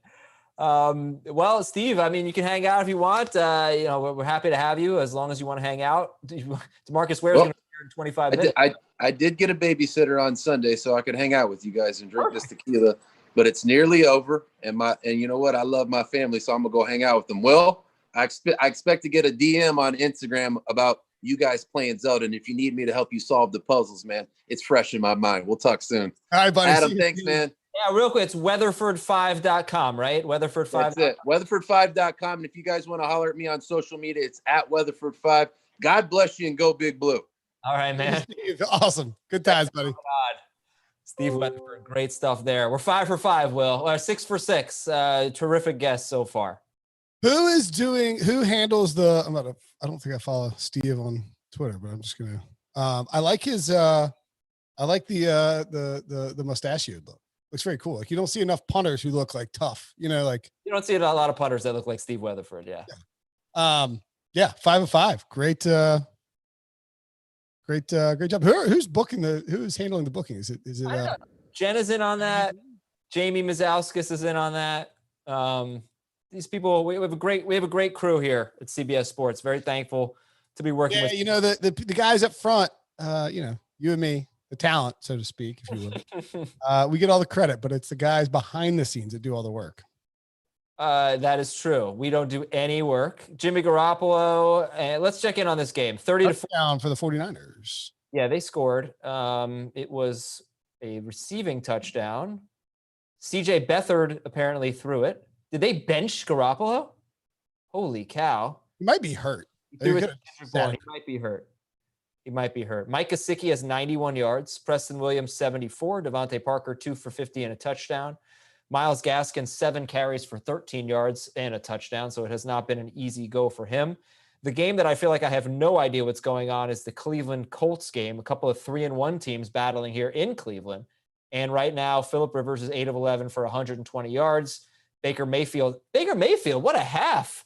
28 pass attempts in the first half for Baker Mayfield in a game that they're leading. And he's throwing. Baker's just good, man. I think he's playing really well. For fantasy, you need him to throw more, but he's playing really well. It's a good coaching change there. Kareem Hunt, quiet game on the ground, 8 carries for 16 yards, but he does have 21 yards and a touchdown receiving. And welcome to the party, Jarvis Landry, 80 yards. Another good game for Austin Hooper. So this is interesting. So I texted with I'm on a thread. Jamie Eisenberg says that on the Garoppolo thing, he was benched, but they said, quote, taking the blowout into account with his ankle. Okay.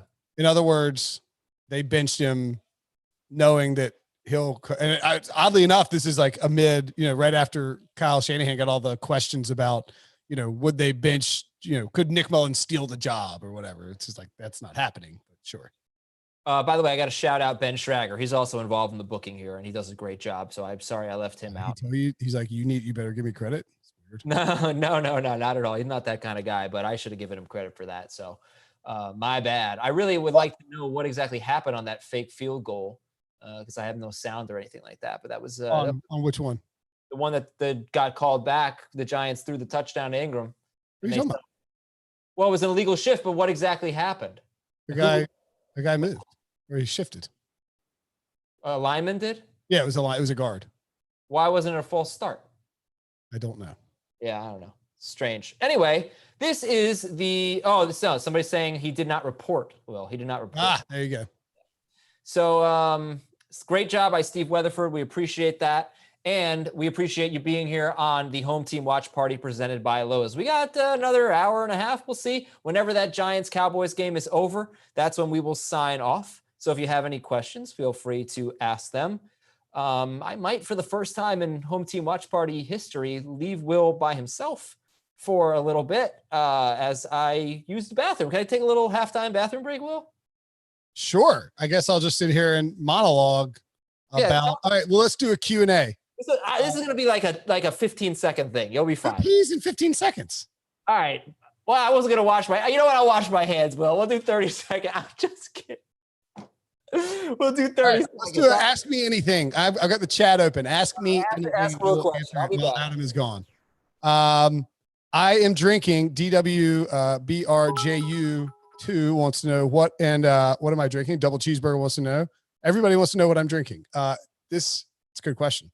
So this is a Bearded Iris home style IPA. Bearded Iris, one of the best breweries out there in Nashville. I tried it for the first time. We were there for the draft a few years ago when I fell off a scooter and busted my face open. And they just started distributing here in Raleigh. So I've been going up to my favorite spot, Ridgewood Wine and Beer. If you're ever in Raleigh, make sure and check it out. Great location. Tell Pat and Jason that I sent you. And they have Bearded Iris up there, and it's a very nice Pinot Noirs, which has been my go-to this weekend while I've been here at the house by myself. Any other questions? By the way, I would say that the other options I had too were Wicked Weed. I had a bunch of Wicked Weed beers that, nice. So DWBRJU2 says he will be in Raleigh next week. Excellent. So here's what I would do, or Asheville.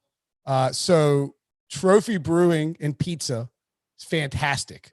They have outstanding pizza and fantastic beer as well. So I would check out Trophy.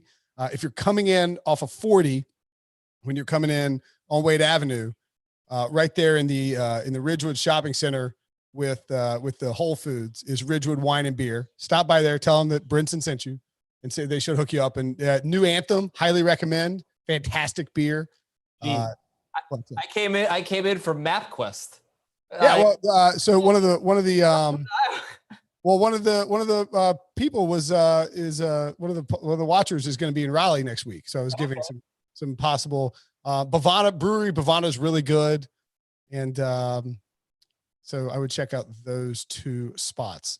Best ice cream flavor? Yeah, no brainer. What do you got? Didn't we? I don't know. I just finished peanut butter half baked the other night. Americone Dream, Ben and Jerry's. Right. Oh, we're going the other way. Pick 6. What? Cleveland Browns. Whoa, off Rivers? Browns DST off Phillip Rivers. Sorry, man. That's a tough one for you. My fave NFL team is the team that just got picked 6, the Indianapolis Colts. His favorite NFL team is wherever Phillip Rivers resides. But why not the Panthers? I thought you were a Panthers guy. I grew up a Panthers fan, so I root for I don't root for the Panthers. Like, I'm not like cheering for the Panthers every week. But like, generally speaking, I root for the Panthers. Like, I want the Panthers to win. How's NC State this year? Actually, we're really good. Oh, we play in a couple weeks. You know that, right? No, I actually did not know that. Yeah, Miami and State play in 2 weeks, maybe. Where is that? NC State? I'll have to look. So we beat the snot out of Virginia yesterday. Virginia stinks. We beat Pittsburgh. We back-to-back road wins. That's good. You must be ranked. I think we are like 27th or something. November 6th, Raleigh, North Carolina, Miami at NC State. Let's come up. I think of another touchdown for Fitzpatrick. By the way, they say they were taking Garoppolo out in a blowout. It's a 2-possession game midway through the third, but that's a long Preston Williams with a long touchdown catch. It's a 23-point game. You're saying it was like a 16? It was 30-14. Yeah. But I guess it was when they took Garoppolo out, it was a 3-possession game. Yeah. Yeah. Wow, man. Jamie and Dave, I'm not sure where Heath had him ranked because he wasn't on the show that day, but they had like this feeling about Fitzpatrick. Just like basically they were just like, when you start Fitzpatrick, he stinks, and then you bench him, and like he goes off, and he's having a massive day. This is terrific stuff. He's having a massive day. Ooh, what do you think about a Lakers Seahawks parlay? What are the lines? Let's see. I don't understand how the Heat are still alive. Like without Dragic, I feel like the Lakers are so much better than they are. Somebody asked something about Asheville in there. I don't know what you mean by, are you guys open in Asheville? But Asheville is fantastic. If you go to Asheville, there's tons of breweries. Wicked Weed, Sierra Nevada, New Belgium are all up there. Burial is the best. Burial is like my favorite brewery in North Carolina, or one of them anyway. Oh, you know, it's this. I look like they got the booth up right now for Romo and Nance, and there's hand sanitizer in there. That's disappointing. You never. This is such. You don't like hand sanitizer? No, it's just funny. It's just the sign of the times. It's just such an interesting thing. Like Giants Cowboys being on CBS is so cool. Yeah. You know, I got nothing against. I like Aikman and Buck, but I never really get to hear Jim Nance and Tony Romo call a Giants game. So, right. You know, I'm happy to be here with you, Will, but it would have been cool to hear that for sure. And I like the fact that, you know, you would never get a Giants Cowboys game on CBS. I like the fact that they've changed things up a little bit and you can get these NFC games on CBS. No, it's cool. Yeah, it's cool to be able to watch, to listen to Nance. Yeah, I agree completely. Yeah. By the way, about 15 minutes before DeMarcus Ware comes on. Nice. So be excited for that. And if you have any questions, feel free to fire away. Second half is about to begin. I wonder if anyone thinks the Giants are going to win now. 24-20, Cowboys over the Giants. That is the score. Let's take a look at the fantasy points in this game. See what they're looking like. Dak Prescott has 10 and Daniel Jones has 2. Dak Prescott has a receiving touchdown. Ezekiel Elliott has a rushing touchdown. Devontae Freeman is having a good game. He's got 71 total yards and 2 catches. Darius Slayton is having a good game, 3 catches for 45 yards. Daniel Jones has thrown 15 passes, Dak 19. And the big plays in this game, there have been many. It's 44 points already. Fumble recovered for a touchdown. Daniel Jones fumble recovered and run back for a touchdown. Dak Prescott interception off the fingertips of Ezekiel Elliott, picked off, run back for a touchdown. These two teams both have defensive scores. The Giants did score temporarily on a fake field goal late in the first half, but apparently their linemen did not. Oh, we have a kick. Uh-oh. Will, we got a special teams touchdown. What? Get ready. 49ers? No. Colts? To the house. DJ. Mr. DJ. Oh. Yeah, look at that. Big play right there. And the Colts are back in the game, 27-17. DJ apparently is Daniel Jones. Anyway, the Giants offensive lineman did not report, and the play was wiped off, and the Giants lost 4 points. Otherwise, maybe it's 24-24 right now. So the second half is underway, and Nato DeFino will be here soon. DeMarcus Ware will be here soon. And let's take a look at the leading wide receivers real quick for Fantasy Week 5. Chase Claypool with 4 touchdowns. Brandon Cooks started in 8% of leagues. Chase Claypool started in 3% of leagues. Travis Fulgham, I'm guessing, started in 0% of leagues. And those are your top 3 wide receivers. Holy cow, what a wild day. DeAndre Hopkins, Henry Ruggs, Jamison Crowder. Now Preston Williams is up there with 106 yards and a touchdown. DJ Moore, but he only had 1 big play, really didn't get a ton of targets. Tyreek Hill, only 3 catches, 78 yards, and he had a rushing touchdown. Yeah, I don't know, Will. It's an unusual list. Claypool, Cooks, and Fulgham at the top, and Hopkins 4. That's one thing, but then you've got Henry Ruggs 5th. Yeah, I mean, these weeks happen. Just outlier weeks where, Devontae Adams hurt and on a bye. Michael Thomas not going to play and on the Monday slate anyway. I don't know how I'm forgetting who the Saints are. Stephon Diggs. Yeah, Diggs and you got the Seahawks. You got the Vikings tonight. So we got a lot of firepower that hasn't played. Oh, nice play, Darius Slayton. Exactly. There's a ton of different, there's a lot that can still, happen in that secondary part of the slate. And the tight ends are, 3 of the top 4 are your studs. Kelsey, followed by Darren Fells, who was wide open for a big play. Well, it had been, Adam, for a few weeks, tight ends were not doing anything. What do you mean? But tight ends just weren't putting up big points. Yeah. Well, are they this week? I guess they are. Yeah, better week. Yeah, better week. Ingram's got a rushing touchdown. Ingram does not have a catch, so he's got one target so far, but he does have Ingram? Yeah. But Evan Ingram, for the record, if you missed it, did catch the touchdown on the fake field goal that was called back. Is your jinx at work? Did he have a catch there? No, Slayton. Yeah, Darius Slayton. So Giants hanging tough here. Both teams really need a win. This division has been awful. Opportunity knocks for both the Cowboys and the Giants as Washington and Philadelphia already lost today. And the Giants are approaching midfield on 2nd down and 6 here.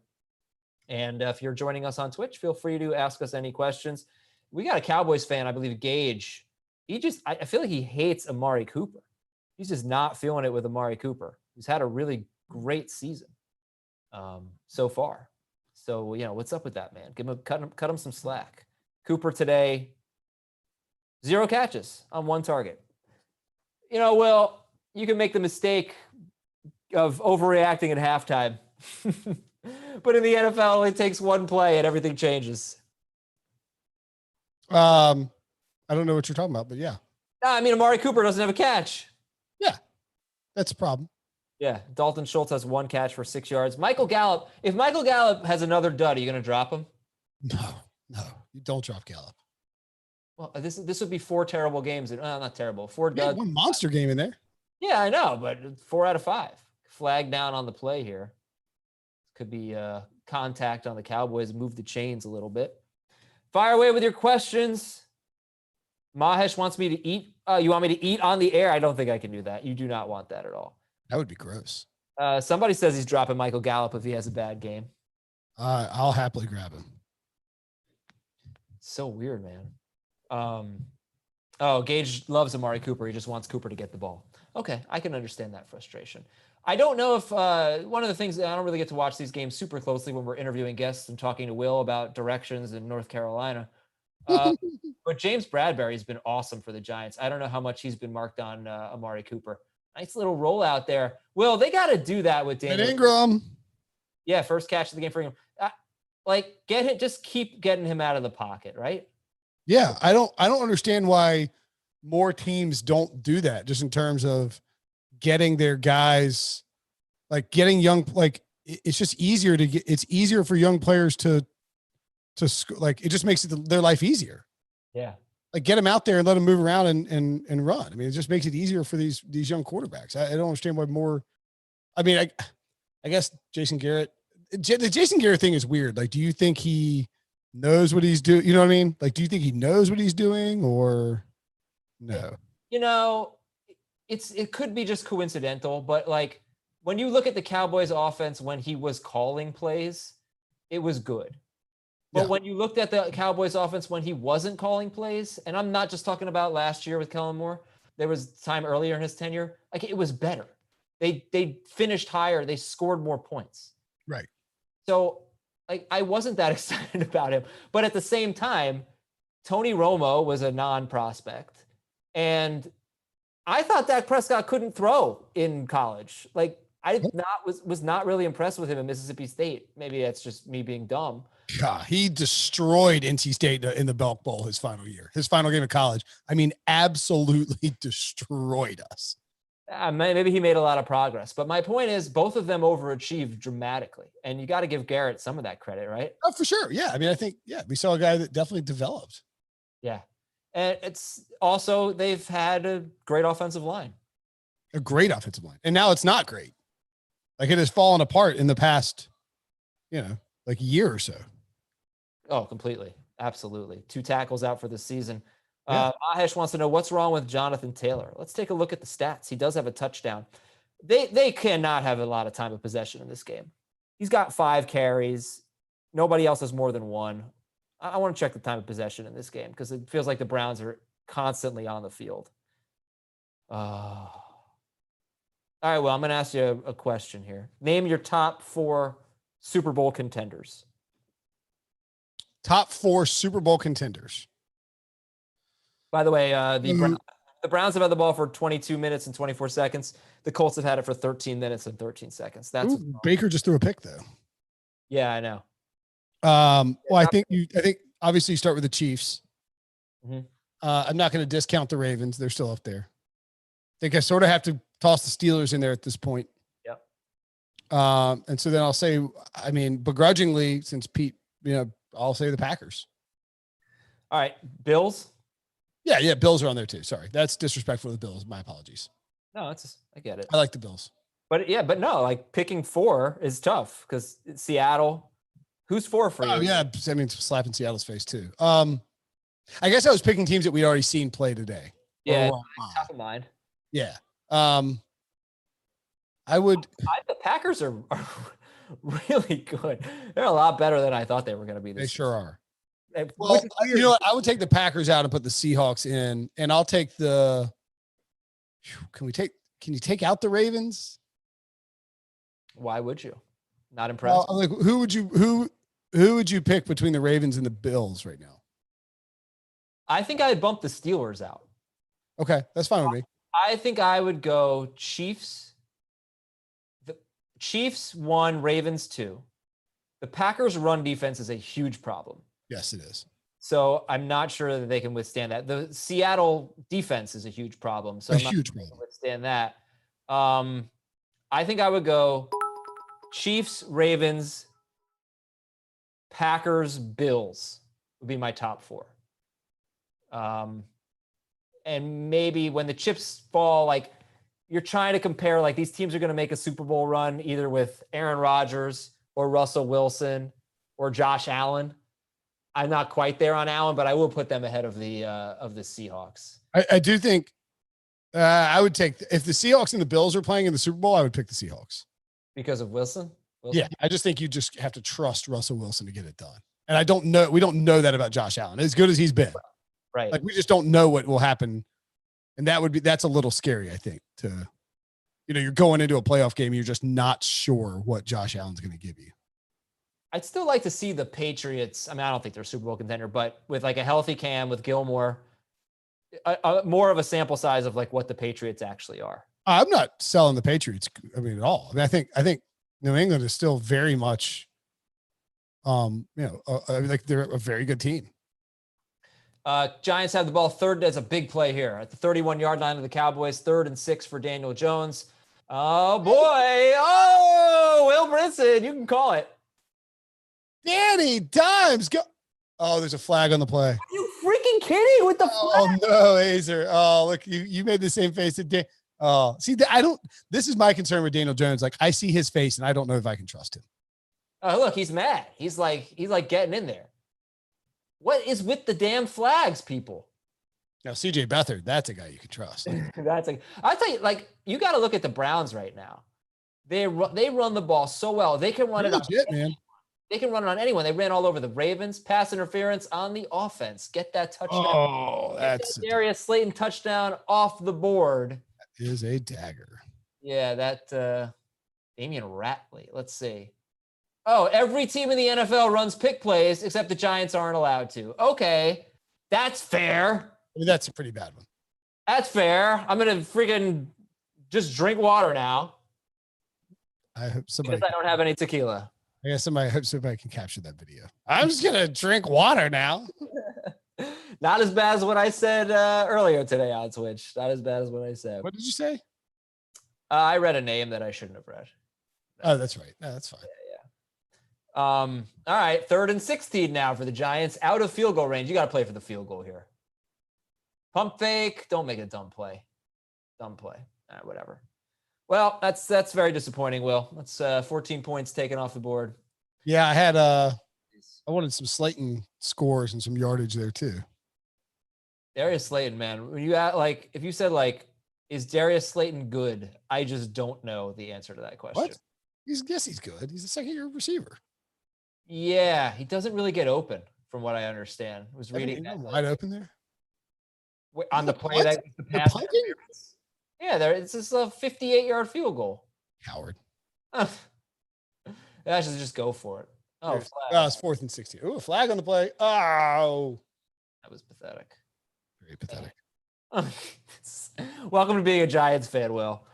Yeah, I don't think I want to do that. Steve Weatherford joining us soon. I don't know if we let's check in on the Dolphins and the 49ers here. Bad day for Kittle so far. 3 catches for 35 yards. It's a bad day for the 49ers, but Raheem Mostert, 10 carries for 91 yards, plus 2 catches for 20 yards. He is so good. Raheem Mostert? Yes. Yes, he is. So good. And I didn't really understand why people were still starting Jerick McKinnon. I did not get it. Nando was not starting Jerick McKinnon. I can tell you that much. Nando's not the type of man who would start Jerick McKinnon. Well, it's like, dude, why did you think he was going to have such a big role? I don't know. He's got 3 touches so far, 2 catches. Nando, where the hell are you? Hold on, I'm trying to fix my camera. All right. Oh, now they're kicking the field goal, Will. They got a 5-yard penalty. Oh, yeah. Now it's a 55-yard kick. Nando, there you are. Yeah. Hey, how you doing? Hey, what's up? I got like Nando back in my life now. The kick is up. And it's good. Will, the feeling's mutual. Hold on, I'm putting my better camera in for you, Adam, because I love you. You have to stand, are you on like a standing desk or something, or are you sitting down? No, I have to stand up. There's no other way to make the background look good, Will. That is tough. Well, I do it for CBS and for Adam. Thank you. Hold on. I don't know how to stop my whatever. I'll figure it out. Yeah, you're good, dude. You're good. Yeah, there we go. Yeah, there we go. For you, Adam. You got a lot of headroom, but you're good. Oh, here. All right. This is okay. Adam passive aggressiveness. Yeah, right there. How are you? Are you ready to talk to DeMarcus Ware? He's going to be on in like a minute. All right. Yeah, cool. Did you know we were talking to DeMarcus Ware? You knew. No, it wasn't on the email. You knew we were talking to DeMarcus. I would have prepared some questions. Who's DeMarcus Ware? Is it RotoWire guy? Yeah. Yeah, all right, that's what I figured. Yeah. Steve Weatherford, Adam's like, you can hang out as long as you want. He's like, I think I'm good. I'll see you guys. after I heard the questions you asked Danny Woodhead last week, he was great, but it was also halftime, so it worked out very well for him. Oh, nice. Adam, how are you doing, man? You actually care about this game today. I think I want them to go 0-16, dude. I'm in on Trevor Lawrence. That's a fan. That's our Giants fan right there. I'll get the why he thinks they're going to draft Trevor Lawrence. What'd you say, Will? They're just not going to do that. I guarantee it. I guarantee it. Leo, let's welcome in DeMarcus Ware to the home team watch party presented by Lowe's. DeMarcus, we got you. You there? Oh man, didn't we go through this last week? When he shows up on the top, that means he's there. Oh well, he's gone, Nando. So we'll get him back. Do you have the screen in front of you where it's so weird? This is what happened. It's like, DeMarcus, how are you? And it's like, was there? I can't. In the middle of my sentence, at DeMarcus, he was there. When I got to you, Mark, he was gone. DeMarcus Ware is now back. He's connecting to audio, Adam. Wait. Yeah, and then you got to click the turn on video button. It takes a little while. What is up? I mean, you know how this Zoom is all crazy, man. What's up? Dude, how you doing, DeMarcus? Welcome. Hey, what is up, man? This Zoom is crazy. You know how it works. All these technology. You know, we got to get it going. It's been a challenge for sure, but we've got you and looking good. Looks like you got a nice setup over there. You've got the fan going on. You got your games on. You're ready. You're watching your Cowboys. You having a good time on Sunday? Dude, I got 2 TVs behind me. I got a huge TV in front of me. This is like the spot where I watch, all my games every single Sunday. And this is like my man cave, man. I do what I need to do here. The spacing in that room, very nice. I love the ceiling with the wood up on the ceiling. Oh, that's fantastic. Look at that wood's a nice touch, man. That's awesome. Area right there. Oh man. I got to do it right. Yeah, it's weird. So like, I mean, like, don't get me wrong. Like, I like my house and my life and all of that, but like, like Brady Quinn, we always talk to, and then like, Brady's look at this. We're taking a tour right now. Look at it. It's awesome. Gorgeous. Yeah, man. Oh yeah. What do y'all think about this game, though? Woo! Oh, okay. We want to talk about your fireplace, man. Who cares about this game at this point, man? Listen, it is too hot here in Texas, so the fireplace is not on. I can tell you that. Oh man, this has been an entertaining game. Couple of defensive scores. It's 24-23 Cowboys. When they were down, they were 17-3, I think. Did you think? Yeah, it was crazy. Did you think they were gonna what did you feel at that point? Like, we're gonna come back and win? You know, the thing is, man, like the first half, I was like, let's say if it was 17-3 in the first half, I was like, man, we're not coming back. Because first of all, the New York Giants was like dominating, running the football. And then there were a lot of big plays being given up over and over again, and we couldn't get any pressure on them. So I was just like, this game is done. And all of a sudden, I think that big play by DeMarcus Lawrence, that fumble, and they ran it back, I think that sparked something in the team. And from that point on, offense started making plays, defense started getting a little bit of pressure. But now everything has been silenced at 23-24 right now? Yeah. We just got to keep that momentum going. Yeah. What do you think is up with because the Cowboys have obviously scored a ton of points, Dak's a ton of yards, but like they've been sort of slow starters this season and in games. Do you think that's all the coaching change, all of that? Is it like the offensive line? What do you pinpoint for their slow start sometimes in these games? I think it's the aggressiveness of the coaches. I mean, I can go back to last year when Jason Garrett was there. They started slow every single game. And then the second half, they would come out and light up the scoreboard. So now it's like, you got to take on that really aggressive mentality as a coach and think about, I'm behind like I am in the second half, and just say like that's the first play, right? And then be aggressive, run these trick plays. I mean, think about that play that Dak just scored. Run that like the first series and see if it works or not. And you be aggressive on that. Yeah. Marcus, I got a question, like kind of like a follow-up on that. So like they did the fake field goal. They did the pass to Dak. Is this kind of like Kellen Moore and Jason Garrett being like, anything you can do, I can do? Is this kind of like just having been in the game and stuff? Are they both trying to prove like, no, it was me that made this offense awesome? Is there some kind of thing there that they're just trying to get a little creative and fun?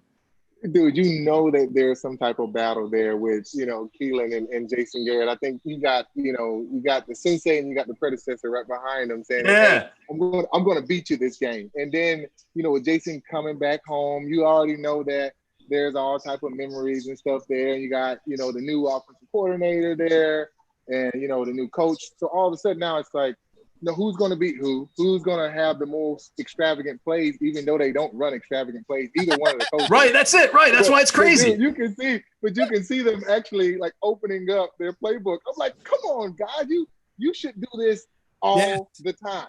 All right? Yeah, the players. It is crazy because like it's like it takes this like spite situation for you to like crank up your offense. Like if you wouldn't have lost your job if you just did this all the time anyway, I'm just holding my head right now and just trying to send out some good vibes, to the Dallas Cowboys saying, hey, Keelan, open up the playbook. I mean, you got CeeDee Lamb, you got Gallup, you got Amari Cooper, freaking Ezekiel Elliott. You got all of these guys and a running quarterback. Why don't you run these plays like a Kansas City Chiefs?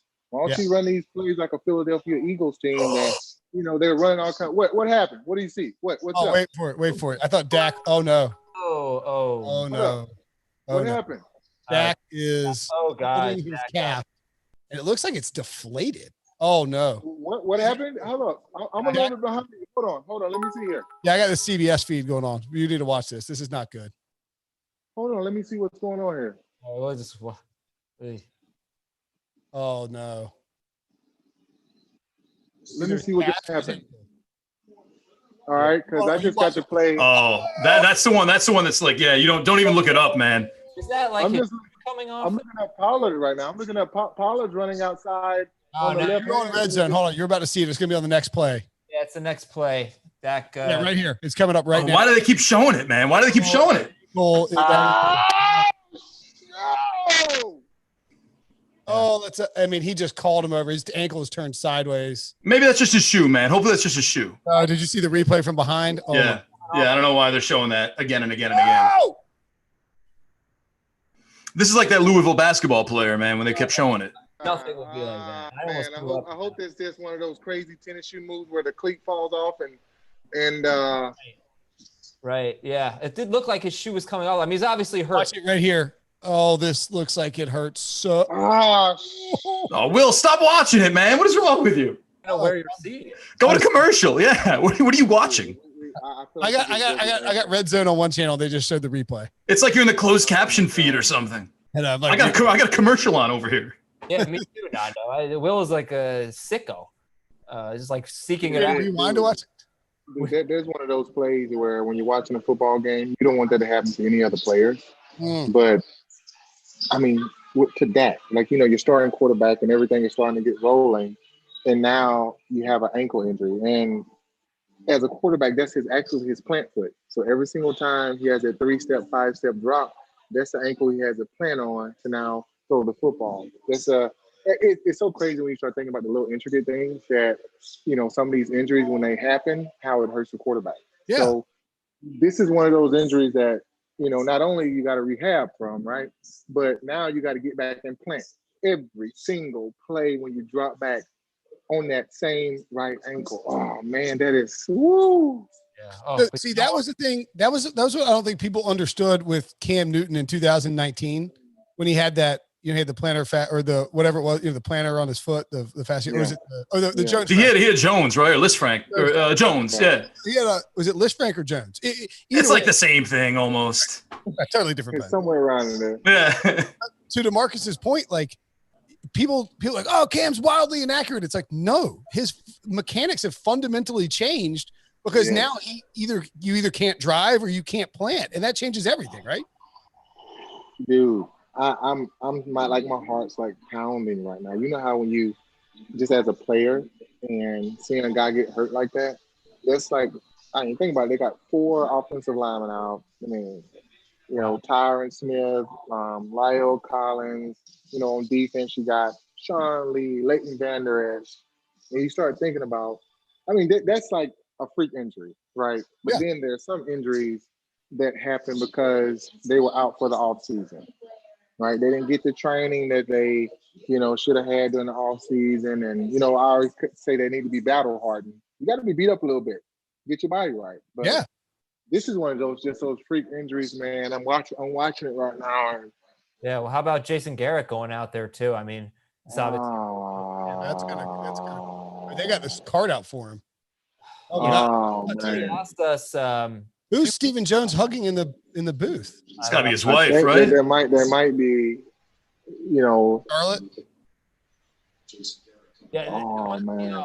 From a football perspective, the Cowboys have one of the best backup quarterbacks in the NFL. They got him in a freaking air cast. Yeah. They don't do that for training. You know what's so crazy? You just saying that they do. Because I remember playing against Andy Dalton. I mean, he's a beast, and he's one of those guys where just think about how many times somebody's gotten hurt and then that second string guy go in and just ball out, right? I think, I'm going to go all the way back to Drew Bledsoe. There was Tom Brady, right? There was, Drew Bledsoe again with the Cowboys, and there was Tony Romo, right? And now, you got Dak, we wish him well. We're praying for him. But now you got another guy that can come in and still get the job done in Andy Dalton. So, man, I hate seeing that dang stretcher, man. Look at the anguish in his face. Oh my God, he's crying on the way. It's broken. That's 100% broken. He knows it too. Terrible. Oh my God. Horrible moment. Horrible moment. Oh my God, he knows he's done. Yeah. That is so sad. But I mean, it's terrible for him. But honestly, the Cowboys, like, they can win this game. They're driving right now, and they could definitely win the division with Andy Dalton. Good for them for investing in a backup quarterback. I mean, that is just obviously I'm not going to state the obvious. That is terrible for Dak and for fantasy. Andy Dalton's not catching touchdown passes though. No, he's not. But he's going to be throwing that football. That's true. I'm gonna let you know that he's going to be throwing that football, man. Yeah, man. Like, all right, so I'm sure in your 12-year career you've had moments like this where everybody, horrible injury. How deflated are the Cowboys right now? How do you mentally get back into the game? I mean, one of those things you got to channel, the sadness. You got to channel the anger that you might have. You know what I'm saying? We need to win this football game for that, right? Yeah. Because he's just like, you know what? We're not going to win any more football games without me, whatever, blah, blah, blah. But, as a team, it's a team sport. When all the players come together and start playing, which they should, and start winning football games. I remember when, I got hurt. I went out on a stretcher and I came back, the next week and we won against the 13-0 New Orleans Saints. Or when I went to Denver Peyton got hurt for 8 weeks. I was out for about 6 to 7 weeks, and we won games still, and we ended up winning the Super Bowl that year. Yeah. So and everybody counted us out. So I think that the team just has to, corral around all the guys. Andy Dalton has to be the new leader, and they got to keep playing because guess what? The game's going to keep going. Yeah. But man, it's like taking our breath away here. In that for y'all in Denver, I mean, of all the seasons for y'all to win the Super Bowl, of course, it's like that's the year that Peyton Manning wins the Super Bowl in Denver. Not when he's like, not when he lights up the record books, and obviously the defense was a huge factor. But I mean, that's a problem too for Dallas, right? Because the defense ain't there this year. And that's the thing, man. And sometimes when big, like catastrophic things happen, it sparks something. It gives those guys that, let's say you got all these names on the defense, but now they're like, this is what we have to do. We have no choice. We're not going to win any football games if we don't play well. Right. We have to play lights out on defense. We have to, protect the ball on offense and score points, right? Yeah. So. Well, and shoot, I mean, let's not forget that in 2016, there it is, Cowboys, Tony, is that Zeke? Zeke punch. Let's not forget that in 2016, I mean, this guy named Tony Romo suffered an injury in the preseason and Dak had to step in, they went 13-3. Like they were supposed to be, everybody thought they were dead last. Yeah. Actually, speaking about the defense, I wanted to ask you about this quote. Yeah, and they're coming from, right? Yeah. I want to ask you about this quote that we saw from the Cowboys from Xavier Woods. And, I'm guessing that he's 100% right, but, people freak out when they see it, right? He said, our effort's been good. I mean, on certain plays, some guys, I mean, me included, there may be a lack, but overall the effort is there. I mean, we're in the NFL. You don't expect guys full speed for 70 plays. That's not possible. So is that accurate? See, there you go. They just scored. Yeah. Zeke with his second rushing touchdown of the game. But Xavier Woods said you can't expect a defensive player to go full speed every play for 70 plays. Is that accurate? Because I know he got a little bit of heat for that.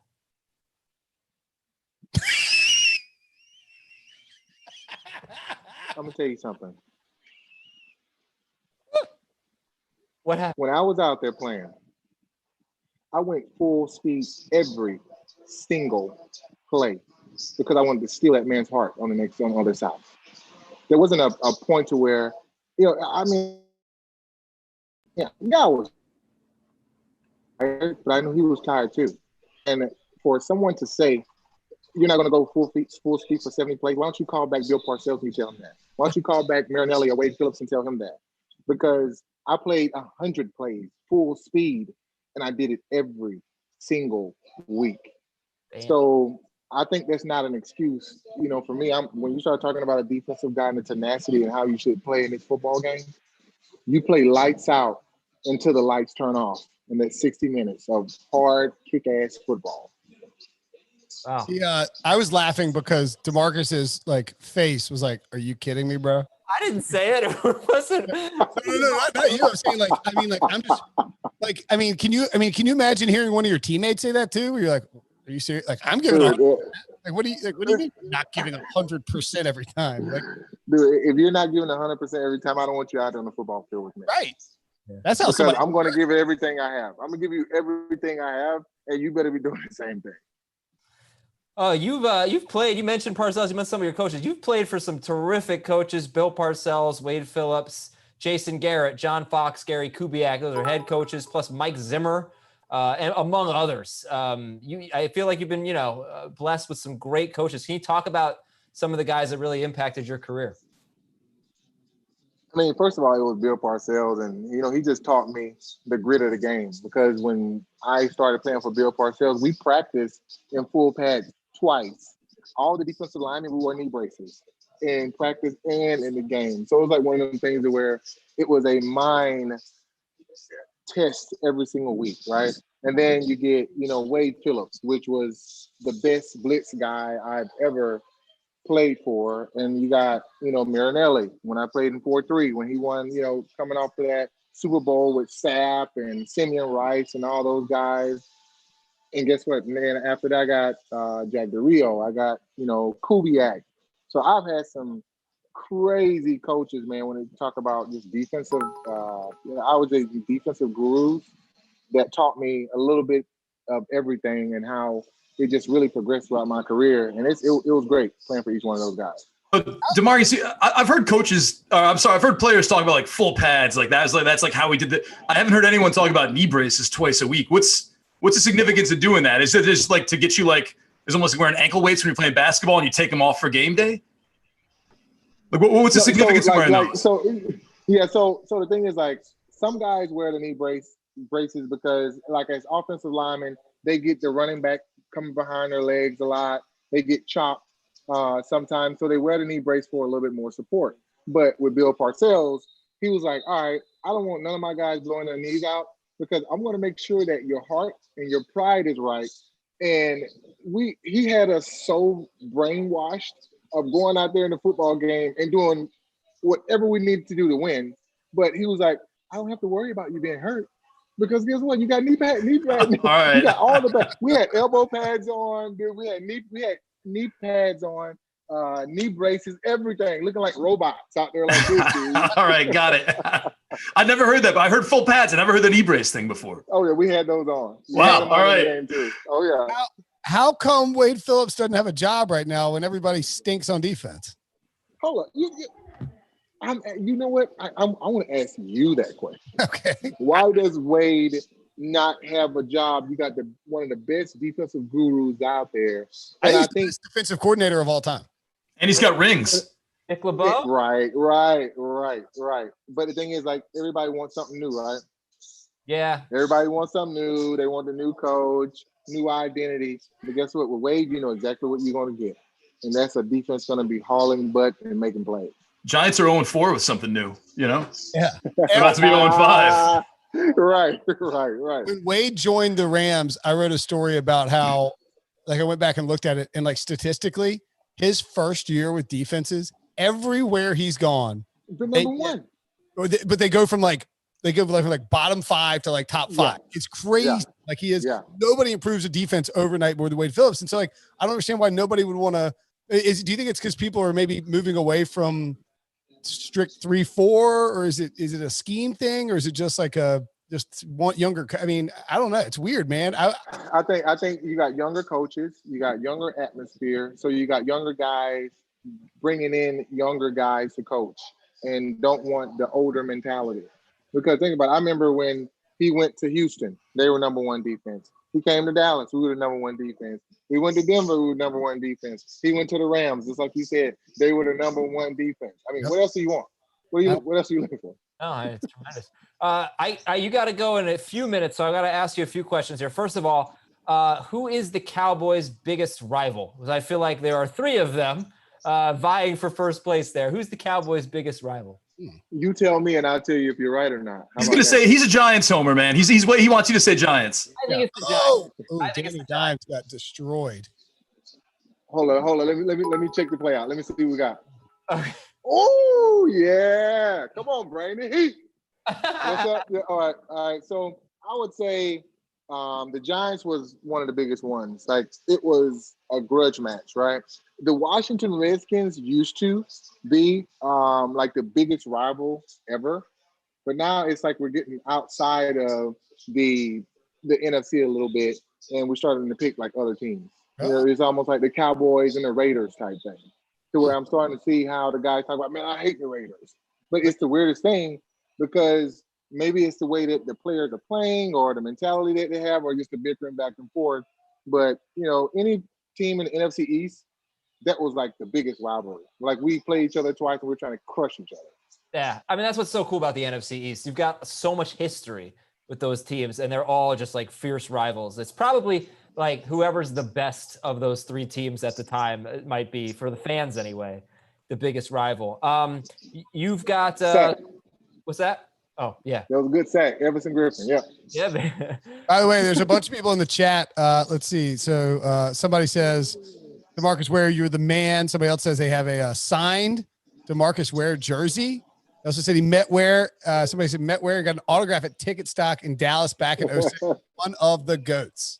Dude, 06. They said 06. 06. Wow. Indeed. Dude, I've been playing some football. That reminds me. So last week, was it last week? It feels like 40 years ago. But last week, Sean Merriman was on, and he told us that didn't he say that it was you? Like Dallas told him they were going to draft him. Yeah. And then they took you. Did you know? I assume you know about that story, right? Yeah. So what happened, I remember when you go on these official visits, right? And it was me and Sean Merriman. We were like the top linebackers in the league. Everybody was going to the 3-4. And so I remember getting a call from Dallas after 4 visits. They were like, well, we have our guy already. And, you just go to the whatever. We're going to just cancel your visit. And I was like, shoot, okay, well, they're going to pick Sean Merriman. All of a sudden I got, 11 pick. They called me and I was like, what the? I thought I was going to San Diego. But guess what? It flipped. I went to Dallas and he went to San Diego on the next pick. And I remember Bill Parcells had a bet because Jerry Jones wanted me more. They betted $1 that if I don't average 8 sacks in the first 4 years, Jerry Jones has to give him his jet to travel on. Yeah. And I even have $1 right now. That $1 him and Jerry Jones signed. I have it. So it's like a trading places type of bet. Like let's bet $1. Like, I have the $1 right now in the because I got the whole deal. That's Guess awesome. what? I won that bet. I averaged probably around about 12 sacks my whole career. So Parcells. So where's your jet? I don't have a jet. I know, right? Parcells. Who was on your side and who was on? Parcells wanted Merriman and Jerry Jones wanted me. Oh, wow. Hey, is that, that sounds like what's going on with Dwayne Haskins a little bit right now. Like, was there pressure? No, seriously. Cause like, the owner wanted one guy, the coach maybe wanted someone else. Was there like a crazy pressure on you, or from day one was Parcells like, all right, look, everybody knows that, it was the owner, but like, I still love you. I think you're going to be awesome. Let's do this. Was it kind of like that? Or was it weird for a little while? When I got in, it was weird. Because Parcells was like, who played for me, right? Lawrence Taylor. And he said, you really don't remind me of Lawrence Taylor. You remind me of a rec league player. He said, you remind me of a rec league player. Why would that be weird? Told me that, dude, no, because the thing is that if you're a first round draft pick, that's like you're supposed to be the man coming in, but the coach belittles you and say, hey, you know what? I should have drafted the other guy. I heard that the whole first year. Sean Merriman had 6 sacks. DeMarcus, you have 2. I mean, I should have picked Sean Merriman. I think that was one of those mind games that pissed me off every single day with him telling me that. And it just got to a point where I was like, you know what? I'm just going to play lights out and just prove you wrong. Just like lights out. Well said. Seemed to work out. Yeah. I know you opened a new gym. You want to tell us about this? You have a fitness app. Yeah, I just opened up a new gym here in Trophy Club, Texas, called 3 Volt Fitness. And the way that I train is the same methodology I put inside of the gym, where you got to go through a stabilization phase and building phase and burning phase, right? With treadmills and step-up boxes and the mega formers, the Legree method in there, but also like HIIT training as well. So you can go in there and there's 3 different rooms, 3 different atmospheres. You go in there and it's really cool. It's a different way. It's not a big mega gym like a Lifetime or a 24 hours. You can go in here and actually get exactly what you need in 45 minutes. So it's been doing very, very well. I thought COVID was going to crush it. And been working on a fitness app for about 2.5 years since I've been retired, really getting in the fitness space. So I can't wait to really just launch that and really get it going. Hey, so you live in Trophy Club? I live in South Lake, Texas, and Trophy Club is like an exit away. So okay, and that's where the gym is. I did Dak's. I had to interview Dak at his football camp at Byron Nelson High School, which I think is in Trophy Club. No, Byron Nelson, that's in Irving. So that's probably about 15 minutes from where I am. Okay. So gotcha. It's very close. Very close. I love that. I mean, the whole area is awesome. It's like it's super golfy, right? It's nice. Yeah, they have the Byron Nelson, golf championship there. And it's rated like about a 4 seasons right there. So using that high rent district over there. I was loving it up. I was Come on, look at him, man. He's telling on himself. He's wearing a golf hat. Right now. Will's out there betting jets. Exactly. He's got a T-tap. Thanks for stopping by. Thanks for hanging out with us. We really appreciate it. If we go to your gym, I promise we will give 100% every rep. I like that mentality. Adam, take off your shirt. Show him. Oh, I don't think so. I saw Adam do 10 push-ups once. In 3 days. All right, man. Losing the connection a little bit. That's the time. DeMarcus, over there? Connection a little choppy, but I want to thank you so much for coming on. It was really a pleasure to talk to you.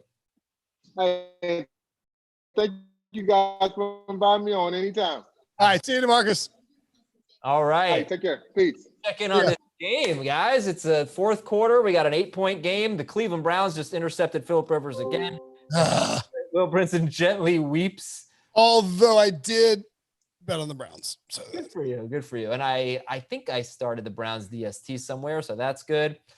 I actually have a parlay. The Panthers, Browns, Steelers, and Seahawks moneyline parlay. Nice. Is that like $3 to win 56? One of those things? I think it's like 6-1 or something like that. All right, whatever. Okay, Steelers and Seahawks are like, minus 300. Yeah, they're big favorites. The key was the Browns and the Panthers. Oh, Phil.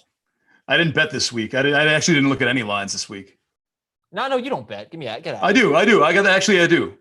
Oh, yeah. Okay. Yeah. Well, I do like what I just said. Like I'll put $3 down and I'll try to figure out a parlay that I like that'll give me at least like $230 coming back. Otherwise, like, what's the point, right, Adam? Yeah, no, I agree. Yeah. All right. So we got about 40 minutes left. We'll see when this game ends. Kind of a long game right now, and all the momentum with the Dallas Cowboys, despite a really brutal injury that was tough to watch to Dak Prescott. But they lead 31-23. The Giants have the ball 3rd and 8 at their own 28, or 3rd and 6 rather, at their own 28-yard line. CeeDee Lamb with another massive game. He is the only Cowboy with more than 22 receiving yards. Really? This is wild. And he has 7 catches for 114 yards on 9 targets today. Yeah, but tell you what, and not to get all like, I'm obviously crushed about this Dak thing because I like him and he's fun, but Andy Dalton, the quarterback, could swing things right back to Gallup. You know what I mean? Like, don't get comfortable with the CeeDee Lamb thing, man. There's a new quarterback. He's going to be looking at different people. It could. I just think it's going to rotate on a weekly basis. Oh, what a terrific catch. Oh, Evan Ingram. It's Darius Slayton. Oh, Darius Slayton, even better. You see what I said earlier? Is Darius Slayton good? He does not get open, but he makes contested catches. Like, that's great coverage, man. That's not on him. That's a great catch. Is Daniel Jones good? I don't know. That's the question. I think Daniel Jones is a very good thrower of the football. I don't think he's a good quarterback yet, but he's a good passer. Adam, if you're building a team right now, and actually, Will, this is for you too. Would you rather have Ryan Tannehill or Daniel Jones as your quarterback? Daniel Jones. Are you sure? You're such a homer, man. Okay, then Ryan Tannehill is what I mean. All right, there you go. Thanks. That's tough. Yeah, I've seen Tannehill. I think he's been a very, he's been underrated and kind of unfairly maligned. He's been a little below average, I would say, as a quarterback with the Dolphins. He was great last year with the Titans, obviously, but I would like to at least see where Daniel Jones' career can go because he makes some beautiful throws. It's just the iPad, like just watching him though, and watching Tannehill. It's just, I don't know. And I was never a Tannehill guy, but I just watch them both. And I'm like, man, Tannehill just looks a little more confident. And I hate to say poised, but kind of poised. Oh, I'm sure he is. Yeah. Look, last year with the Titans, he played behind a really good offensive line. That's obviously not the case for Daniel Jones. They've had a very bad offensive line. It's gonna hurt your point. Always. You would think like, hey, we got a terrible offensive line. Let's not say the same thing for 7 years in a row. It doesn't take that long to rebuild an offensive line. It's really amazing. There are a lot of teams that have been just stuck in offensive line hell. And, bad draft picks with Eric Flowers, bad free agent signings with Nate Solder. I look at a team like the Broncos. They can never seem to get it right with their offensive line. Like Dak's being taken to the hospital. Yeah, not a surprise, unfortunately. Yeah. Giants driving here. I guess. Why didn't the Falcons draft CeeDee Lamb? Oh, you got Ridley. They got 4 great receivers. CeeDee Lamb for. Cowboys had Amari Cooper and Michael Gallup. And True. You know, it's ridiculous, Will. I'm getting mad now. You could sit there. The Cowboys have one of the worst defenses in football. So CeeDee Lamb was really what they needed? So AJ Terrell's going to make him good? What are you talking about? Well, okay. I'm not saying that, but don't the Falcons have one of the worst defenses in football too. They need another receiver. Bad. Oh my God. What's going on in this Miami game? What's wrong with Russell Gage? Oh, Wayne Gallman. Cowboys I mean, defense. the 49ers are getting absolutely bludgeoned. Yeah, they brought in their backup, and I mean, I guess he's doing his job. He scored 2 touchdowns, it looks like, or led them on 2 touchdown drives or something. But DJ Beathard, yeah. Yeah, I hadn't checked the. I can never say. I was waiting for you to say it because either Beathard or Bethard or Beathard. I don't want to be the guy who mispronounced it. Oh, you did. It's Beathard. Beathard. That's how I remember how to spell it. Very good. Team name Tuesday. Nando, I was yeah. telling the story about sofa. When you made me say sofa on the. Dave Richard also had a part of that. Don't just put it on me. Okay, yeah. No, no. What do you mean? Don't blow that off. That's true. I don't remember that. All right. You wouldn't. I need a Michael Gallup touchdown. Wow, Ryan Fitzpatrick. The week after they have to name him the starter, 350 yards and 3 touchdowns right now. Wow. Is he the Millie maker? He might. I mean, he might be. I assume a lot of people would have thought Tua might have taken over at halftime because they're facing the 49ers with everybody back. No, the 49ers have a lot of injuries. That's the well, I guess with their offense back, I take that back. Yeah. Buffalo back. Yeah. The leader in the Millie maker right now has the Dolphins defense. Duh. The Kyler, Hopkins, Mike Davis, Todd Gurley, Claypool, Evan Ingram. Oh, there it is. Crowder, Robbie Anderson. How many lineups do they have, right? And how many of them had Claypool in them? Is that like their 100th lineup? Who knows? I mean, yeah, right. All right. Let's see what percent owned Claypool was. He had to be like 0.7%. 1.16. There you go. All right, guys. So listen, we got a big play here. This has to be 2 down territory, 3rd and 5. That'd be 4 down territory, I think is what you're looking for. I've heard of 4 down territory here. 3rd and 5 at the Cowboys 10-yard line. That really looks more like you could kick here. Absolutely not. You are not kicking. Well, let's see how many yards you get. I mean, at 4th and 5, I think you could kick. Yeah, I agree. You don't want to fumble, Daniel. If you take a sack here, you're definitely kicking. That sounds like a Daniel Jones thing. That's a Daniel Jones thing to do. All right. Fumble to the other way. I think you're kicking. I think so too. That play did not inspire much confidence. I'll tell you what, man. If Dak was playing right now, but I guess you kick. Well, I mean, the thing is, like, you kick here, and if the Cowboys march down and get a field goal, you're not dead. There's a lot of time left. A lot of time left. Andy Dalton throws a ton of historically throws a lot of interceptions. Look at this game for Graham Gano. Are you kidding? From 55, 50, and 54. Jeez. Who's Gano with now? Giants. Obviously, if Adam's praising him, he's a Giants player. I don't know. The Giants kicker. I think that I really have enjoyed the Trevor Lawrence debate. I think you guys are so wrong. Yes. A lot of fun. Ask Prisco. I'd like to know what he thinks. What about Nando? My opinion doesn't matter. He already weighed in. I already talked about it with him. Ah, did he? No, I didn't, but thanks. Yes, you did. You said, didn't you? No. All right, Nando, if the Giants... No, I don't have an opinion. Let's bring something else up, man. What are people asking on Twitch? Let's answer some questions, Adam. Be a guy. Yeah, all right. Good. Thank you, host Nando. You're welcome. Let's answer some questions. What are you sipping on there, Nando? Grappa. I thought we'd have drinks on these Sunday night things. Well, I thought you'd be in with me. Oh, yeah. Rutherford had tequila. Cheers, buddy. Thanks, Lowe's. Yeah. Cheers, Lowe's. But Adam earlier, he was like, fine, I guess I'll just sit here and drink my water. Wife, bring me another milk. Chocolate. I haven't had a chocolate. Strawberry. Milk. One ice cube. Hey, Brinson, what age does the kid start drinking chocolate milk? When did you introduce your son to chocolate milk? My son still does regular milk. He's not a big fan of chocolate milk. Oh, all right. Nando, how about you? Have you got into chocolate milk water? Before too. Yeah. Well, you know why? Because she wants my wife's coffee. And I'm like, let me just make some chocolate milk because she knows what it looks like, but doesn't know what it is. So we fooled her out of drinking coffee by giving her chocolate milk. Can I tell you guys a hot take I have? Yeah. Milk is terrible. Yeah, I don't agree with that. I don't know if that's a hot take, but in this room it might be. I also think that milk is a giant conspiracy. Like the whole, like, does a body good? It's not science. It's an advertising line. It was just a good advertising campaign. Right. Like they tricked America into believing that if you drink this thick, frothy liquid that comes from cows' nipples, that you will be stronger. When in reality, my theory is that if milk, what happens to a thing of milk if you set it out in the hot sun for an hour? It gets delicious. It turns stinky and repulsive and nauseating smelling. Well, why are we throwing it in our stomach? You think your stomach's cool? No, it's throwing it into a hot pit where it's going to get nasty. You can make that argument about anything that would get bad with heat, though. No, but milk sours.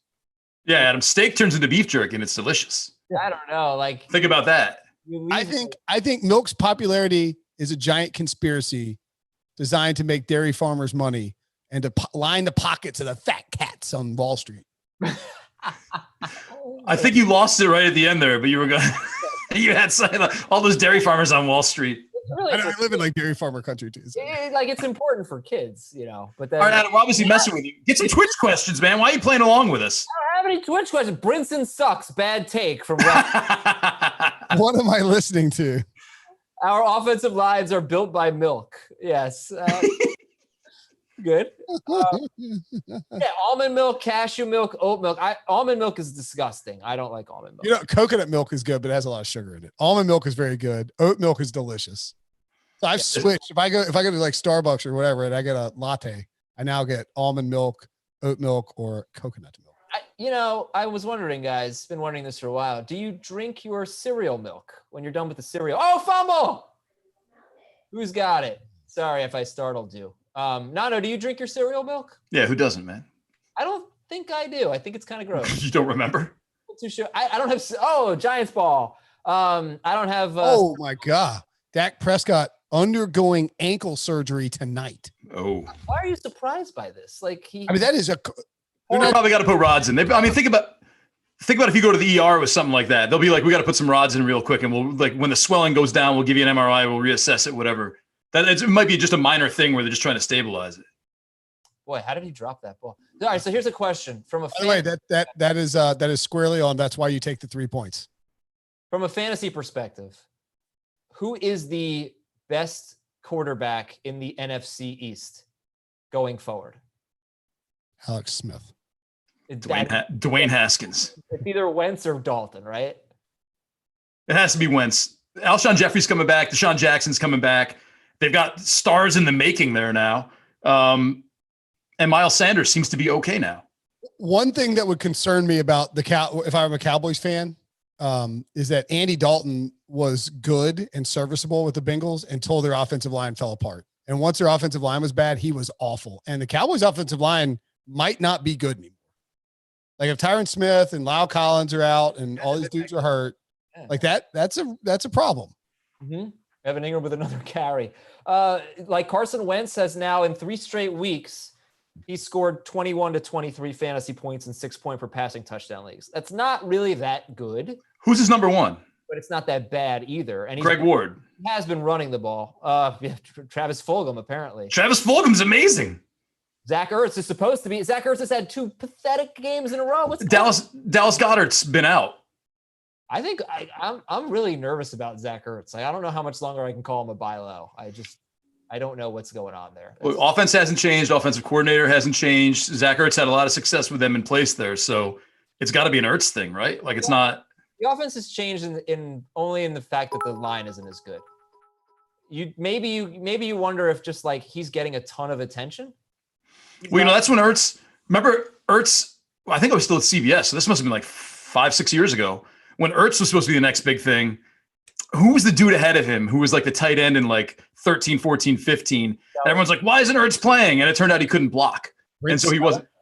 Who was it? Yeah, Selleck. Yeah. Everyone was complaining that he wasn't supplanting Selleck, and it's because Ertz can't block. He wasn't a good blocker, and maybe maybe he's being a blocking guy now, and it's just I don't know, irony. Maybe he's. So, by the way, Stephen O of Sportsline, sportsline.com, go join, use promo code BANG, and you will get nothing off. You use promo code WHITE and get $1 off. That's RJ White's. You get first month for $1. But Stephen O ran the numbers, and the Cowboys wins does not include. He's including this as a likely win because this came out before the fumble. But the Cowboys go from 7.1 wins with Dak to 5.9 wins without him. That is a substantial drop in our projections. Winning the division from 48.8% down to 25.4%. But you know what's funny, Will? Like 7.1%, 7.1 wins to 5.9 wins is one game. Right? It's one win. That's you're saying that's not a lot? No, he says it goes from 7 to 6. Basically, you're losing one game. Like, I mean, it's a big drop in terms of the projections, but like it's just one game. Who's the favorite? It's Philly's the favorite now. You have 16 of them, and you're already 1-3 or whatever. I understand, but yeah, it's one game. But yeah, no, I'm just saying it's funny how the projections work because that is a big drop, right? But it's only one game. Right. You. Well, that's because nobody's worth like 5 wins. Right. Yeah. I know. All right, here. Let's see if the Giants can cash in 2nd and 5. Devontae Freeman has really had a big game. Why didn't I just hammer this live over again and again? Do it now. Well, no, now's a bad time to do it. Devontae Freeman was only started in 27% of leagues. Oh boy, he has been really good, and not just like putting up numbers, but I think he's really looked good today as well. So if you started Devontae Freeman, good job. I definitely told you not to start Devontae Freeman. Why was that? I actually don't really think I got that many Devontae Freeman questions. He would have been like a number 3 running back. I don't think I would have had him if I had rankings. I wouldn't have had him in my top 24. Would you flex him over Christian Kirk? Yes, definitely. Oh, all right. Well, Christian Kirk had a good game today. Did he? He had like 5 for 78, I want to say. Did he really? Would you flex him over T.Y. Hilton? Probably not. All right. Probably not. He was in that area. I think like that's the thing. Like you could pass all over the Cowboys. Can you run all over the Cowboys? T.Y. Hilton's had a nice game. 6 catches for 69 yards. Right. Look, that's encouraging to see. And Rivers has only thrown 28 passes. I'm assuming they're still way down in time of possession. I can't believe the Giants might actually win this game. So long, Trevor Lawrence. Farewell. Really? Dude. Who was the first guy you asked me about? Devontae Freeman or who? No, I don't remember, Adam. I say things and forget them immediately. Christian Kirk. Yeah, Christian Kirk. Yeah, I didn't realize. What are you looking in your archives of answered questions? No, I didn't realize that he had a decent game. And you're the expert. Freeman better than Jonathan Taylor? No. He also talked about this Arizona Jets game 42 times. Check the box score, man. I mean, I'm trying. You say box score. Won't stop talking about it, but hasn't actually even looked at the box score. Looking at it right now, it's loading. By the way, if you are out there and you look at box scores on different websites, definitely check it out on CBS Sports. 5 catches for 78 yards for Christian Kirk, not bad. CBSSports.com, because we have fantasy points in our box scores. Where else are you getting that? What's Ernest Johnson doing? Not much, right? He's not doing much. He has 4 carries for 3 yards. Is he catching anything at least? He has 1 catch for 4 yards. Oh, man, that sucks. Yeah, he's probably burning a lot of teams. Yeah, burned a lot of friendships for me, I think. He shouldn't be. Like, there was no reason to start him. Of course there was, man. That's a 2-back system. 21% started. Tough matchup. I'm not buying 2-back system. Would you start him over Devontae Freeman? No. Well, because you're a Giant, so that's not a fair question. Yeah, whatever. No, I would not have done that because, like, the thing is, and I was kind of slow to pick up on. I don't want to say that, but I didn't really get to this immediately. But Schrager pointed out, we were talking about Dearness Johnson on Monday. Kareem Hunt was nursing an injury. He played hurt last week, so now he's got 18 carries. Dearness Johnson has 4. If you have Kareem Hunt, I know he hasn't had a great game on the ground. He did catch a touchdown. You should be ecstatic. He's going to be a beast for you until Nick Chubb comes back. I don't buy it. I think it'll be like the Rams in a way, like the up and down. No way. All right. Why would they do that with Kareem Hunt and Dearness Johnson? You think next week Dearness Johnson's going to like out carry Kareem Hunt? Not out carry, but I think he'll have a role. I'm with Adam. I think Kareem Hunt's the guy. We both could be right now. No, I mean, goal for the Colts to make it 29-23. Spicy. This is going to destroy my parlay, isn't it? What's your parlay? I have the Browns money line. Cleveland, Carolina, Pittsburgh, Arizona. Seattle. That was close. I mean, I guess I'd rather lose it now to Phillip Rivers than Why are you going to lose it? Browns are getting the ball back, right? Or who's got the ball? Yeah, they get the ball back with 2:50 left and 3 timeouts. You're fine. You're good. Hey, does William Hill let you cash out? Like, can you, if they're like, hey, this is you could win 130, but take the $80 right now, guy. Is that an option? I know DraftKings does it, but I know you guys are William Hill, or we're William Hill. I may not have this on a William Hill situation. No. That's all right. I'm not sure if you guys are aware who caught the 2-point conversion for the Giants, but it was a lineman, right?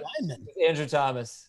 Wow, nice. Yeah, their first round pick, 4th overall. Flag About up. time one of Dave Gettleman's first round picks produced some offense. Hey, That's good. yes. Wait, so that means Andrew Thomas has more touchdowns than Saquon Barkley this year. Oh, That's unfair. it was a 2-point conversion. 115 yards for Darius Slayton today. That's pretty good. Not bad. I need some Michael Gallup yards now. Yes, we do. Michael Gallup, 1 target, 1 catch, 8 yards. But honestly, the only guy who's done anything has been CeeDee Lamb. He has 114 yards, and nobody else has more than 22 receiving for the Cowboys. Has anyone seen? But Jason Garrett knows how to beat this Cooper. All right, Cooper, 3 targets, 1 catch, 8 yards. Dagger. I wonder if he's been shadowed by James Bradbury. Maybe Mazauskas knows. Let me know. Don't you think all week Jason Garrett's like, look, here's how we beat this team? Oh, we injured Dak Prescott. Well, I mean, not that. Why do you have us to go there, Adam? I'm just saying they wouldn't have beaten the Cowboys. Let's go. Dak got hurt. If Dak didn't get hurt. 8 yards. Why they were in it when that happened? Yeah, they weren't going to win. By the way, that was Bradbury covering Michael Gallup. So as I suspected, he is not shadowing. He stays pretty much at his left cornerback, or I guess he's left cornerback. As I suspected. Yeah, as I wrote in my blog. As I suspected. Professor Hazer strikes again. Detective Hazer on the case. Hold on, I gotta go find my pipe. I suspected. You do. You probably do have a pipe and a dartboard. Yeah. Oh, look, I got a dartboard up for you behind me. Nice. I got one for you. What is that, Mac McLeish's? Yeah. What the hell is that? McLeish's. It's the bar where you always drink free when you're not invited.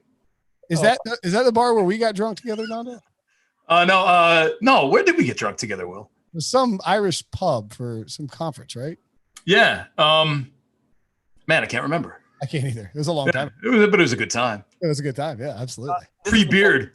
Yes. Comment we've gotten so far, by the way. It's from DWB. I don't know how to pronounce your name. By the way, were you worried that was a swear? Is that why you stopped? This is so much better than watching Red Zone. Thank you. Yeah. We're having fun here. You come hang out with us we're not every Sunday, but every time we have a home team watch party presented by Lowe's. And so do we decide you guys all watch Scott Hansen on Red Zone? I mean, I prefer Siciliano personally, but you can't really choose though. No, you can't. That's what I'm saying. Like I got now. I used to have Siciliano. I gotta tell you, Hansen, the way he says challenge drives me up the wall. Or he'd be like, all right, we're gonna go live to the Bills game here, and Josh Allen. And it's like, oh my goodness gracious. He's like, and now you see here, Mike McCarthy is throwing his challenge flag. I cannot stand it. Oh, Will, tell you what, I'm not being cheap.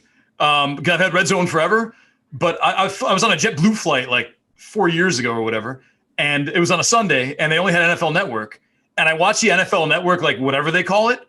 It's like I'm done. I didn't even do Red Zone this year. It's 1,000 times better. The NFL Network's like regular coverage on Sundays is amazing.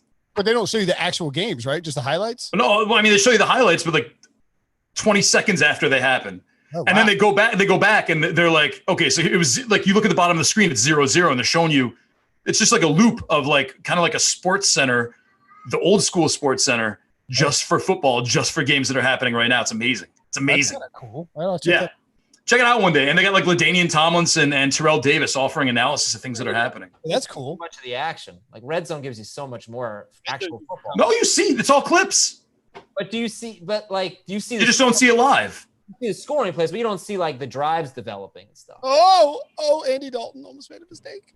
I mean, you see drives developing on Red Zone from the 20 in. So let's not be like scholar now, Adam Azer. No, that's not entirely true. I need to see the all 22. So there's not clips, Just as I suspected. No, it's all clips. It's all highlights. Yeah. All right. Oh, wow. You're not seeing plays inside the 20, see? So there's no red zone, just as I suspected. There's a big play right here. Looky here. I don't know, Adam. This might be. see a play from inside the 30. Kareem Hunt. Big play from Dearness Johnson. Dearness Johnson. All right, here we go. Tony Pollard gets the carry. Tony Pollard is really good. And the Giants' run defense has been gashed today. This is supposed to be the strength of the team. You got a chance to win the game on the road. You got to step up and stop the run, guys. What is going on? By the way, somebody asked, kind of smoke, asking the different kind of smoke, asking the chat, what should I do? I have Kenyon Drake and Chase Edmonds. What am I doing going forward? Unfortunately, you are probably rooting for one of them to get hurt. Oh, Will. Not really rooting, but like he said, unfortunately.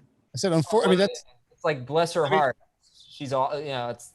I don't know. I don't like it. Will, here is this Amari Cooper? Would you like? What answer would you like, Adam? I think you're starting Kenyon Drake. Chase Edmonds doesn't get any work.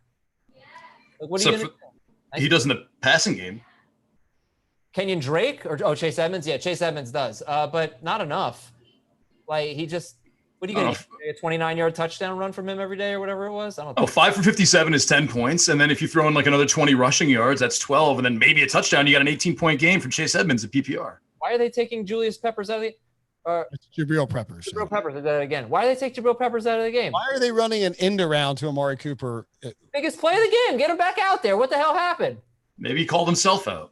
It didn't seem that way. Oh! What a defensive play. That Fackrell or Martinez? A big play right there. So, all right, Cowboys, you're in field goal range, but now it's getting a little dicey. What do you do here, Will? Do you play it conservative and make sure you get the field goal? I pay. Oh, Matthew Wolf jammed one. I pay homage to Jason Garrett, obviously, and play it safe. Third and 19, but like I think a little handoff here. It's Andy Dalton, man. Just fire one out, dude. See what happens. Little CD Lamb. Yeah, cannon one to Amari Cooper. Andy had a little lamb right there, right? Run the hook and ladder now and just catch everyone by surprise. I think he's gonna miss this kick. I think he's gonna shank it. Giants they don't need a timeout. Would you take a timeout if you're the Giants? Oh, save him, dude. They only have one left. But if you had taken a timeout, it's going down to the 2-minute warning. You're gonna get the ball back with like a minute 50. And one timeout, you should have taken a timeout there. You would have gotten the ball back with more like 2:25, no timeouts, but the 2-minute warning. That was a big mistake, I'd say. That was a big mistake by Joe Judge, yes. Yeah, that was a mistake. You're not going to be saying that when he uses it at the end when some weird thing happens, though. But you get the 2-minute warning. You lose your timeout, but you get the 2-minute warning. Right. So basically just cost yourself 30 to 40. Well, how much time, could he have stopped it at? He's got to kick this before the 2-minute warning so he doesn't ice himself, basically. Well, actually, Adam, I'm going to disagree here because I think if you call it at 2:09, the timeout. No, 2:35. It was about 2:35. Oh, it was 2:35. Oh, yeah. They ran that clock. They ran that play clock almost all the way down. Well, because the thing you don't want to have happen is you don't want to kick the field goal, burn 5 seconds or whatever it is, and then do the kickoff and like. No, they would not have lost the 2-minute warning in that scenario. That was a mistake. Yep, that's a mistake. Somebody's got to be telling him that. GoChaser.com. I mean, by the way, interesting note for next week. So this week there were a ton of big point spreads. Next week looks like only 2 games over 7 points. Which would those be? Indy minus 9.5 against Cincinnati, and New England minus 9.5 versus Denver. Are the Jets on a bye?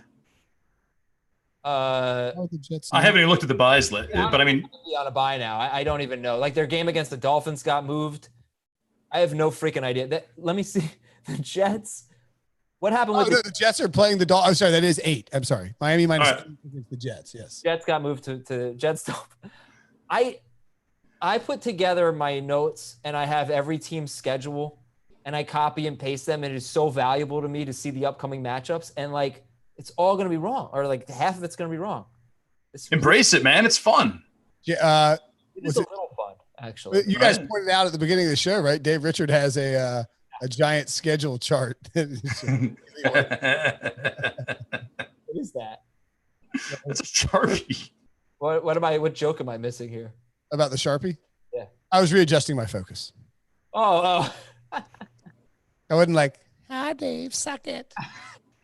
I don't know what the heck that was. Getting the teleprompter out. Will, you should get one of those clear things you can write on. That'd be kind of cool. Just to out of nowhere start writing things without anyone realizing that's you got a screen there. All right, Greg Zerline on for the game tying field goal. What if we go to overtime, guys? Wow, can we get another guest? We go to overtime. I can get someone. Yeah. Sure, I think we can handle it. All right. I think we can handle it. We can look at the Dolphins box score. You're very territorial. I forgot that about you. You don't think the Giants are going to march down the field and score? No, I don't actually. I thought they were going to just kneel at the end of the first half, but they didn't. They actually ran a play, and then I believe got a penalty, or a fumble or something. Something weird happened. Then they just kneeled.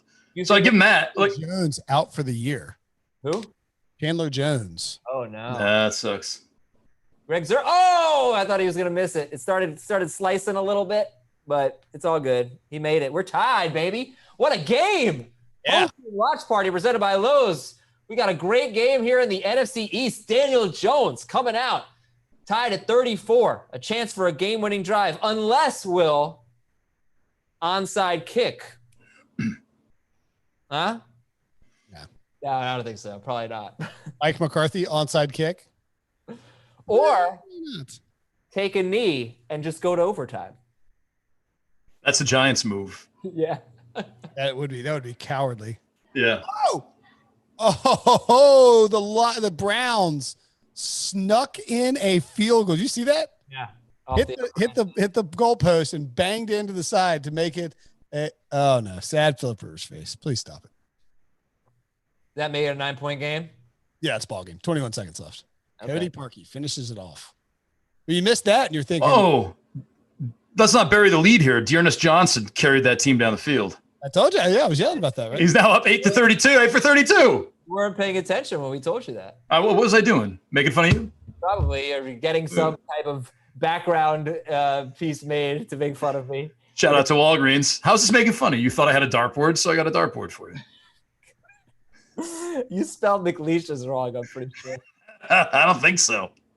How is it I know her better than you do? Anyway, all right, Giants kickoff return here. All right, we got the 24-yard line. Let's see what happens. Okay. What's up? You know what might be a good landing spot for Sam Darnold? Where? Indianapolis. Yeah. Where's Haskins going to go? Maybe he's not anywhere now. He could be the number one again this week.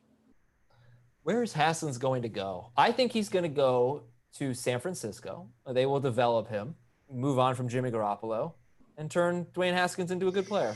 Dwayne Haskins is a good player. A productive NFL player. An all-pro? No, not an all-pro. Yeah, he only a Heisman finalist. I do not understand why they moved on so quickly. Like, I mean, I wouldn't be surprised if he plays plenty of time in Washington this year. Like, I think it was almost like Ron Rivera wanted to send a message. I get the logic. I get it. Like, you got a guy who knows the system. Let's put him in and help him run the system because we can get this right now because everyone else sucks so bad. But that means in 3 weeks when they still suck and they've lost, that means he's got to come back. It's another possibility though, is that he's bad. He's a bust. I wouldn't say bad, but he's not going to be good. He's a bust as an NFL draft pick, and they know it, and they're going to try to Josh Rosen it and see if they can get a second-round pick out of it before everybody else realizes that Dwayne Haskins not going to work out. I'm just saying that's possible. He just threw for 300 yards against the Ravens. Yeah, whatever. Oh, yeah, the Raven, yeah. Oh, but it's just Evan Ingram receiving yards for crying out loud. He had that touchdown, man, on that fake. I was so excited. You can tell the difference between 88 and 86. Or you're saying, can we get some Evan Ingram? Yeah. That was a nice play by Daniel Jones. All right, guys, what do you think is going to happen? Who is going to win? Are the Giants going to win in regulation? Absolutely not. Can we get a Nyheim Hines? Can we get you onto the game here? We're having a watch party. You're the guy at the watch party that's on his phone, texting with his boo the entire time. Let's go. Lock in. I guess is that a callback from earlier? Implied that you just used the word boo. Nice play, Danny Dimes. That Deion Lewis? Yeah. Good play there. By Smith. Deion Lewis's usage has been kind of weird to me. I thought he'd be way more involved, but I think like if they had a normal offense, he would have been. Like this offense just doesn't have any flow or rhythm to it yet. Okay, let's see. We got 2nd and 11. Graham Gano is only like 5 yards away from field goal range, apparently, because he's a superstar. Remember when he kicked through the band that one time? Here's your Deion Lewis. Graham Gano could throw bombs, man. Remember when what happened, Nando? Graham Gano, I think when who's he with Carolina or Jacksonville? When he kicked, the band was on the field and he was just kicking like through them. They were playing their song. They're doing the halftime show. Yeah. I do not remember that. Look it up. Google it. That's or okay. Bing it. I don't know. Who are we sponsored by? Ask Jeeves it. That was it. Yeah. All right. I would believe that Ask Jeeves never caught on with that trendy nick. I should have asked you, are the Cowboys going to win in regulation? Because like if they get an incomplete pass here, they got 3 timeouts left. They might win. What are the live odds on the Cowboys right now to win? Like plus 170? Is there a Cowboys to win in regulation? Daniel Jones is like minus 135 to fumble right here. Take it. I'll PayPal you $5 for that. Like you got one of the worst defenses in the NFL, and you can't even get into field goal range. It's just awful. Awful. It is. It's just awful. You are so torn with this Giants team. Like you want to love him, but you want to hate him at the same time. He's like rooting for him. He also wants Trevor Lawrence. Like what yeah.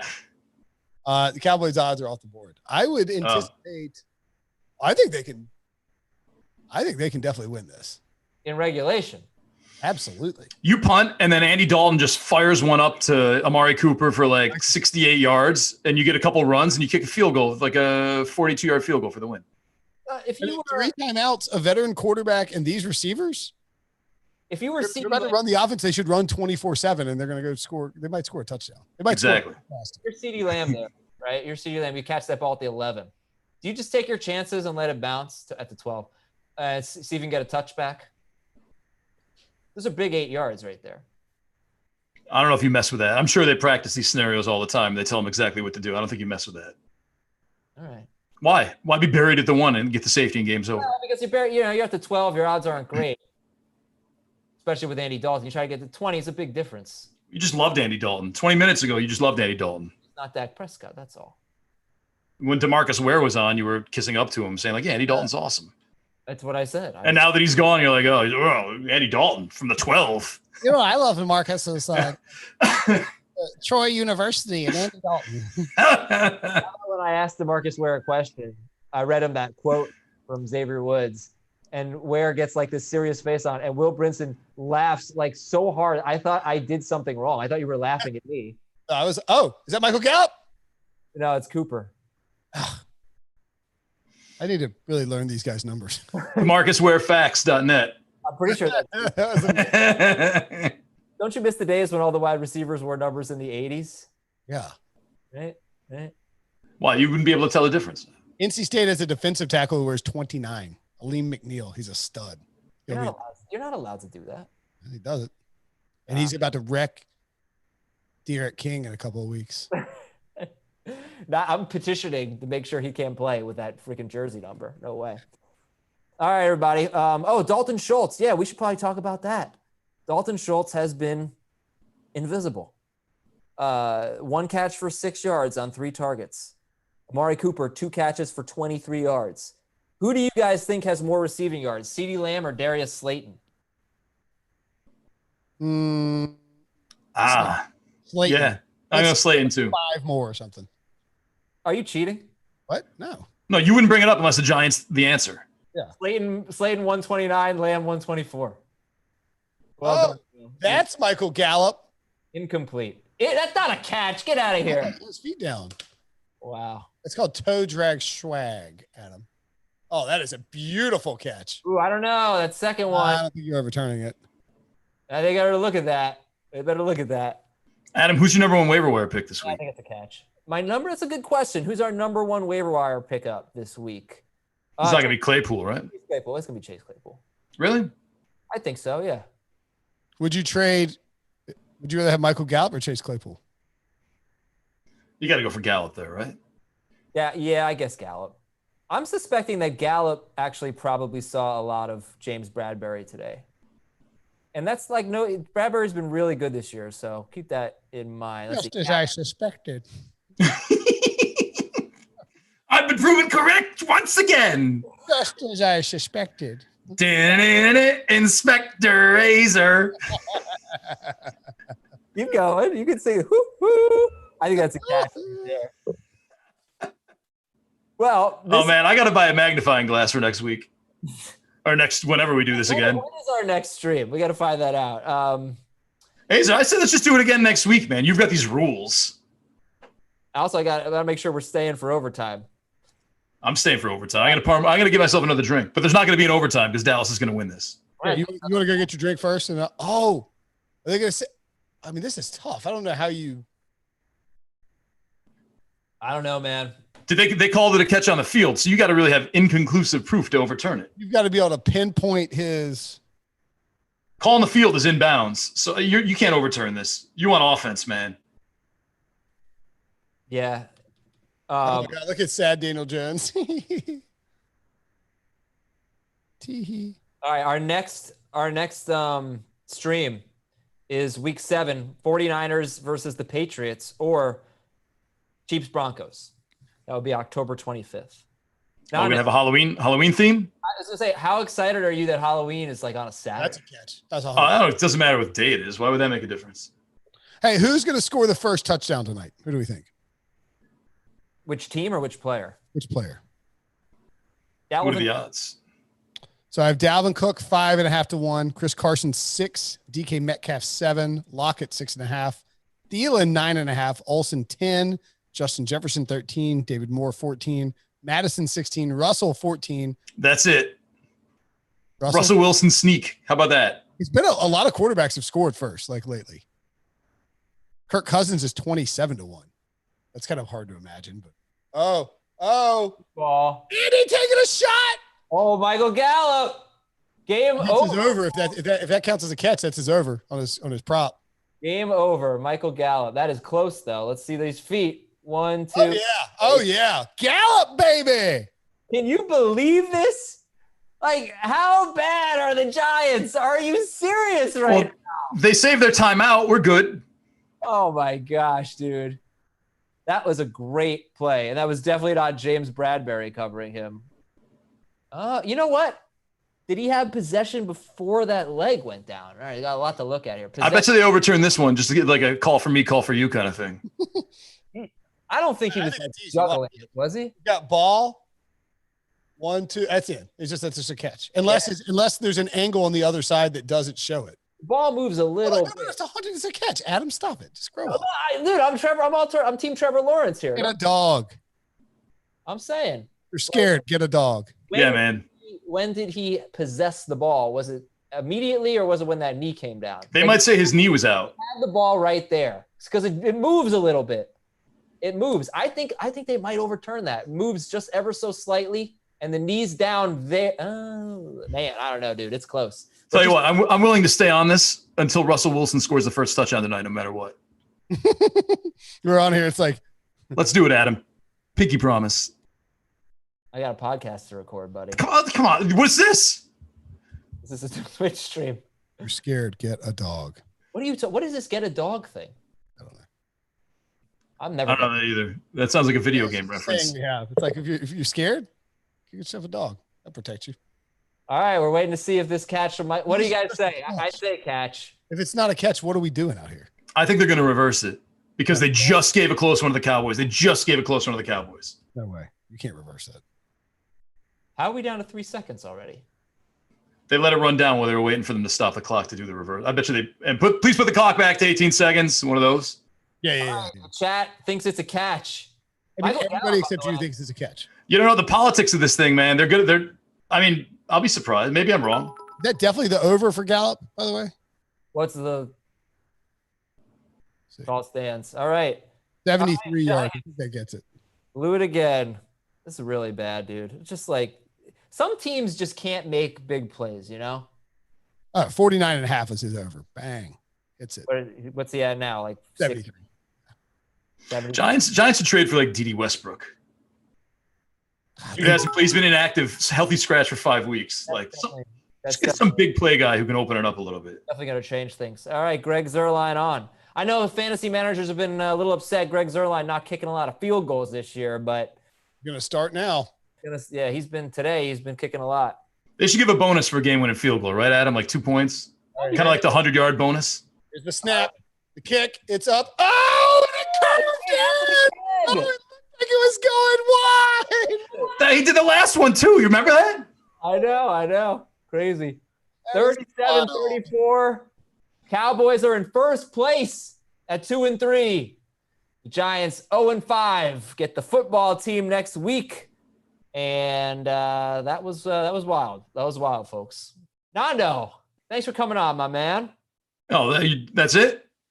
That's it. I gotta eat my pizza. I gotta go put my pizza in the on the stovetop. Microwave? Frying pan. Are you making fun of me?